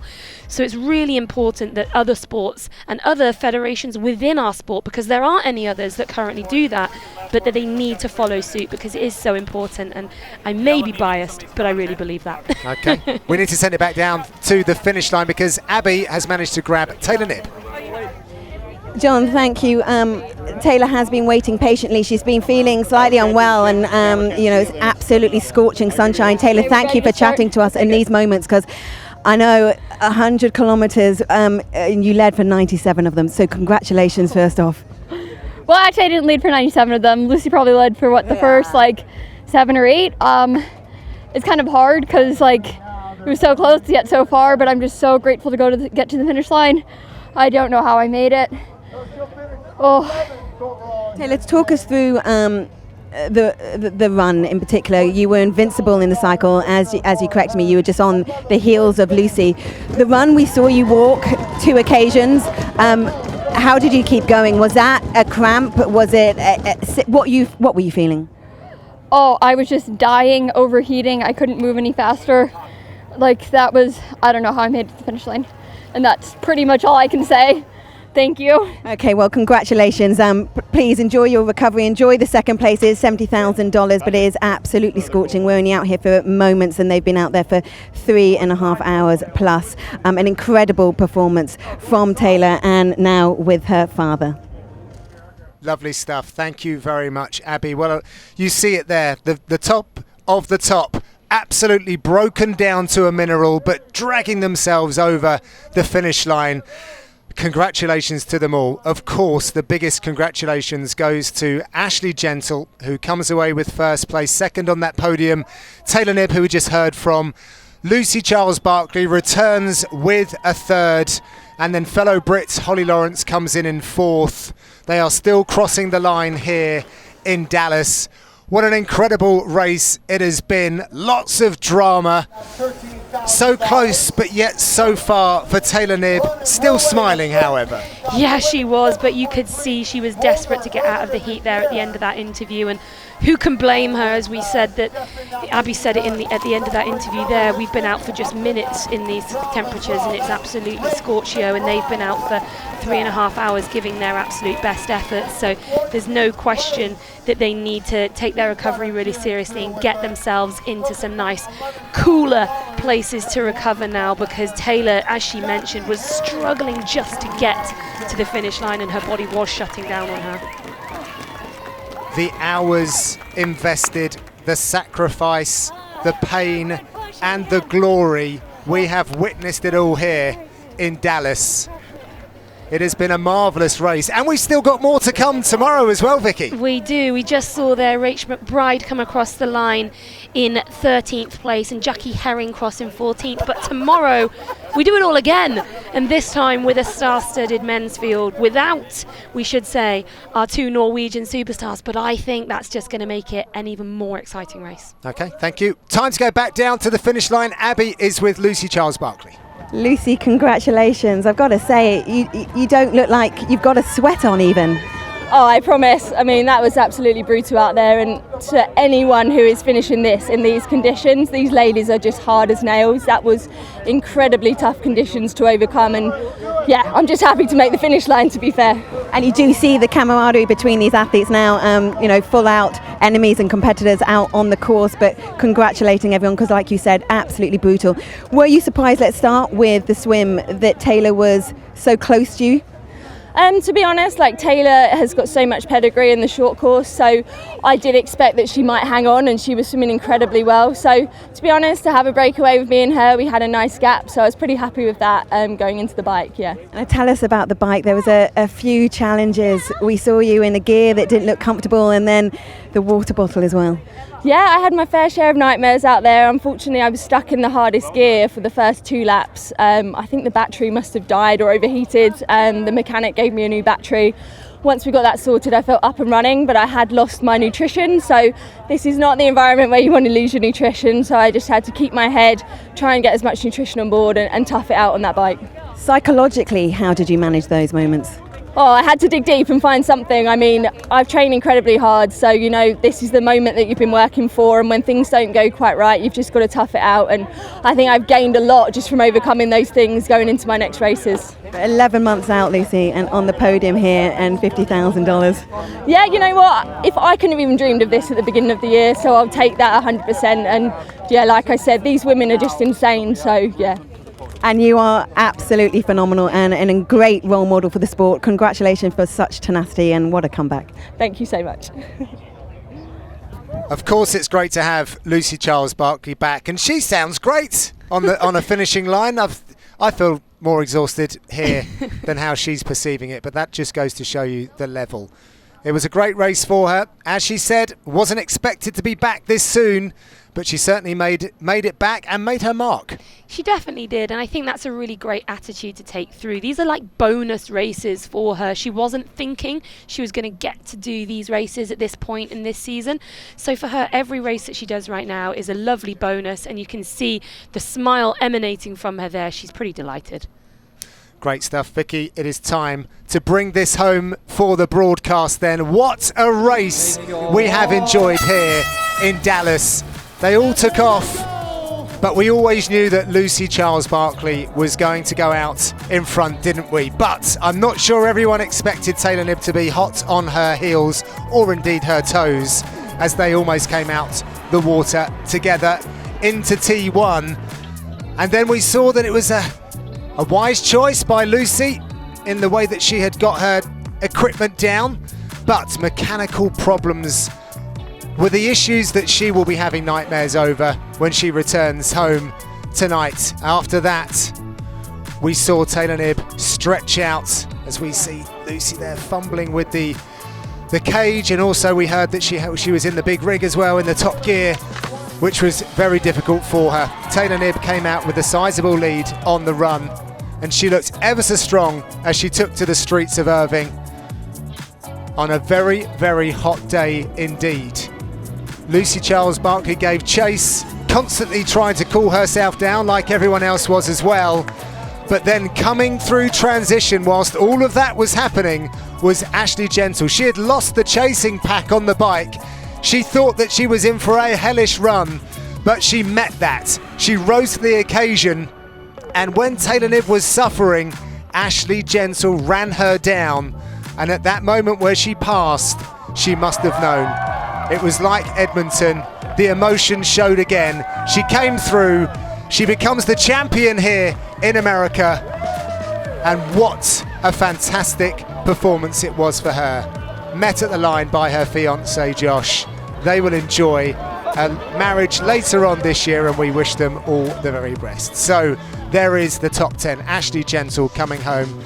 Taylor Knibb, Lucy Charles-Barclay, Holly Lawrence came in at 4th, Lisa Norden with a great run, Flora Duffy in 6th, Jocelyn McCauley in 7th, Rebecca Clark in 8th, Kat Matthews comes in at 9, Paula Findlay in to meet that top 10. That is all we have from Dallas. Thank you very much for your eyes and ears. It's time now for us to send it down to the studio for more analysis and interviews.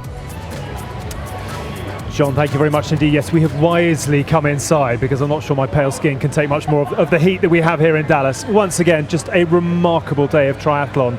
And full credit to all those who have been out there in the heat of battle today.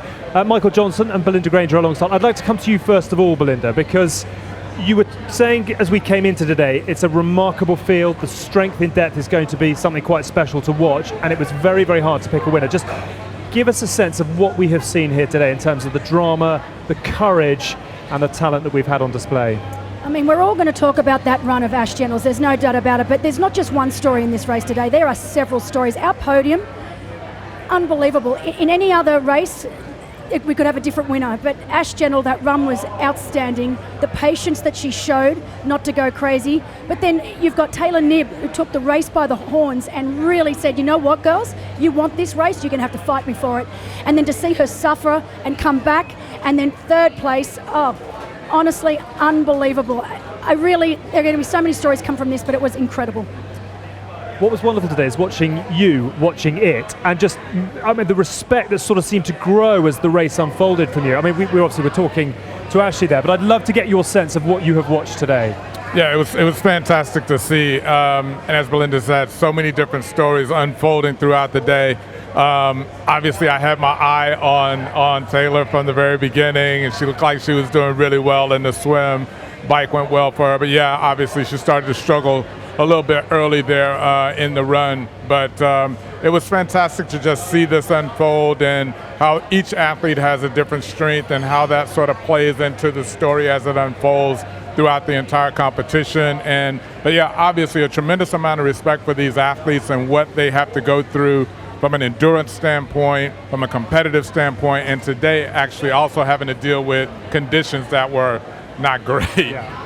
You did say before we came on air today that being a sprinter is very different to being an endurance athlete, and actually when you were in your prime you sort of looked at those who did this type of environment, this type of event with a slight curiosity. I mean, has that grown again today for you? Yeah, I think, like I said, I've always had a tremendous amount of respect for athletes who are pushing the limits of human performance, and these athletes certainly are doing that. but getting involved to really start to get inside and be able to listen to the experts, you know, is a completely different experience. And I think that that's so important for sports that are trying to grow, just like we're trying to do in my sport of track and field, to bring people into it and kind of put things in human terms for them so that they can really understand better what they're seeing. So what I experienced today, which, you know, unfortunately the typical person doesn't get to experience sitting here with experts, some of the greats of the sport, and being able to actually understand, you know, the strategy behind why an athlete's doing this, how the competition's unfolding, you know, and what might happen. I mean, I could see that gap closing and thinking, you know, I don't know, you know, whether or not, you know, Ash is going to be able to close this or not. And to see that was just phenomenal. We're making you earn your corn this weekend because you've obviously been in commentary, you've been in studio with us, you've done interviews as well. You've now got to go and hand out the medals. So I hope you're charging overtime for it. So I'll let you go, Michael. We'll put your mic down and hopefully you'll come back and have a chat with us a little bit later on. Belinda and I will keep chatting as you do that. See you in a bit. Someone should be able to come and take you to the ceremony. Here comes Vicky. All go, all hot-footing around. Welcome along, better late than never. Come and have a little seat. Well done to you. Thank you. You've obviously had a very busy day in commentary. Very but busy. We'll get you a drink. We'll give you a moment to calm, take a deep breath. We've just asked Belinda and Michael their thoughts on today. How do you reflect on what we have seen in this extraordinary heat? Well, I'm really lucky. I've been in an air-conditioned commentary booth most of the day, and actually, if I wasn't... we've had a fairly good time in here with It's been lovely, Belinda's had a hey? lovely glass of Chardonnay. We're all pretty all right, sorry. Every time I step outside, I'm just struck by how oppressive it is out there. So first things first, the athletes finishing, I just have to take my hat off to them because it wasn't a foregone conclusion that anyone was going to make the line today. The time differences that we saw were quite big, and I think that's again a testament to the conditions of the day. But how do we look past what Ashley Gentle was able to do there? Belinda, you mentioned it early on in commentary that Ashley's someone who doesn't seem to be too fazed by the heat. She's able to just keep plowing on like it's not touching her. And today was the perfect example of that. As people were falling around, she just carried on, smooth as you like. 7 minutes she took out. It's amazing. It's a really lovely point you make there, actually, because if you think of those athletes in their prime who are dominant, Michael obviously won. I mean, he had a very particular running style, Federer, and the grace that he exuded at the peak of his career. Ashley looked so in control today. It wasn't a fight to get the victory. It was just allowing her to do what she does, in complete contrast to someone like Lionel Sanders, who you feel battling when he's out on the course. Ashley just felt like she hit the flow, and that was always going to take her home. You could just see that inner confidence that we spoke about earlier. She has this confidence. She knows that her run is her absolute strength. She knows that she runs incredibly well in these sorts of conditions. She needed to concentrate on herself and herself only, and she knew that it was hurting the other athletes around her more than it was hurting her. And like Vicky said, she just kept plucking them off one by one by one. And I kept having her coach messaging me on the phone saying, I'm telling you now, Belinda, by 2 kilometres to go, Ash will be in the lead of this race. And I think it was actually before 2.7, I think she managed to 2.7 do kilometres it, that she was able to do it. Schedule. In the UK at the moment, we keep hearing about Annus Horribilis, which was obviously Queen Elizabeth's expression in 1992 after a horrible year, and obviously, it's a very big story in the UK, and that just makes me suddenly turn that round and think of Ashley and her sort of almost Annus Miraculous, Annus Fabulous, however you want to say it. Just talk us through, Belinda, her form, how she's hit this hot streak, and I suppose where you think she can go from here. We mentioned earlier about her Olympic, the time at the Olympics in Tokyo and then coming home having to serve 2-week quarantine. I don't think any of us can understand quite what Ash Gentle went through in that time. And she was at a real crossroads at the end of the year after that, not knowing whether that was it, whether she should go to long course, what she should do in the sport of triathlon, and she was really quite lost. And I remember sitting down with her and saying, you'd be an incredible long distance athlete. She'd already done a few half distance races and done particularly well in them. And wow, I'm so glad that she's obviously sat down with Josh, who is a long distance athlete, her fiance, and they made that decision. Let's give it a try. So we're giving some of the credit to I'm Belinda. taking it all. No, I think we should do. What a surprise. Definitely not taking the credit. But I'm just so glad that she took a step backward, she sat down, she reassessed, decided she still loved this sport of triathlon. It was just a matter of moving sideways. Yeah. A worthy champion, the double as well, off the back of the PTO event in Edmonton as well. And it is time to crown our champion here in Dallas. Let's hand you out to the medal ceremony.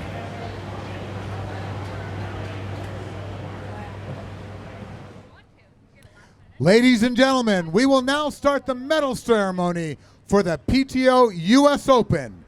It is my pleasure to introduce Monica Paul, Executive Director of the Dallas Sports Commission. Thank you, and welcome to Irving and DFW. I really want to take this opportunity to thank PTO, USA Triathlon, all of the volunteers and staff, the athletes that could make this possible here. It has been fantastic.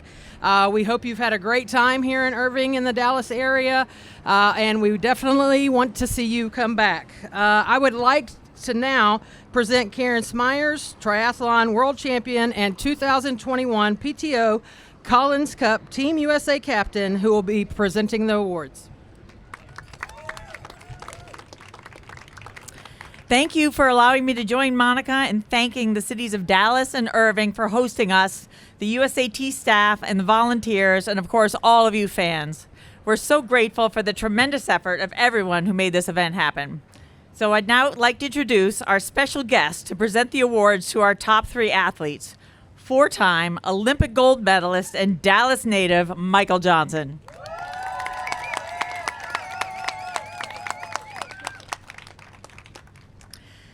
On behalf of the PTO, it is my pleasure to recognize our podium finishers at the inaugural PTO US Open.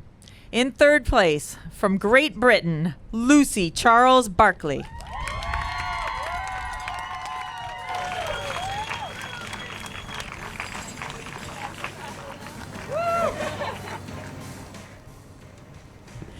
In 2nd place, from the United States of America, Taylor Knibb.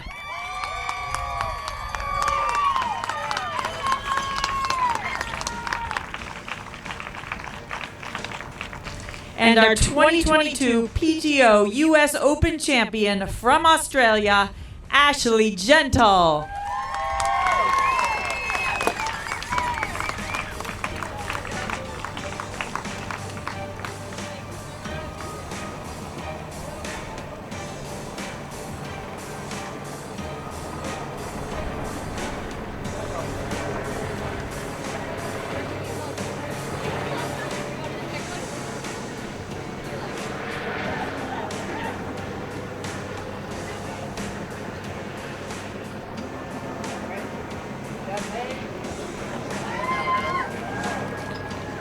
All right, time for the champagne.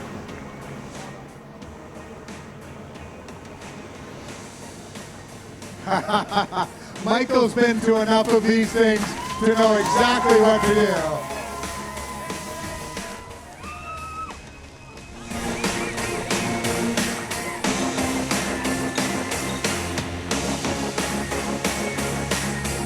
So one more time for your champions here today.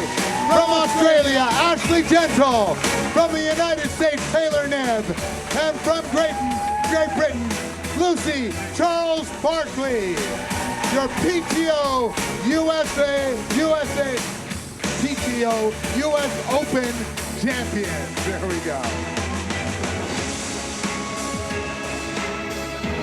Wonderful scenes there from the finish line. I don't know if you guys at home picked up. I don't think Taylor Knibb is a fan of the bubbles, but I'm sure she'll be a fan of the paycheck and the plaudits. So Ashley Gentle, as we saw there in the middle, she was top of the podium. Congratulations to her. Taylor Knibb in 2nd, Lucy Charles Barkley in 3rd.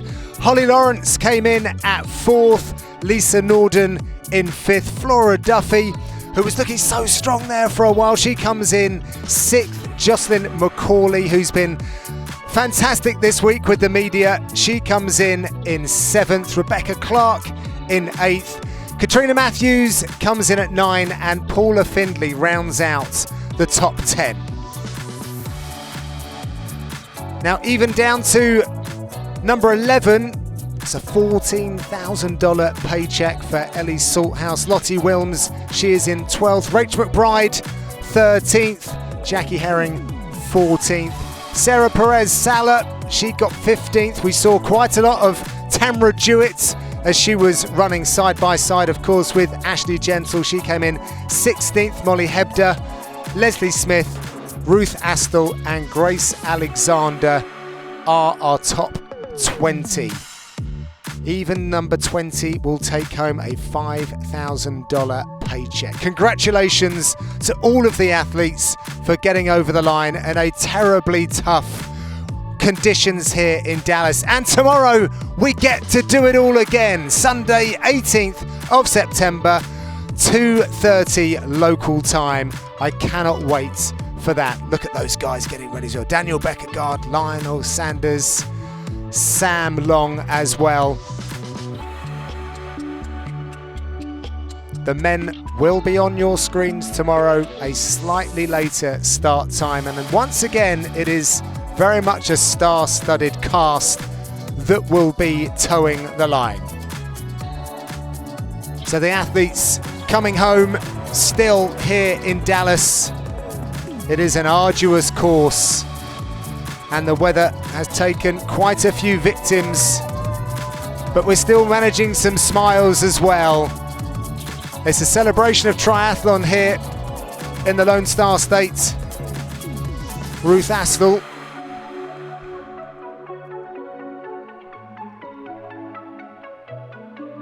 still in that searing heat as they amble over the finish line. Love to see it. Love to see the smiles after what can only be one of the most painful days out there with the conditions and the competitive field as well.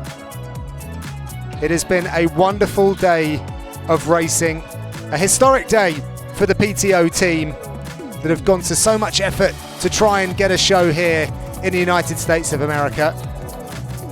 And we cannot wait to do it all again tomorrow. Time now to send it back into the studio for interviews, thoughts and more with the gang.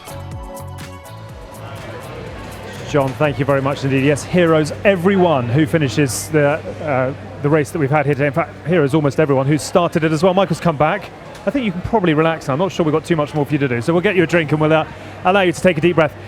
What I do want to do, and we'll come back to Ashley in a moment or two, but I'd love to just pick up on, I suppose, some of the other runners and riders today. Taylor, first of all, we touched on her, but just, I think you were saying unbelievable talent, but perhaps there's a little bit of experience which will be taken from events like this, which will just help her. Would she be potentially regretting over pushing it at times today? Would that be a cause, or are we looking for something that isn't there? To be honest, I don't think so. She's 24 years of age. She's so young. She's got a whole career ahead of her to make a few mistakes. And I think you mentioned it before. Sometimes you have to make mistakes to know what your limitations are.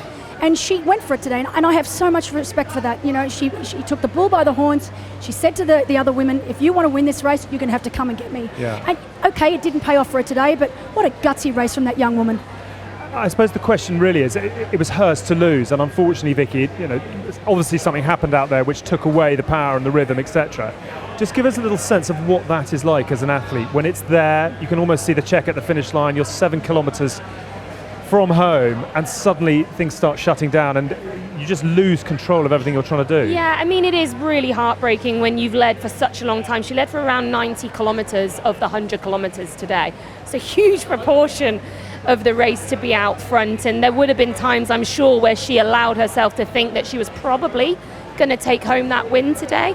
But she will also have known in the back of her mind that there were certain things untested for her. With such a long time off racing because of injury, she couldn't have known how she was going to fare towards the end of that run, and it was just those last 8 to 10 kilometres of the run where maybe the wheels started to come off a little bit. You didn't lose, so this is quite a difficult question to ask you really, but as an athlete, and I'd be interested in the sort of psychology of it, is there a difference between not winning, which perhaps Taylor would say today, and being beaten? Yeah, I mean, there is a difference between those two. There's a stark difference between those two because for any athlete in an individual sport specifically, while on the one hand you're competing against the field, you are also competing against yourself, and you have a personal goal for yourself that you're trying to achieve. And that's where I think the important part comes in for Taylor. When you're trying to achieve something for yourself, you have to go out there and maybe do something that maybe you didn't do before in order to actually do that, to accomplish something. Like when you're trying to break a world record, you have to do something you've never done before. That's a risk. And it's a risk because you're also competing as well. So balancing those two, can be difficult. But I think that, we oftentimes, as fans, as commentators, we think we know what the athlete's thinking, but what we're thinking from a commentary standpoint or from a fan is completely different from what the athletes think. And so what Taylor was thinking out there today, in terms of what her strategy was, in terms of what she felt like her chances were, and whether or not, she made a mistake or not, we don't know, because every athlete is different. They have their own goals, and, it takes them to go out there and know what they're doing, and to learn from those things that happen, whether it's a win or a loss. And regardless of whether it was a mistake, a win or a loss can actually create that sort of competitive platform that you need to be able to go out there and know in the future what it takes to win. You'll forgive me for asking this, but I'm genuinely fascinated to have the chance to ask questions like this to you. When Ashley crossed the finish line, you could almost see like a sort of an exhale of relief. It's not the size of the challenge that she's overcome. When you won, was it elation or was it relief that you'd done what you needed to do? Yeah, it's both. Okay. It's elation that you won. It's relief because when you said, hey, I'm going to go out there and I'm going to win, or I'm going to go out there and I'm going to make history, I'm going to win the big win. When you said that, you put an additional amount of pressure on yourself, and that's why some people don't say it. They never say it, and they go, oh, I'm just going to give my best, and I'm going to let it sort of fall where it may. And did you put did you need to put that pressure on yourself to perform? Did you find the extra? I performed best under that sort of pressure. Okay. When I was the favorite, I performed better. Some athletes don't, and you have to recognize that in yourself. I knew that, if I put pressure on myself, I'm going to perform better. The gold shoes is probably a bit too far, to be honest. If you back it up, the gold shoes is brilliant. That's probably a bit too far, but it worked, thankfully. Whose idea was that? It was my idea. Now, many years later, I probably wouldn't have done it, but thankfully, I was stupid enough then. I didn't have the wisdom that I do now that, hey, if you end up in the silver position with those gold shoes, it's going to be a disaster. Did you have anything else that you would have topped the shoes, but that you did say that is too much? You never ran in an all-in-one gold onesie? No, because the things that, all of these things were carefully thought out. So I felt like I have the potential to make history, and I think I can win the 200 meters and the 400 meters. No one's ever done that before. I think I can do it. There were things that I thought about, like, oh, that would be great to do, but that's not possible. So you have to be realistic as well when you're setting goals, because otherwise you don't even believe it yourself, and you have to believe. Absolutely fascinating. Lucy Charles-Barclay, and we talk a lot in sport, don't we, about control the controllables, look after what it is that you can do. What we're beginning to see, the more triathlon we see, is that often it's how you handle the uncontrollables here. I mean, you said actually her performance today and her achievement today is every bit as admirable as Chelsea and Taylor above her. Oh, absolutely. Sorry, Ashley and Taylor above her. Truly, what more could have gone wrong for Lucy? She let out of the swim, so she put herself in the box seat from the get-go. She had problems almost straight away with her DI2. The battery went flat. They had to go stop on the side of the road, get a new battery, get her gears working again. So, and if that wasn't enough, your nutrition. She lost her nutrition. She couldn't get that bottle in. We don't know if there was a problem with the way that mount was, whether it dropped slightly. But you can see here now, stopping on the side of the road to get that DI2 changed. And now again, that second problem for the day where she just couldn't get that bidden into that rear cage. We don't know if it dropped. But look, not once did I see Lucy Charles ever get upset, ever look flustered. She kept her cool. She kept herself under control, even when this pass was made with Ash Gentle when she lost second position. So honestly, hats off to Lucy Charles-Barclay. She had a phenomenal race to be able to hold on to that podium position after everything she faced. Really, really admirable race. If buts and maybes, but what impact do you think, particularly not being able to hydrate on the bike, would have had to her overall position today? I mean, it's so hard to quantify something like that, but we have to remember she lost 2 bottles today. She lost the first one within the first 5 minutes of the bike. We saw her look back as the bottle bumped out of the back of that bottle cage that she had on the rear of her bike. We don't know how much of her nutrition she'd taken in at that point, and I would imagine not very much because it was so early on the bike. And then the second bottle, we saw her really struggle multiple times to try and get that back into its bottle cage, to drop it again, lose the nutrition again, and you can't recoup that loss. When you're racing in these conditions, you can't just get that back again by having more drink, more fluids at a later point in the race. So it's hard to quantify it, but I've no doubt it would have played into her overall race performance a little bit. That is a remarkable picture as well, isn't it? You just get the sense of how much those athletes have put into the course here today. I mean, what are those moments like, Belinda, when you have left everything out there, you have gone to the well and back in extreme conditions as well? I mean, there seems to be a great camaraderie. Is there an acknowledgement amongst everybody as to what's gone on there today? First of all, it looks like a bit of a war zone right there now, which is just, it shows you just how hard those conditions were out there. Michael, I think you nailed it in the press conference when you were talking about you can be friends off the course, but once that gun goes off, everyone is a competitor. And we see it time and time again with our female professional athletes. They're quite friendly off the course, and you can see them trading war stories there of the day, and they'll do that well into the night. But on the course, they're fierce competitors. Off the course, they're actually friends, and I love seeing this camaraderie and the telling of stories, and I can only imagine what they're saying right now. Would you go along with, was there great camaraderie amongst, I mean, obviously, I'm not sure how much time you would have spent with them, but did you get on with those that you competed against, or was there a little bit more of a distance? Vicky's shaking her head. It may well answer for you. I heard the answer to this yesterday. I think I might have teed it up for you to hit it home. It was a little bit different for me because of being a 200-meter sprinter and a 400-meter sprinter. So the 200-meter sprinter, most of my competitors were 100-meter sprinters, where it's like heavyweight boxing. It's like this, sort of fierce rivalries all over the place. The 400 meters is such a difficult event. I mean, really tough event where I think it's similar to these athletes where you're extremely competitive, but you know how difficult it is. And when you cross that finish line, you know everyone else has experienced this extremely challenging competition just like I did. So there's a tremendous amount of respect. So 400 meters, there was a lot of respect between us, not friends necessarily, but respect. 200 meters, not much respect at all. Got personal at times as well, which, the fans love that sort of thing as well. But that sort of reminds me what we see in our sport, though. At the end of the decathlon and the heptathlon, you see all of those athletes who have competed for 2 days in 10 events, 7 events, going against one another, fierce competitors, come together at the end. They're all there together. They take a victory lap together. They do a wonderful picture where they sort of acknowledge the crowd for their support. And I think that's what you get in these type of sports where it's, so difficult. Everyone can identify with one another, and because of that, there's sort of this shared and mutual respect. I was going to say, what's it like nowadays when you see old sparring partners, old warriors? Is there a hug and a handshake, or is there just a cursory nod? There is now. I mean, it's so different, and we're able to talk, and you get to know some of these guys, that I knew only about them from a competitive standpoint, and now I've gotten to know them. There's a lot of respect now that wasn't there before, so it's quite interesting when I do run into them. Time is a lovely healer, and we've actually got a lovely shot from earlier on today. It's real camaraderie out on the course. I'm not sure we'd have seen this when Michael was in his pomp, but a lovely moment here with Paula Findlay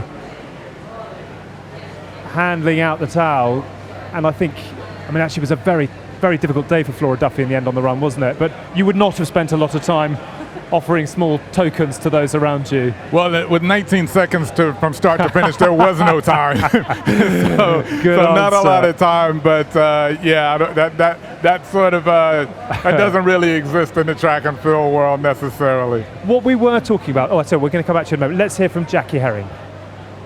Thank you, Alex. Yes, we're with Jackie Herring and family, Hunter and Skylar and husband Mark. A real family affair. Jackie finished 14th. What was it like out there? Oh, it's so brutal. So tough. So many fast girls, and just major props to all the girls that finished, and such a good team out there supporting us. So it was good, but hard. Did you execute the game plan accordingly? Yeah, I had a tough last month, so my goal coming in here was just to mainly complete the activity and survive the heat, and I did that, so I'm feeling good. So much respect to all of you for getting across the finish line. But let's go down to Hunter's t-shirt because it says it all. Go Mum. How proud are you of Mummy? Super proud. Would you like to follow in her footsteps? You'd like to do the same thing? Don't be silly. Don't be silly. Skylar, what about you? And we're going to hide from the camera. I totally understand if you don't want to speak. It's intimidating moments. Mark, how does this all work as a family? We're just that, a family unit. I think we do a lot of teamwork, tag teaming with the kids. I work full time and try to support her and give her the time that she needs to do all her training and traveling. So teamwork, Yep. Team win today. Teamwork makes the dream work. And in terms of in the morning, and you've got the children running about 6 and 4, how do you get that into that zone? Race morning, yeah, pretty much then he's on dad duty for the kids because, yeah, race day and race weekend is really kind of just like a work weekend for me. And we have a good system down now where I think we both are on the same page of who needs what. And the kids have a blast watching and cheering, so it's just super fun when they get to be here. Yeah, and traveling with you as well, I'm sure, is just so exciting. What happens now? We don't often see this in triathlon. We see these superhuman efforts cross the finish line and everyone's wondering, what do you go on to do? What's the recovery process from this point onwards? Yeah, well, for most of us racing this race here, we have Worlds coming up in 6 weeks for the 70.3, and some girls are doing the full Ironman. So I think the name of the game is kind of get home, rest up, shower up, take care of your body with massage, make sure you're all good, and then just crack right back into training because we're kind of in the championship part of the year, so we have to keep going at it. And with the caliber of field that the PTO is, and it was a hell of a lineup today, how proud of you are of yourself and where you finished? I'm really proud, yeah, especially with training and things not going exactly perfectly the last month for me. It's just such a treat to be able to line up with these ladies and compete with them because they're so talented, and I have super duper respect for all of them. So yeah, finishing 14th or whatever it was is just great. Jackie, congratulations, and family, well done. Give your mum a big hug. She did brilliantly out there in what is incredible heat. Thank you for chatting to us. Really appreciate it. I'll let you in on a little secret, which I was chatting to Mark earlier on today, and he said that Hunter was really excited about being back on television, but ain't as easy as it looks, is it? I'll certainly make it look that way, unfortunately. Anyway, very nice to check in with the Herrings once again. We were talking, the thing I'd love to ask you actually is we're talking about the controllables and also what happens when the uncontrollables come your way. How did you handle it? What would be an example of something where you thought, hang on, this is not as I wanted it, and how you would have handled that? Yeah, sometimes the race isn't going quite the way you expected that it was going to unfold. So of course, you sort of study your competitors, you feel like you know based on their past performances what they're capable of. You develop a race strategy based on two things.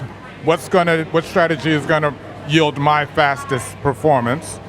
1. 2, what sort of strategy do I need to execute in order to beat the rest of those guys? And that's based on what you think they might do. So as the race is unfolding, even a 43-second 400-meter race, things are happening, you're assessing how they're happening and how the race is unfolding. If it's not unfolding the way that I expected it to, then I have to try to make some adjustments or decide, you know what, I can't control what they're doing and I have no answer for that today.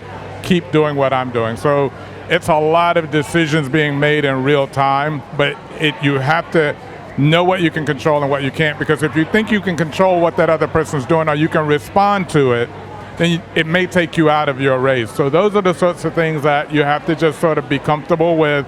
This is what I do. This is what I need to be doing at this moment, and I can't do anything about what anyone else is doing. And I think, like for Taylor today, that was the situation. It's that situation for every athlete. That was the situation later in the race. And it was probably, for Ashley, it paid off for her, during the bike, it's like, look, this is what I need to do for me, and I'm going to stay here, and I'm not going to respond to what those guys are doing. Sometimes you do respond, sometimes you don't. The greats know when to get that timing right and what decision to make. You have to make those decisions in real time. Which is you had the answers, which is a lovely place to be when you're out there. One of the things that I'd love to ask all three of you about actually is, and we started today talking about stars in the sport and a new era for triathlon.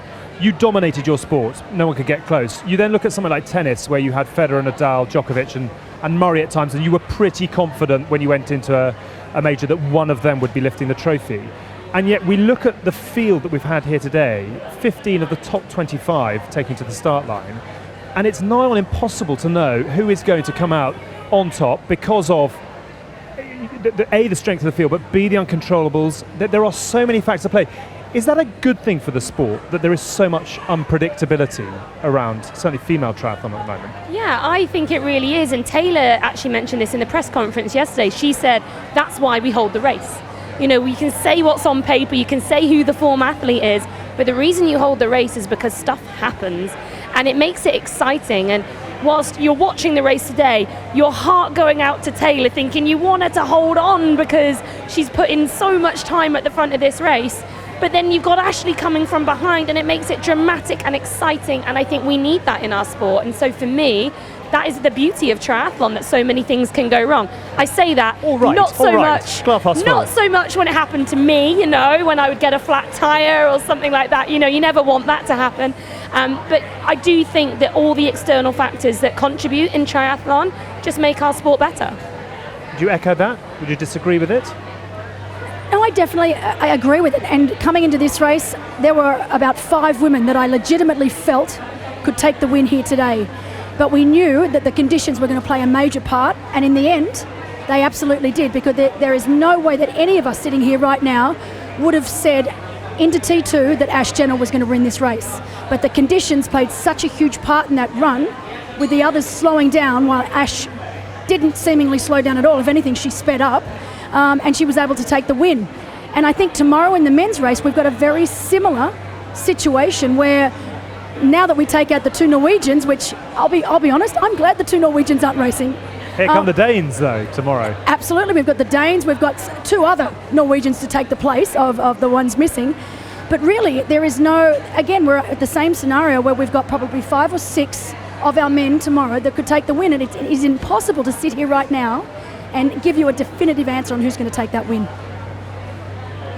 I think that's a critical aspect of sport, is that sort of unpredictability for fans, where you've got, 10 fans sitting in a bar and each one of them has their own opinion about who's going to win, and they're arguing back and forth and they're making their case to one another. That's what makes sport great.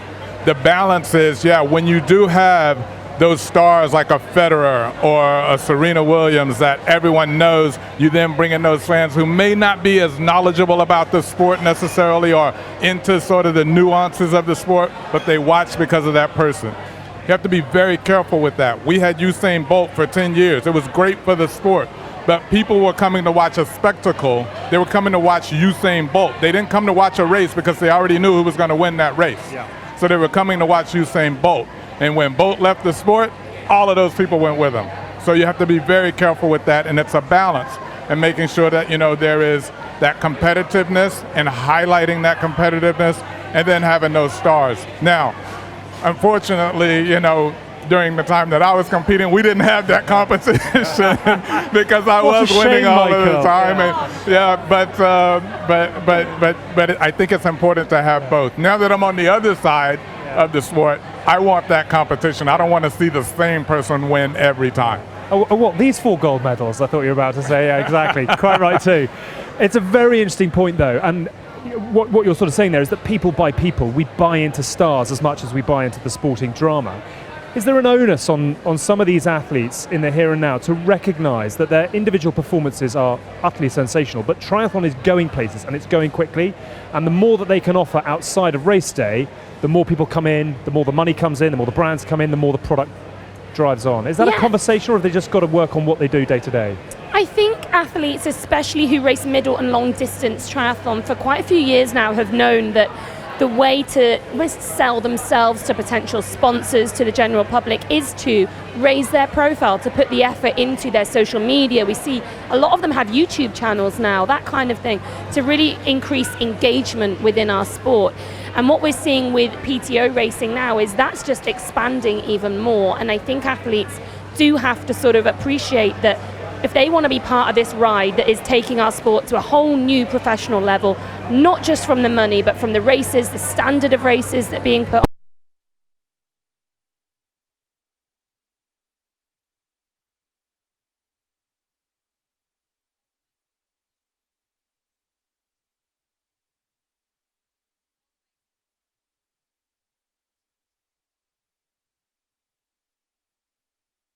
You have spoken in your social channels about not being proud of what you've achieved in this sport yet. So what does success for Daniel look like? The success is changing a lot. So coming from a mindset where the only way I could reach success was becoming world champion, and that's the only way I could feel proud. I had a tendency to kind of beat myself down a lot, but changing mindset to every day kind of just getting better as a person and as an athlete, and every day is an opportunity to chase that high performance. And you know, a race like this and the World Championships and everything, you have to prepare and prepare to perform on the highest level. So I think I'm on the right course, but there's still a lot to learn. And in terms of then standing on the top step of the podium this weekend, or getting those World Championship titles, how do you marry that up with what is perhaps a Danish mentality of not believing that you're special? I think, to put out an example, I never thought I would be an inspiration to anybody, to be honest, because I'm not a world champion, and I'm just swimming, biking and running because I love it. Then 10 minutes ago I met a guy who asked me to sign his shirt and looked me in the eyes and said like I was the biggest inspiration he'd ever had in his life. And I got emotional just hearing it, because it's the first time I actually feel like I've had something to offer for another human being's life. And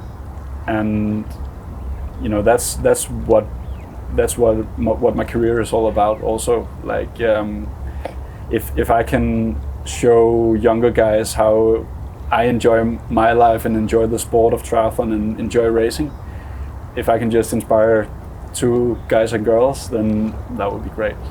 Let's talk about the lighter touch as well. It's no secret that you love your coffee. Have you brought your caffeine making utensils here with you? Yeah, I had to. So I'm gonna be in the States for 2 months, and I actually only realized when I sat on the plane that it's 2 months I have to be away from my coffee machine. So it's the essentials, right? Yeah, it's the essentials. It's about having those small things that you can, enjoy outside of training, and one of them is coffee for me.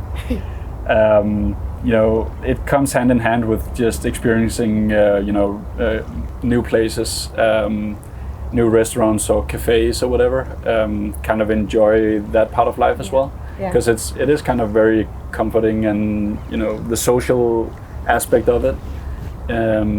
I've never been a big drinker, so that social aspect I've not really been a part of that. Now I found it through coffee, and I love it. So what can Sunday look like, and how confident are you that you could be crossing that line without a sprint finish? The cool thing about triathlon is the fact that we can have different strengths, and with Lionel and Sam, 2 guys I respect a lot, because I know that the way they race is it's honest racing, and they give 100%. There's a lot of other guys where it's like you don't really know. It depends on the day and all that stuff. With those guys, they don't care. They will be there and race no matter what. At the same time, I know if we rack the bike in T2 together, it will also make my day a whole lot harder. But again, that's what I ask for.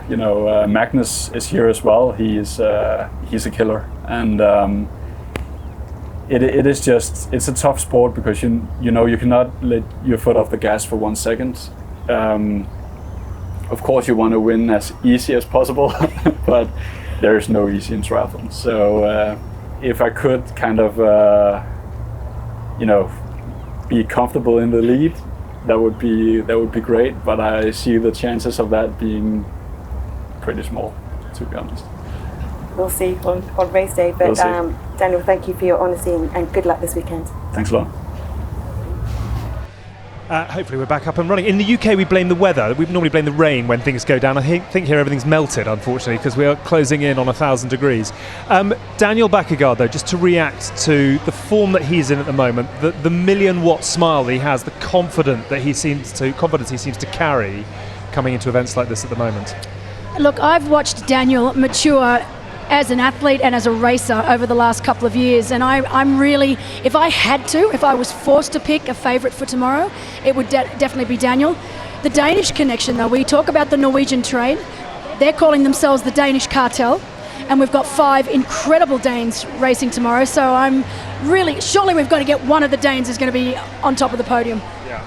Today is hot, tomorrow is hotter. I think Monday might be hottest on that basis. But I mean, if we've had a struggle today for the athletes, how do they control what is going to happen to them tomorrow? What is going to be key to just making sure they deliver what they have to? Well, I think the first thing to say is they can't control it. No one can control the weather. And I did just say when we were off air a minute ago, I don't know how it's going to be hotter tomorrow than what it feels like out there today. So the lads know that that's coming for them tomorrow. But what is so key is just doing the little things right that they can control. So their nutrition strategy has to be absolutely dialed in, and their pacing.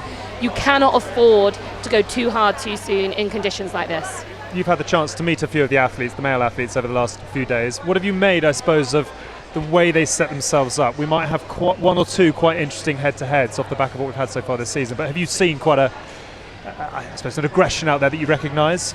No, I mean, Lionel seems pretty serious, but, really nice guy. See if he, kind of has that Incredible Hulk thing where, it seems nice, but then once he gets into competition, sort of flips the switch and becomes a completely different person.